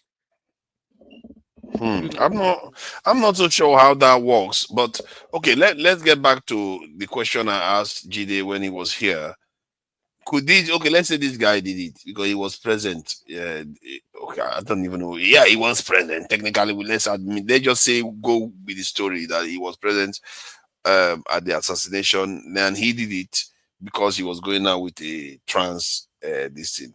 Could somebody remain Republican but sympathize with a trans because he is going out with one and carry out this stuff, so that it will kind of explain the contradiction in the way he seems, his whole profile is a Republican profile. Is your question that it would be odd for a Republican to be a homosexual?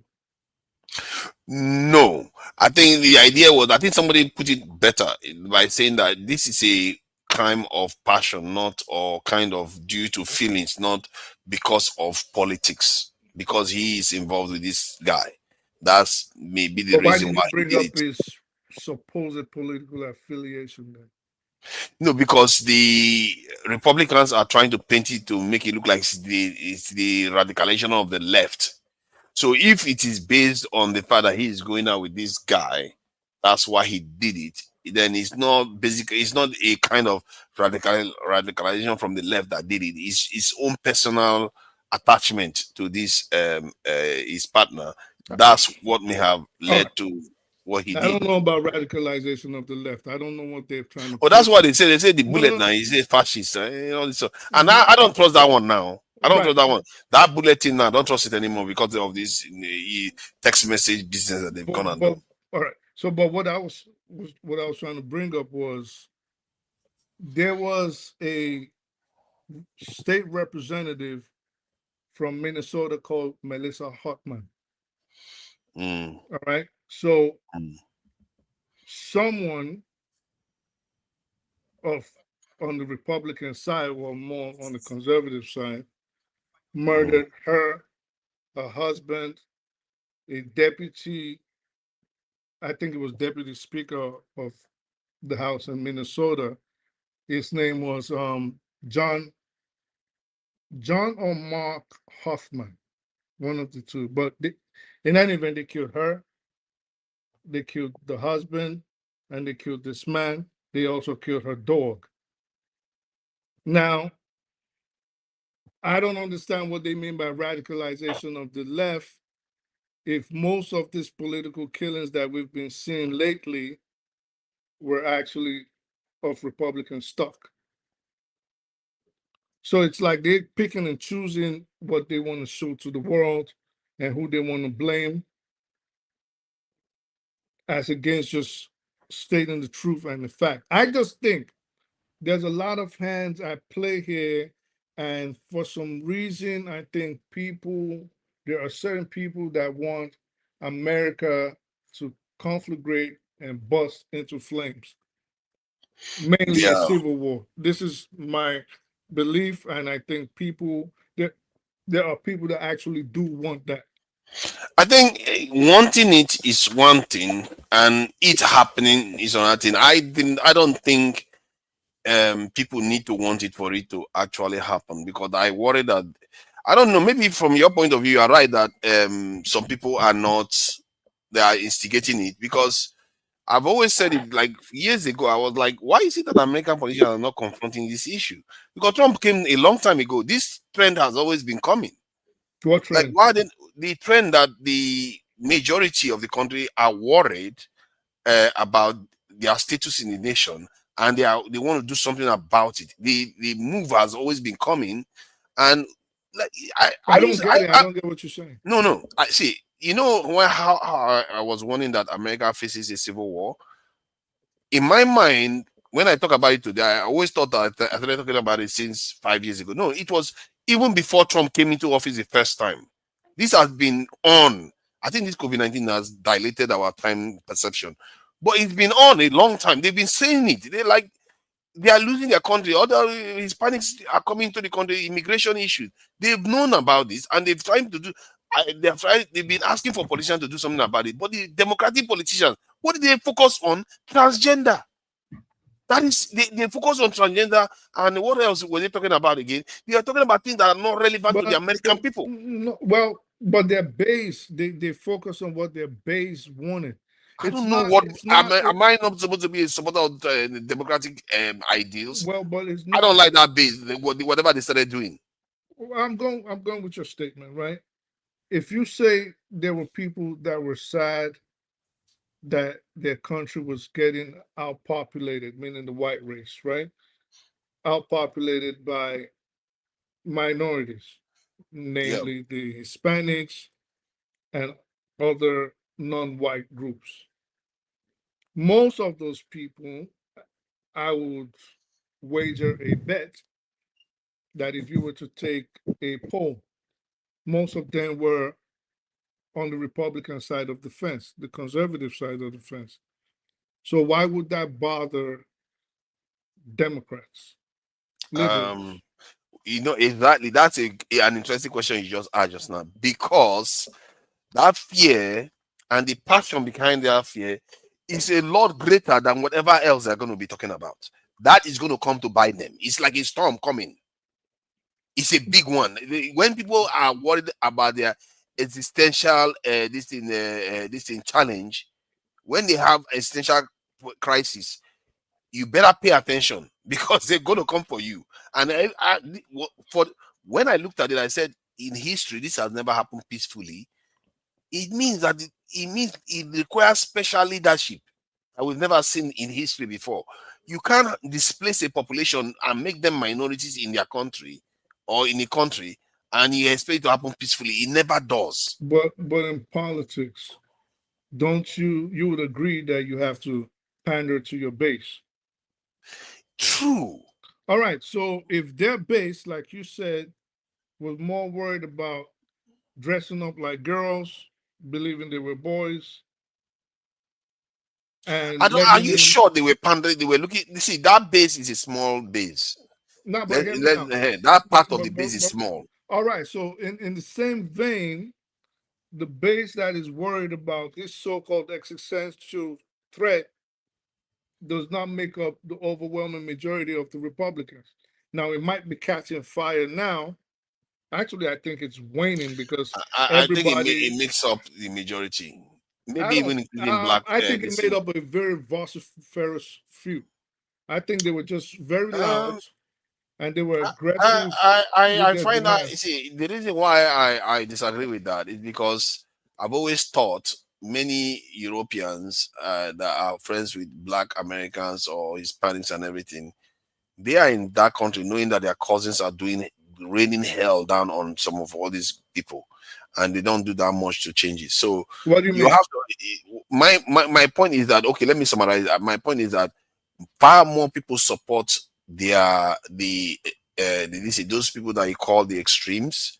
They support they have similar anxieties, but they are not coming out openly to say it, because they too are also a little bit more tolerant. But they have similar anxieties, because that is what people are like by nature. It's a simple concept. I mean, come on, just because you feel that is what they're like. No, it's not just my feeling. It's also historically. I searched for it. I asked, trying to find out, has there been any country where a minority became a majority peacefully?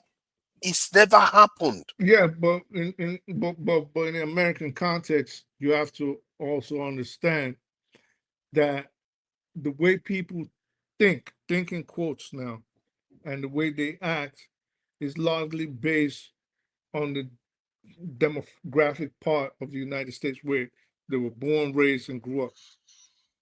So I promise you see a black person from the South thinks completely different from a black person from New York. They think different, they speak different, the way they approach but that can be understood now. But why is it that the United States is not producing leaders that will address this point? The only person that has come close to addressing this point is Trump, and it's crazy.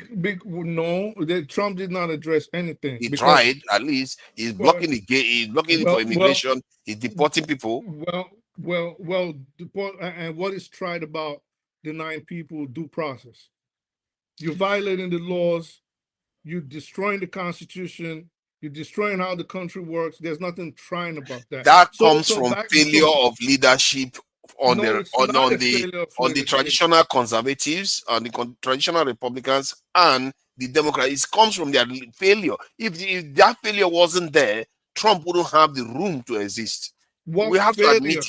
What failure? Their failure to address the anxiety of their people. The anxiety of a very small few. Majority is the majority. You cannot stay across the pond. Thousands of miles away, and think you have a crystal ball on how an American thinks, or every American thinks. You don't. And I don't. All I follow is the data. No, all you follow is news, and what you follow is Sky News and things like that. Hear me out. And when you follow mainstream media, they all have a bias. All right. Yes, they do. They all have a bias. So you cannot stay in Nottingham or Duxbury or London and think you know how America operates. I promise you, you do not have an inkling outside of, and I say this without, I'm not saying to disrespect you. I'm saying outside of what Sky News or BBC or whatever other channel in your little island. I don't know. You keep saying all these different things. All I didn't even use any of this fancy stuff you're talking about. I use the results from Obama's election and say, okay, look at the Obama, one of the most charismatic leader of all time. Yet he didn't win the white vote. And at the same time, you look at the data that people don't transfer population in terms of demographics from one group to another peacefully. It never happens in history. I've not found it. So if an event, if an event that has never happened, make no mistake, that event has occurred in history, but it often occurs through violence. Let's start from it never happens peacefully. All right. So let's start, and that can be argued that you might be right to an extent. But let's start with the Obama issue of you saying he did not get the white vote. Why would that be? That would be because vast majority, that most of the Europeans tend to vote their own, and some of them do have some bias too. No, it's not. They are. It is a racist country. So America, then why do you say that only a few of them are the ones that are very, very strong against this immigration? So, because at the same time, like I said, demography plays a role. Political leanings also play a role. So it's not like we tend to know that, okay, a conservative might not be that open in his way of thinking and accepting foreigners into the country, as opposed to someone you would expect. Now, not always the case, but you expect that if you're liberal, I mean, they're called liberals for a reason. If a liberal was to be asked the same question on how he feels about immigrants, I don't think they'll be that hard-necked on it and say, I don't want this, or I'm worried my whole society is going to be mixed up, or we're not cool with race mixing. I don't think so. So I agree with you. They will not say that, but that is the reason why they will not say that, is because they are towing the party line, because there are other things within the liberal. I'm saying the average. I'm saying the average. I'm saying the average human being. Yeah, let me try to explain why you hear that. Because there are many other policies within the liberal umbrella that they subscribe to. So the other, let's say when it comes to immigration, their strength, their feelings on it may be neutral or even positive. But it doesn't mean they will be against what the Republicans part is saying. No, they will be. And I'll give you an example why I not strongly anyway. I believe very strongly so, even ready to die over that issue.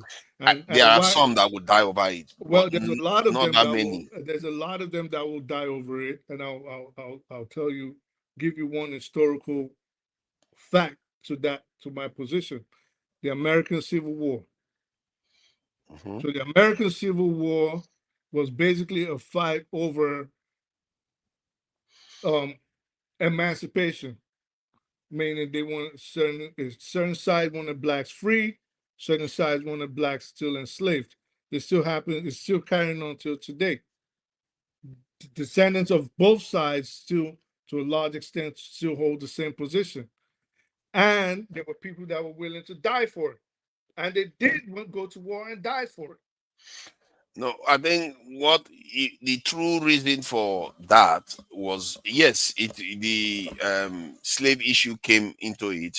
However, there was an overarching issue. I think it had something to do with a policy that they not felt that they needed to get over the South. Well, that's if we started to go deep into the taxation issues and everything. Yeah, exactly. You know that you are aware of it. So the surface is a slave one, but there's other things behind it. Still pointed towards slavery, the taxation of it, and well, Yeah, but they were not. society They didn't started start moving. killing themselves because of slaves. There was something else behind it. That's my point. No, okay. Even within the Union, even as they were losing soldiers, they still did not want Negroes in their army. They needed the soldiers. Mhm. They didn't want them. Oh, I mean the Confederates, I meant to say. Within the Confederates. Yeah, they didn't. Yeah, because they were very principled in their position. Now No, they they didn't weren't want to. principled, they were just racist. Yeah, but that's my point. A principled racist No, in you their can't be racist principled position. and demonize You people. can be principled. You have a principle of being racist. It's a principle. Hey, Tony, So, you have been listening. I don't know whether you want to say something. And this one that Spirit is looking at us as if he doesn't have any thoughts in his mind. He does. If you want to add to it, please join in with the conversation before you all start giving me agros. We are going to be finishing around 5, so we are not going to go on too long. 5 hours, I mean. But it's quite fascinating because you are saying that on the Republican side, they are not the Democrats don't subscribe to their views. I beg to differ because they don't subscribe to all Republican views. They don't care about. They don't like all the capitalist kind of instinct and all that stuff. Yeah, for sure they don't like it, and they don't like so many things about Republicans. They support this in choice, birth control, and all the rest. But in terms of that anxiety, you have to understand human beings. They will not always tell you the truth of how they truly feel. Even some of them may not even know they feel it. This is why Trump is so popular. I don't understand how people are surprised. Trump is so popular because of it. If you check the polls, a lot of people support him on the immigration issue. Where do you think all that support is coming from? Go and check the polls. It's not the divide of Democrats anymore. Trump has gotten a lot of support because of that immigration issue. And many of those people that are supporting him, I would like to think that they are actually Europeans. You see what I mean? So the what you perceive is not necessarily true. You have to read behind human instinct. The human instinct is, I don't know what part of science again deals with it, because there's psychology, there's sociology, there are kinds of differences. But if you understand human behavior, you basically understand what is going on behind all the polls and the pronouncement people make. And I'm telling you, the omens are not good right now for America. The majority are not in a good mood. And I don't blame them. I don't know why people are surprised. I wouldn't, if I was them, I wouldn't just sit down and allow my country to be overrun by foreigners. I won't allow my majority population to just turn into minority because that is supposed to be funny. It's not funny. My ancestors fought for this land. Why should I give it up? So that is where I'm coming from. When I think about it, like, I'm thinking, man, a lot of them are going to fight this. They are going to fight this, and the signs are showing. Forefathers, this is a very complex issue because, first of all, if you say that Trump is popular, if you look at opinion poll, you would see that his popularity is going down. Now, in specific areas, there may be certain policies where a lot of people endorse his policy, but there are certain areas too where it's come down. But let me just use Lagos for instance to probably is it amplify? I don't know if it's to amplify the issue that we're discussing. For some years now, a certain ethnic group is getting very restive as to the presence or the activity of another ethnic group in Lagos. For instance, maybe let's be specific now. The Yorubas, a lot of Yorubas, let me not generalize now. We've had some Yorubas say that they're not comfortable with the influence of the Igbos in Lagos. What do I mean? If you look at the retail sector, they are dominant. They are buying property. And it's not just that they are the only ones. You have people from other ethnic groups who are buying, but they are very, very worried about the Igbos. Sometimes because of their attitude, their social life, their industry, and so on and so forth. And the fact that they are also beginning to compete with them in politics. So, and you have seen very remarkable progress that they have made.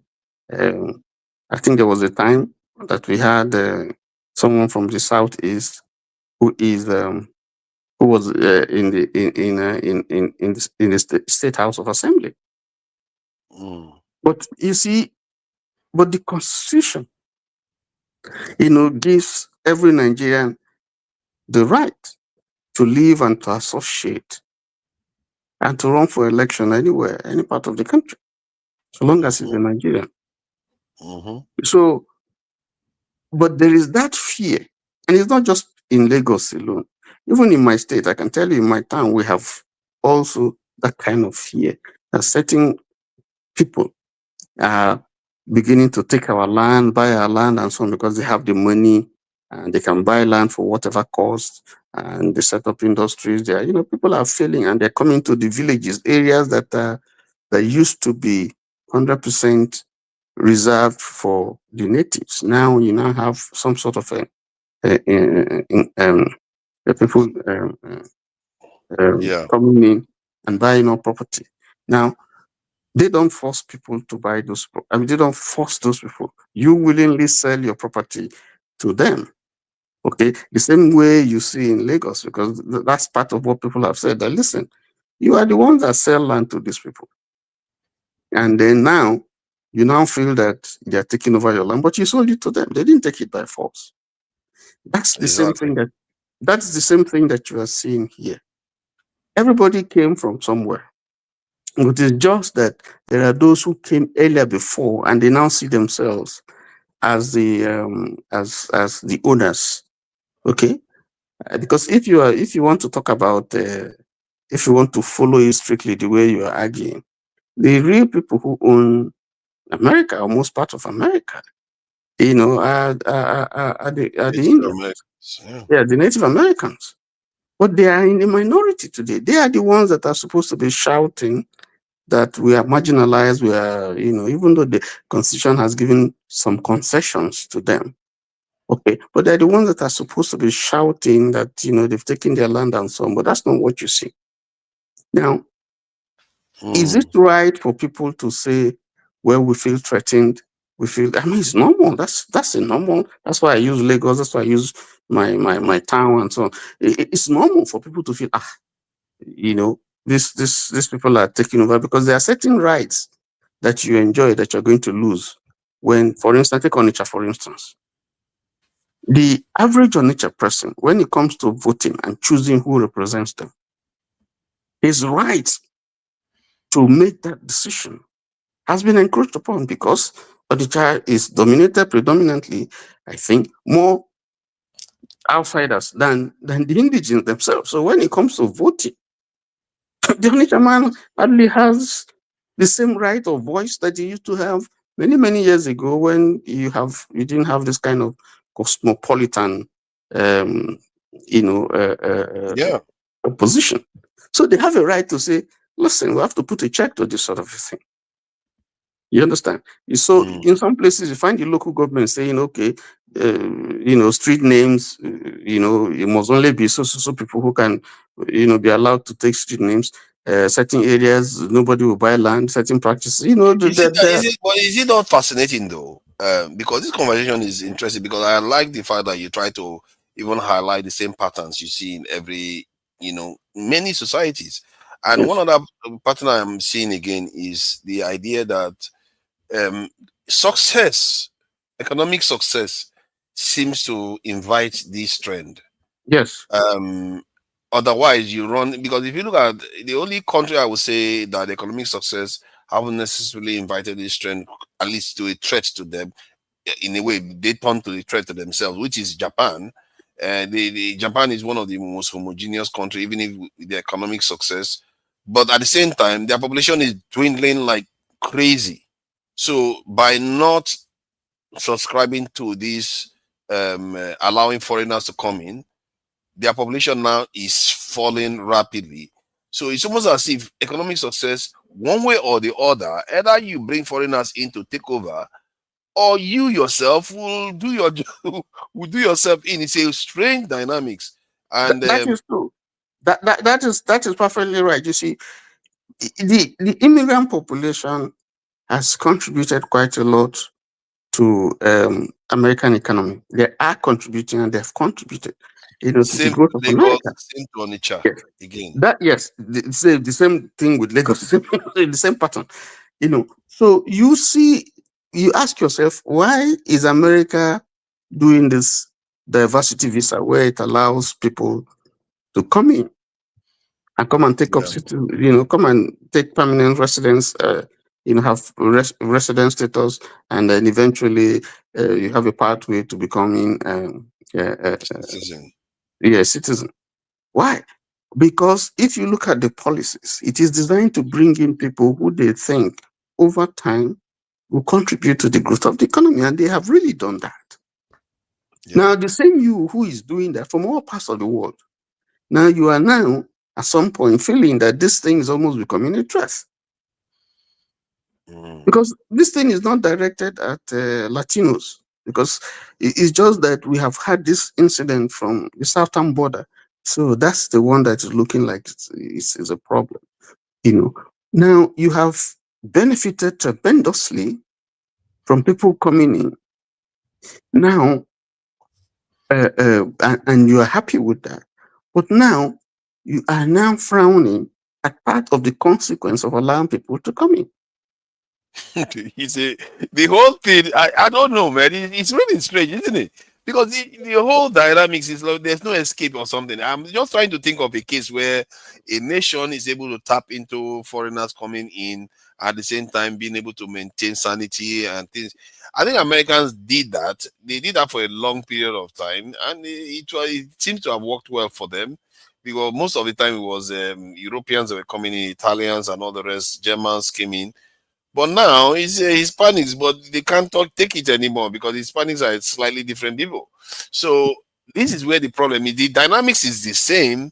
It's just that we as human beings are tribalistic and we have our ethnic biases. So the process that could have led to America to keep growing is being disrupted now by ethnicity and racist issues. So it's oh man, go ahead. The only place where you find a difference is South Africa, for instance. South Africa, Zimbabwe. Where that's where the history is slightly different. Okay. How is it different? Now here you have the majority conquered, the minority conquering the majority.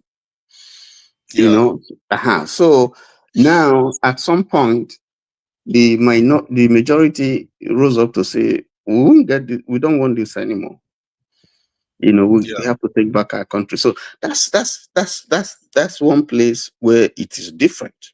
That's the trajectory is different. The minority didn't necessarily conquer the majority. You see, that's a trick. When we look at South Africa, the power of the minority comes from outside, from a greater majority. And so the more powerful nation, even if they represent a small population in South Africa, but there's a bigger force behind them. If it was just only that rump of Europeans in South Africa, the majority would just sweep them aside. You see what I mean? So, well, within the country, that is the reality. Yes, it's true in the country. So that's what I'm looking at. I just wanted to parallel that. But even then, it's unstable. It's very, very unstable. Like the majority not taking over, the minority still has the resources, that the control of the resources. And just like every nation where you have elites control the resources of the nation, over time that is changing. Over time that will change because because the economy is being run aground by policies that really don't favor the minority, sort of. Again, this is another one again. We just touched on something else again. This is another law. Maybe I should be calling it my own law so that people will understand that I create laws. This is another one again that I've noticed. I'm sure there's a law about this.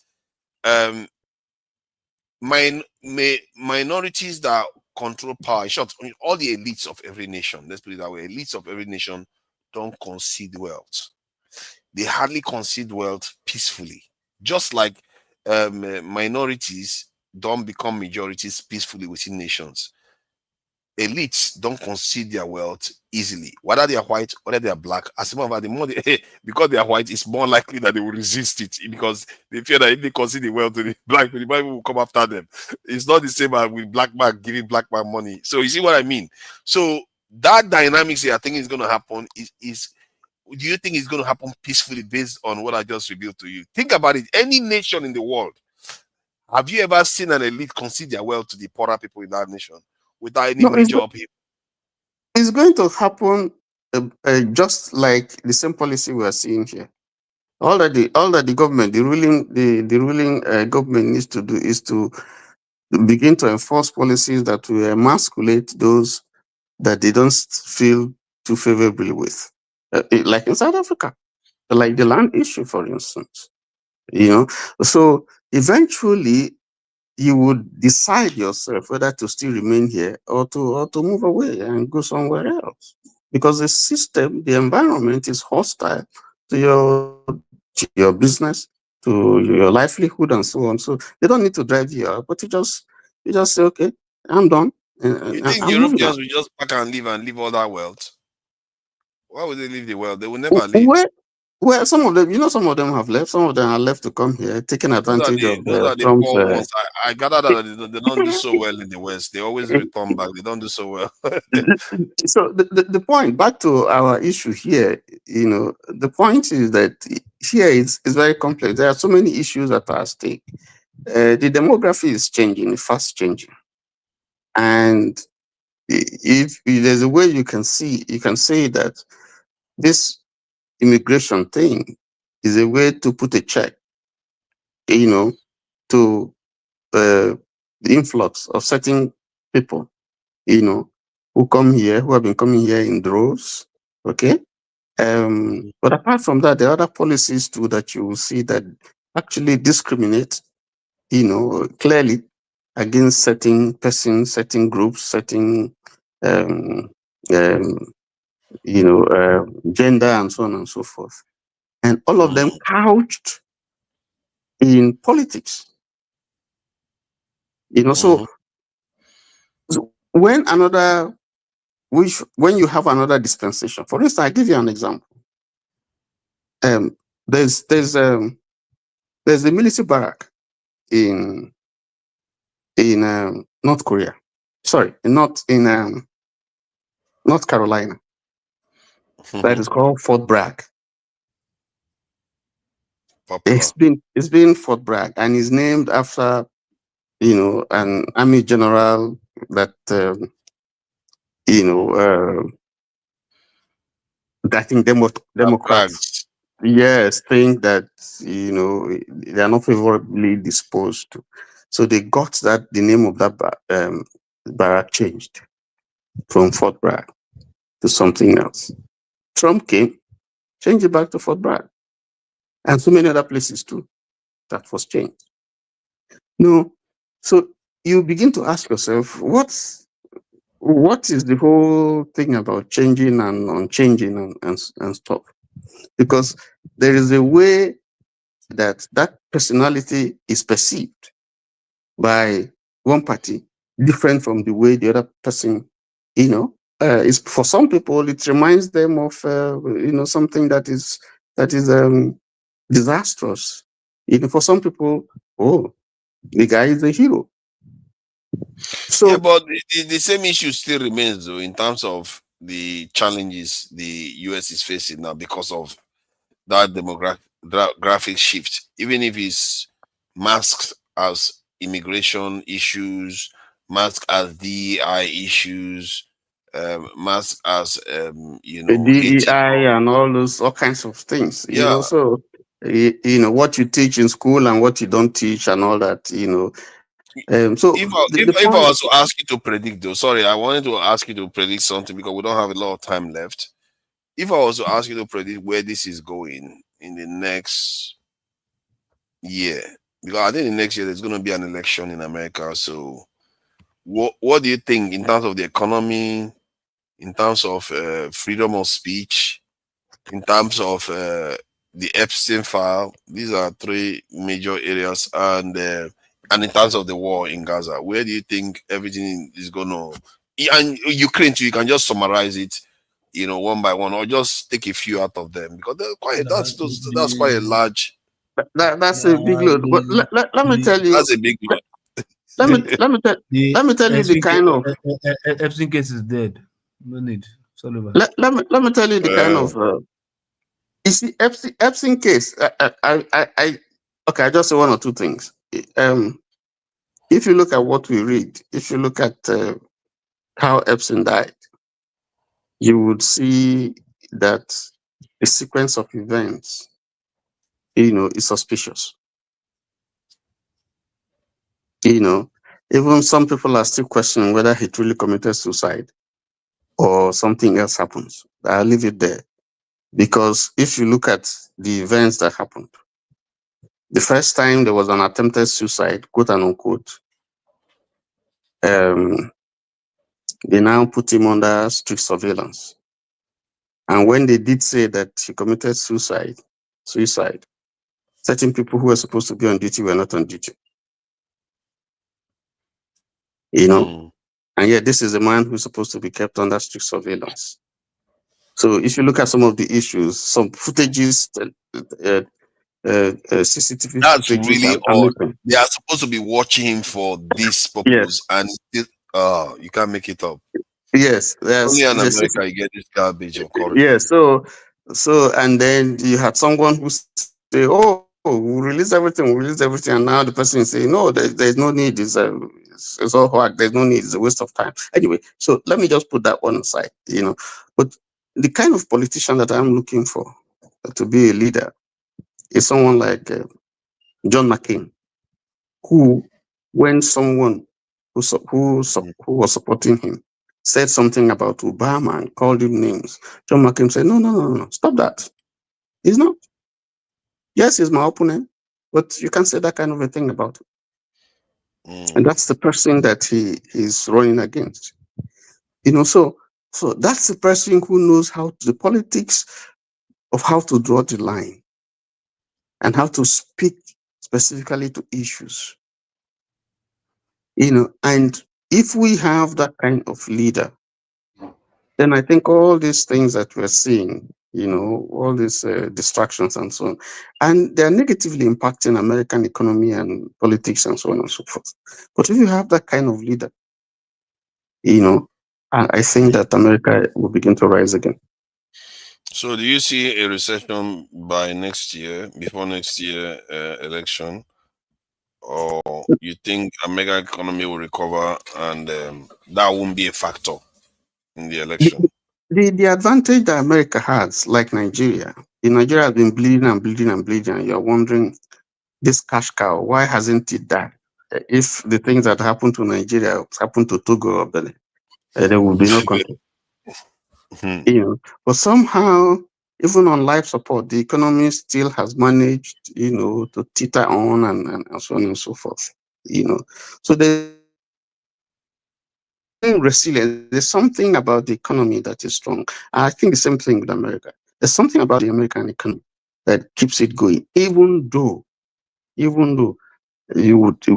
can still say we see signs that the economy is still solid, but it's not doing as well as it ought to have done if all the policies were right. But Tom, why do you think it's still solid? Is it? Why do you think the economy is still solid if production is down, exports are down, job losses are up? Okay. More homeless people, more jobless people, more people claiming unemployment. Yeah, benefits and so on. Yeah, I'll answer that question. Good question. I answered that question looking at France today. I was reading some time ago that some people in France came out and they were demonstrating, asking for the president to go because they didn't like his policies towards French West Africa, and that the policy of the president Macron has led France to lose a lot of the economic benefits they were deriving from those countries, and is impacting them because yes, and is impacting the citizens because they begin to see the effects of that in terms of policies and benefits and whatever they are getting. So they're asking him to go, and they want someone who will adopt a different approach, some kind of rapprochement, going back to those people and trying to befriend them, in other words, he didn't handle whatever were the issues properly. So if I just oppose that to America, I think there are policies that we're seeing now that are. Did you say the protesting? Did you say the protest in France has to do with these policies in West Africa? Yes, part of it. Yes, it's a part of it. Specifically, yes, I can tell you that. You can look at it. They were protested by people who are saying, "Listen, we don't like the way that you have dealt with some of these West African countries, and it has made France lose some of the economic benefits they're deriving from there. So we want you to go, and we want a president, a leader who will embrace these people and sit with them and talk with them and see how they can restructure this whole thing and be friends with them again." I think the economy, personally, especially since we don't have a lot of time, yes. I think we're in trouble. So I think that the policies, some of the policies that we're seeing now, I mean, how can you fire someone because he told you the truth? He told you that the economy is going down, and you don't like it. Say, "Oh, it's." How can you just go and fire people who they have spent resources for years to train in some of the very sensitive? You are saying that the economy is going to still remain resilient. No, the economy is already strong. It's like, how do I put it?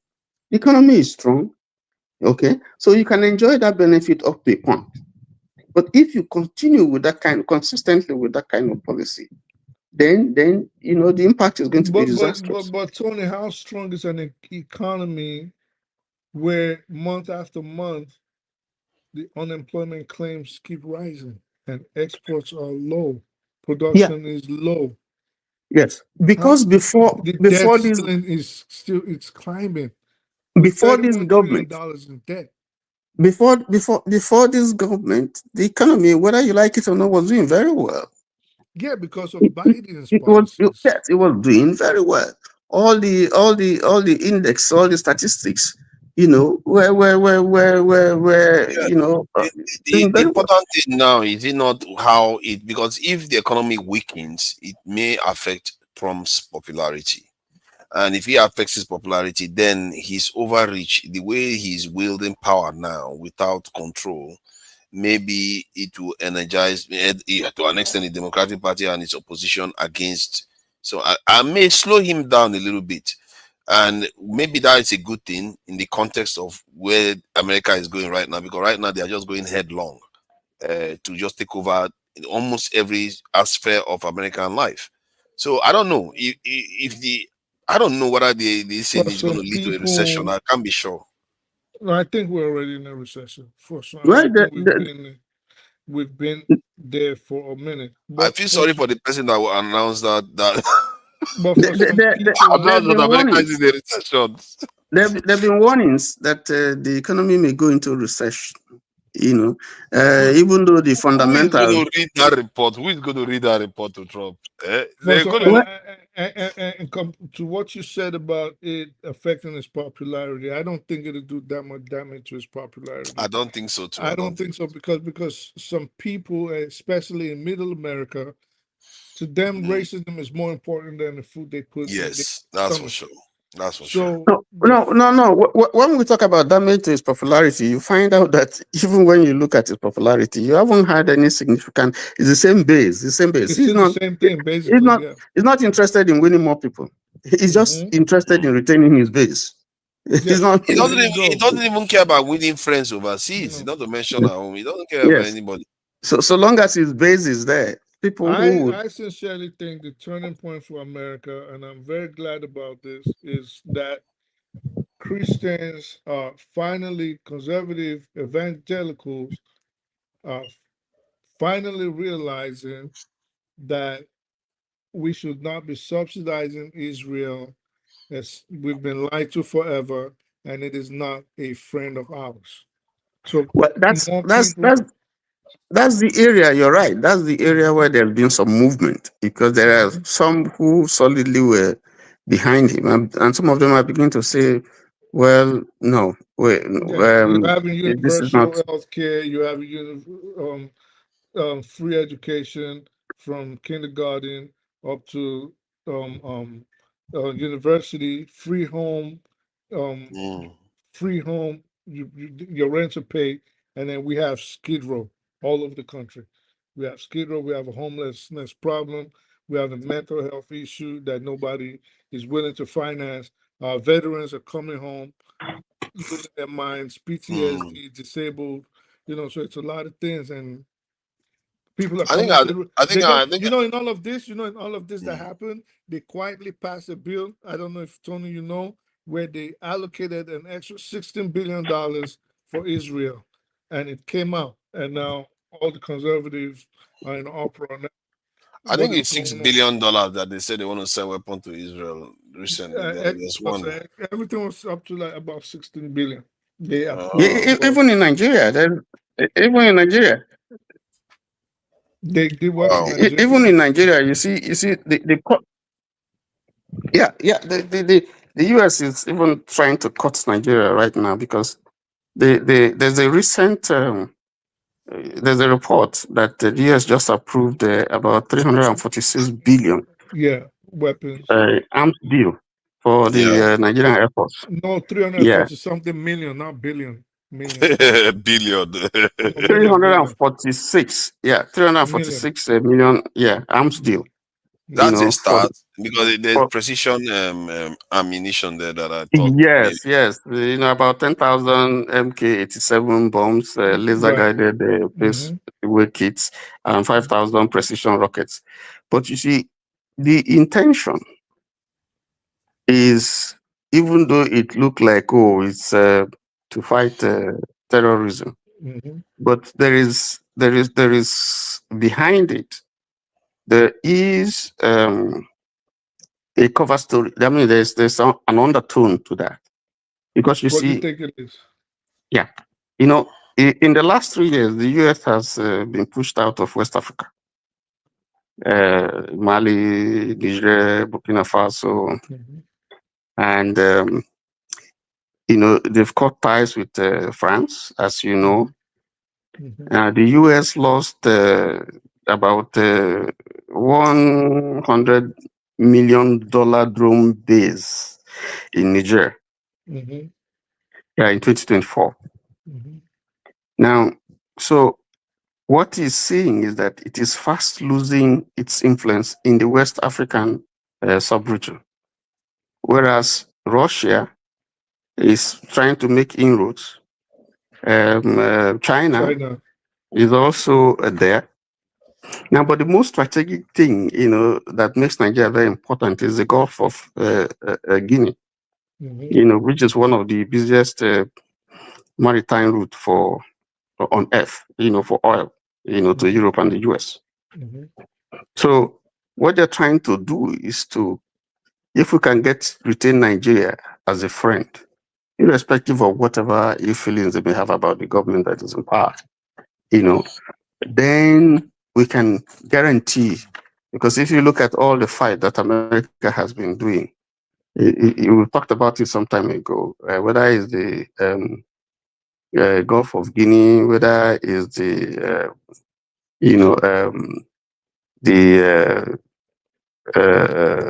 the Straits of Gulf, Suez Canal, Hormuz, South Asian Sea, Southeast Asian Sea, all those areas. They're very, very strategic, not I just for think maritime. we have gone far afield now. Let's round. I'm going to round up now. To be fair, we've gone far Yeah. afield talking about all those things. Nigerians don't care about all those things. They just want to solve No, their no. problems. So what I'm trying to say is that the policy of America has always been what is in our best interest, not in your own interest. So and that's I think we shouldn't worry. I think America should do America. America should do America's interest. We are supposed to do our own interest. As a matter of fact, I think I heard an British spy actually talk about how they were in Washington or somewhere, and every time Israeli people came to the office, gave them gifts, there's always a tracking device. Well, yeah, There's always tracking device on them. Like they say, but the reporter was asking, you mean sometimes they're tracking? He said, no, all the time. All the time. So this is what nations do to each other. A policy for a long time. Israelis, they come in agencies. They're not supposed to bear any gifts, nothing. Yes. Leave the firearms in the locker, go upstairs, do your meeting, and get out. They said even when Benjamin Netanyahu goes into a room, he will leave traps. The things I'm hearing these days, it just shows you that we are quite naive. I don't think we play this game. We are quite naive. That's what you think, Nigeria? No. I'm not sure Nigeria plays a lot of these games. No, Nigeria does play those games too. It's just after in the West, not in the West. They do it maybe in the Africa, sub-region of Africa, but it has just gotten, I guess, with the government eroded and became less responsible, then the spy networks just went down the drain with it. But Nigeria had a pretty good intelligence network. Nigeria used to influence the whole West Africa for a long time.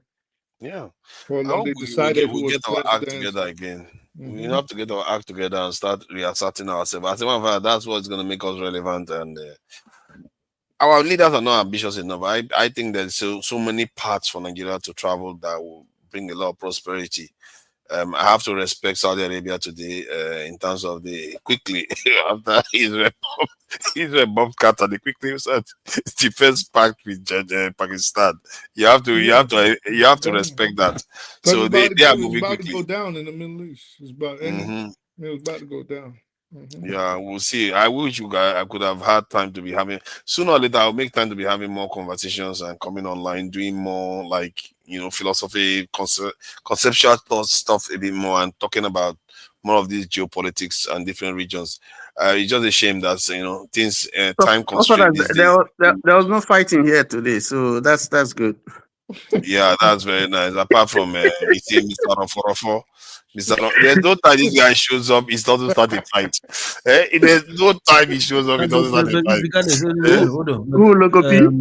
Yes, whenever he comes to start a fight. No, he's a good guy. But he's a good guy. What I said was 100% the truth. I know it's the truth, but you still start a fight, nonetheless. But it's not a fight. No. I didn't start a fight. I just tell him this is what my observation. And when I heard what he said, Mr. Icon G in Nicaragua. Okay, Nicaragua. Everybody went why was this guy saying Hamifuli Ike? Why was saying Nicaragua is a dead place? At least they get big nice waterfall there now. You cannot use Nicaragua as the whole of Latin America is Nicaragua that you find as a model. We don't even run the that was a mistake. But they do have a high life expectancy. 75 is not little.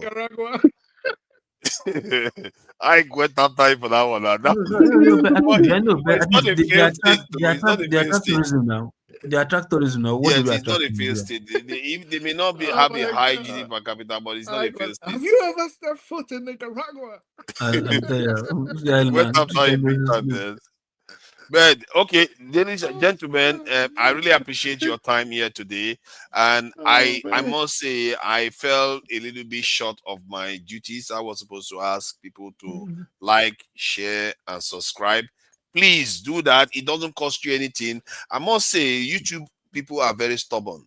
They don't like to like, share, or subscribe. If you go to like TikTok, oh my God, those guys, they are very, very on it. You put something on, they will either like it or share it, or they will subscribe. They subscribe very easily on TikTok. Why is it that it's so easy to subscribe on TikTok but not on YouTube? Many people watch on this thing. So just click the subscribe button and let everybody, so that next time when there's a show is on, you are notified. It's for your own good to just Because as when it's about to take the, it, once they take TikTok, they're gonna censor everything. You'll see. yeah, let's hope not to. So yeah, that is that. Yeah, that's what they'll do. So, Tony, I really appreciate your contributions, and I speak the truth. And Lukupi, I really appreciate you all, and all the people in the chat, the good ones and the bad ones and the ugly, all of them. I really appreciate you all, because all these enemies of progress, they rarely say anything positive. Even when they give me compliment, they put insult amongst it. So, Olga, I see you there. Thank you for joining us, Mr. Triumph. Been a while, Mr. Triumph, that I've seen you there. Obi, I see you there too. McAnally, Tracy Jacobin, all the usual suspects. You're all around. Peter Odigye, I don't think I've seen that name before. Peter Odigye, thank you for joining us. Duru Obi, I've not seen that one before too. I really appreciate you all for joining us. You see, for people they didn't donate, it was all right. Tata, I will sooner or later I'm going to be setting higher standards so that they can be donating a bit more. It took Dr. Damages to beg them to donate today before 5 people decide to donate. Okay, so but we appreciate you all. Thank you all for joining us. Until next time, we are going to play our people out with our own kind of songs. Let me start with one of the best ones people like here.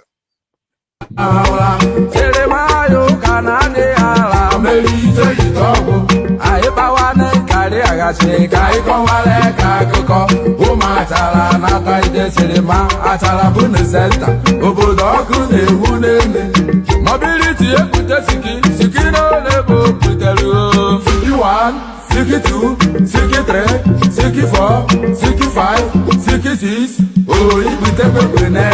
Why, Wemia, Mbachi Wemia, Mbame Wemia, Oya Yegodia, Oya Mewemia, Oya Mewemia, Ogoliba, Ogoliba, Wemia, Ogoliba,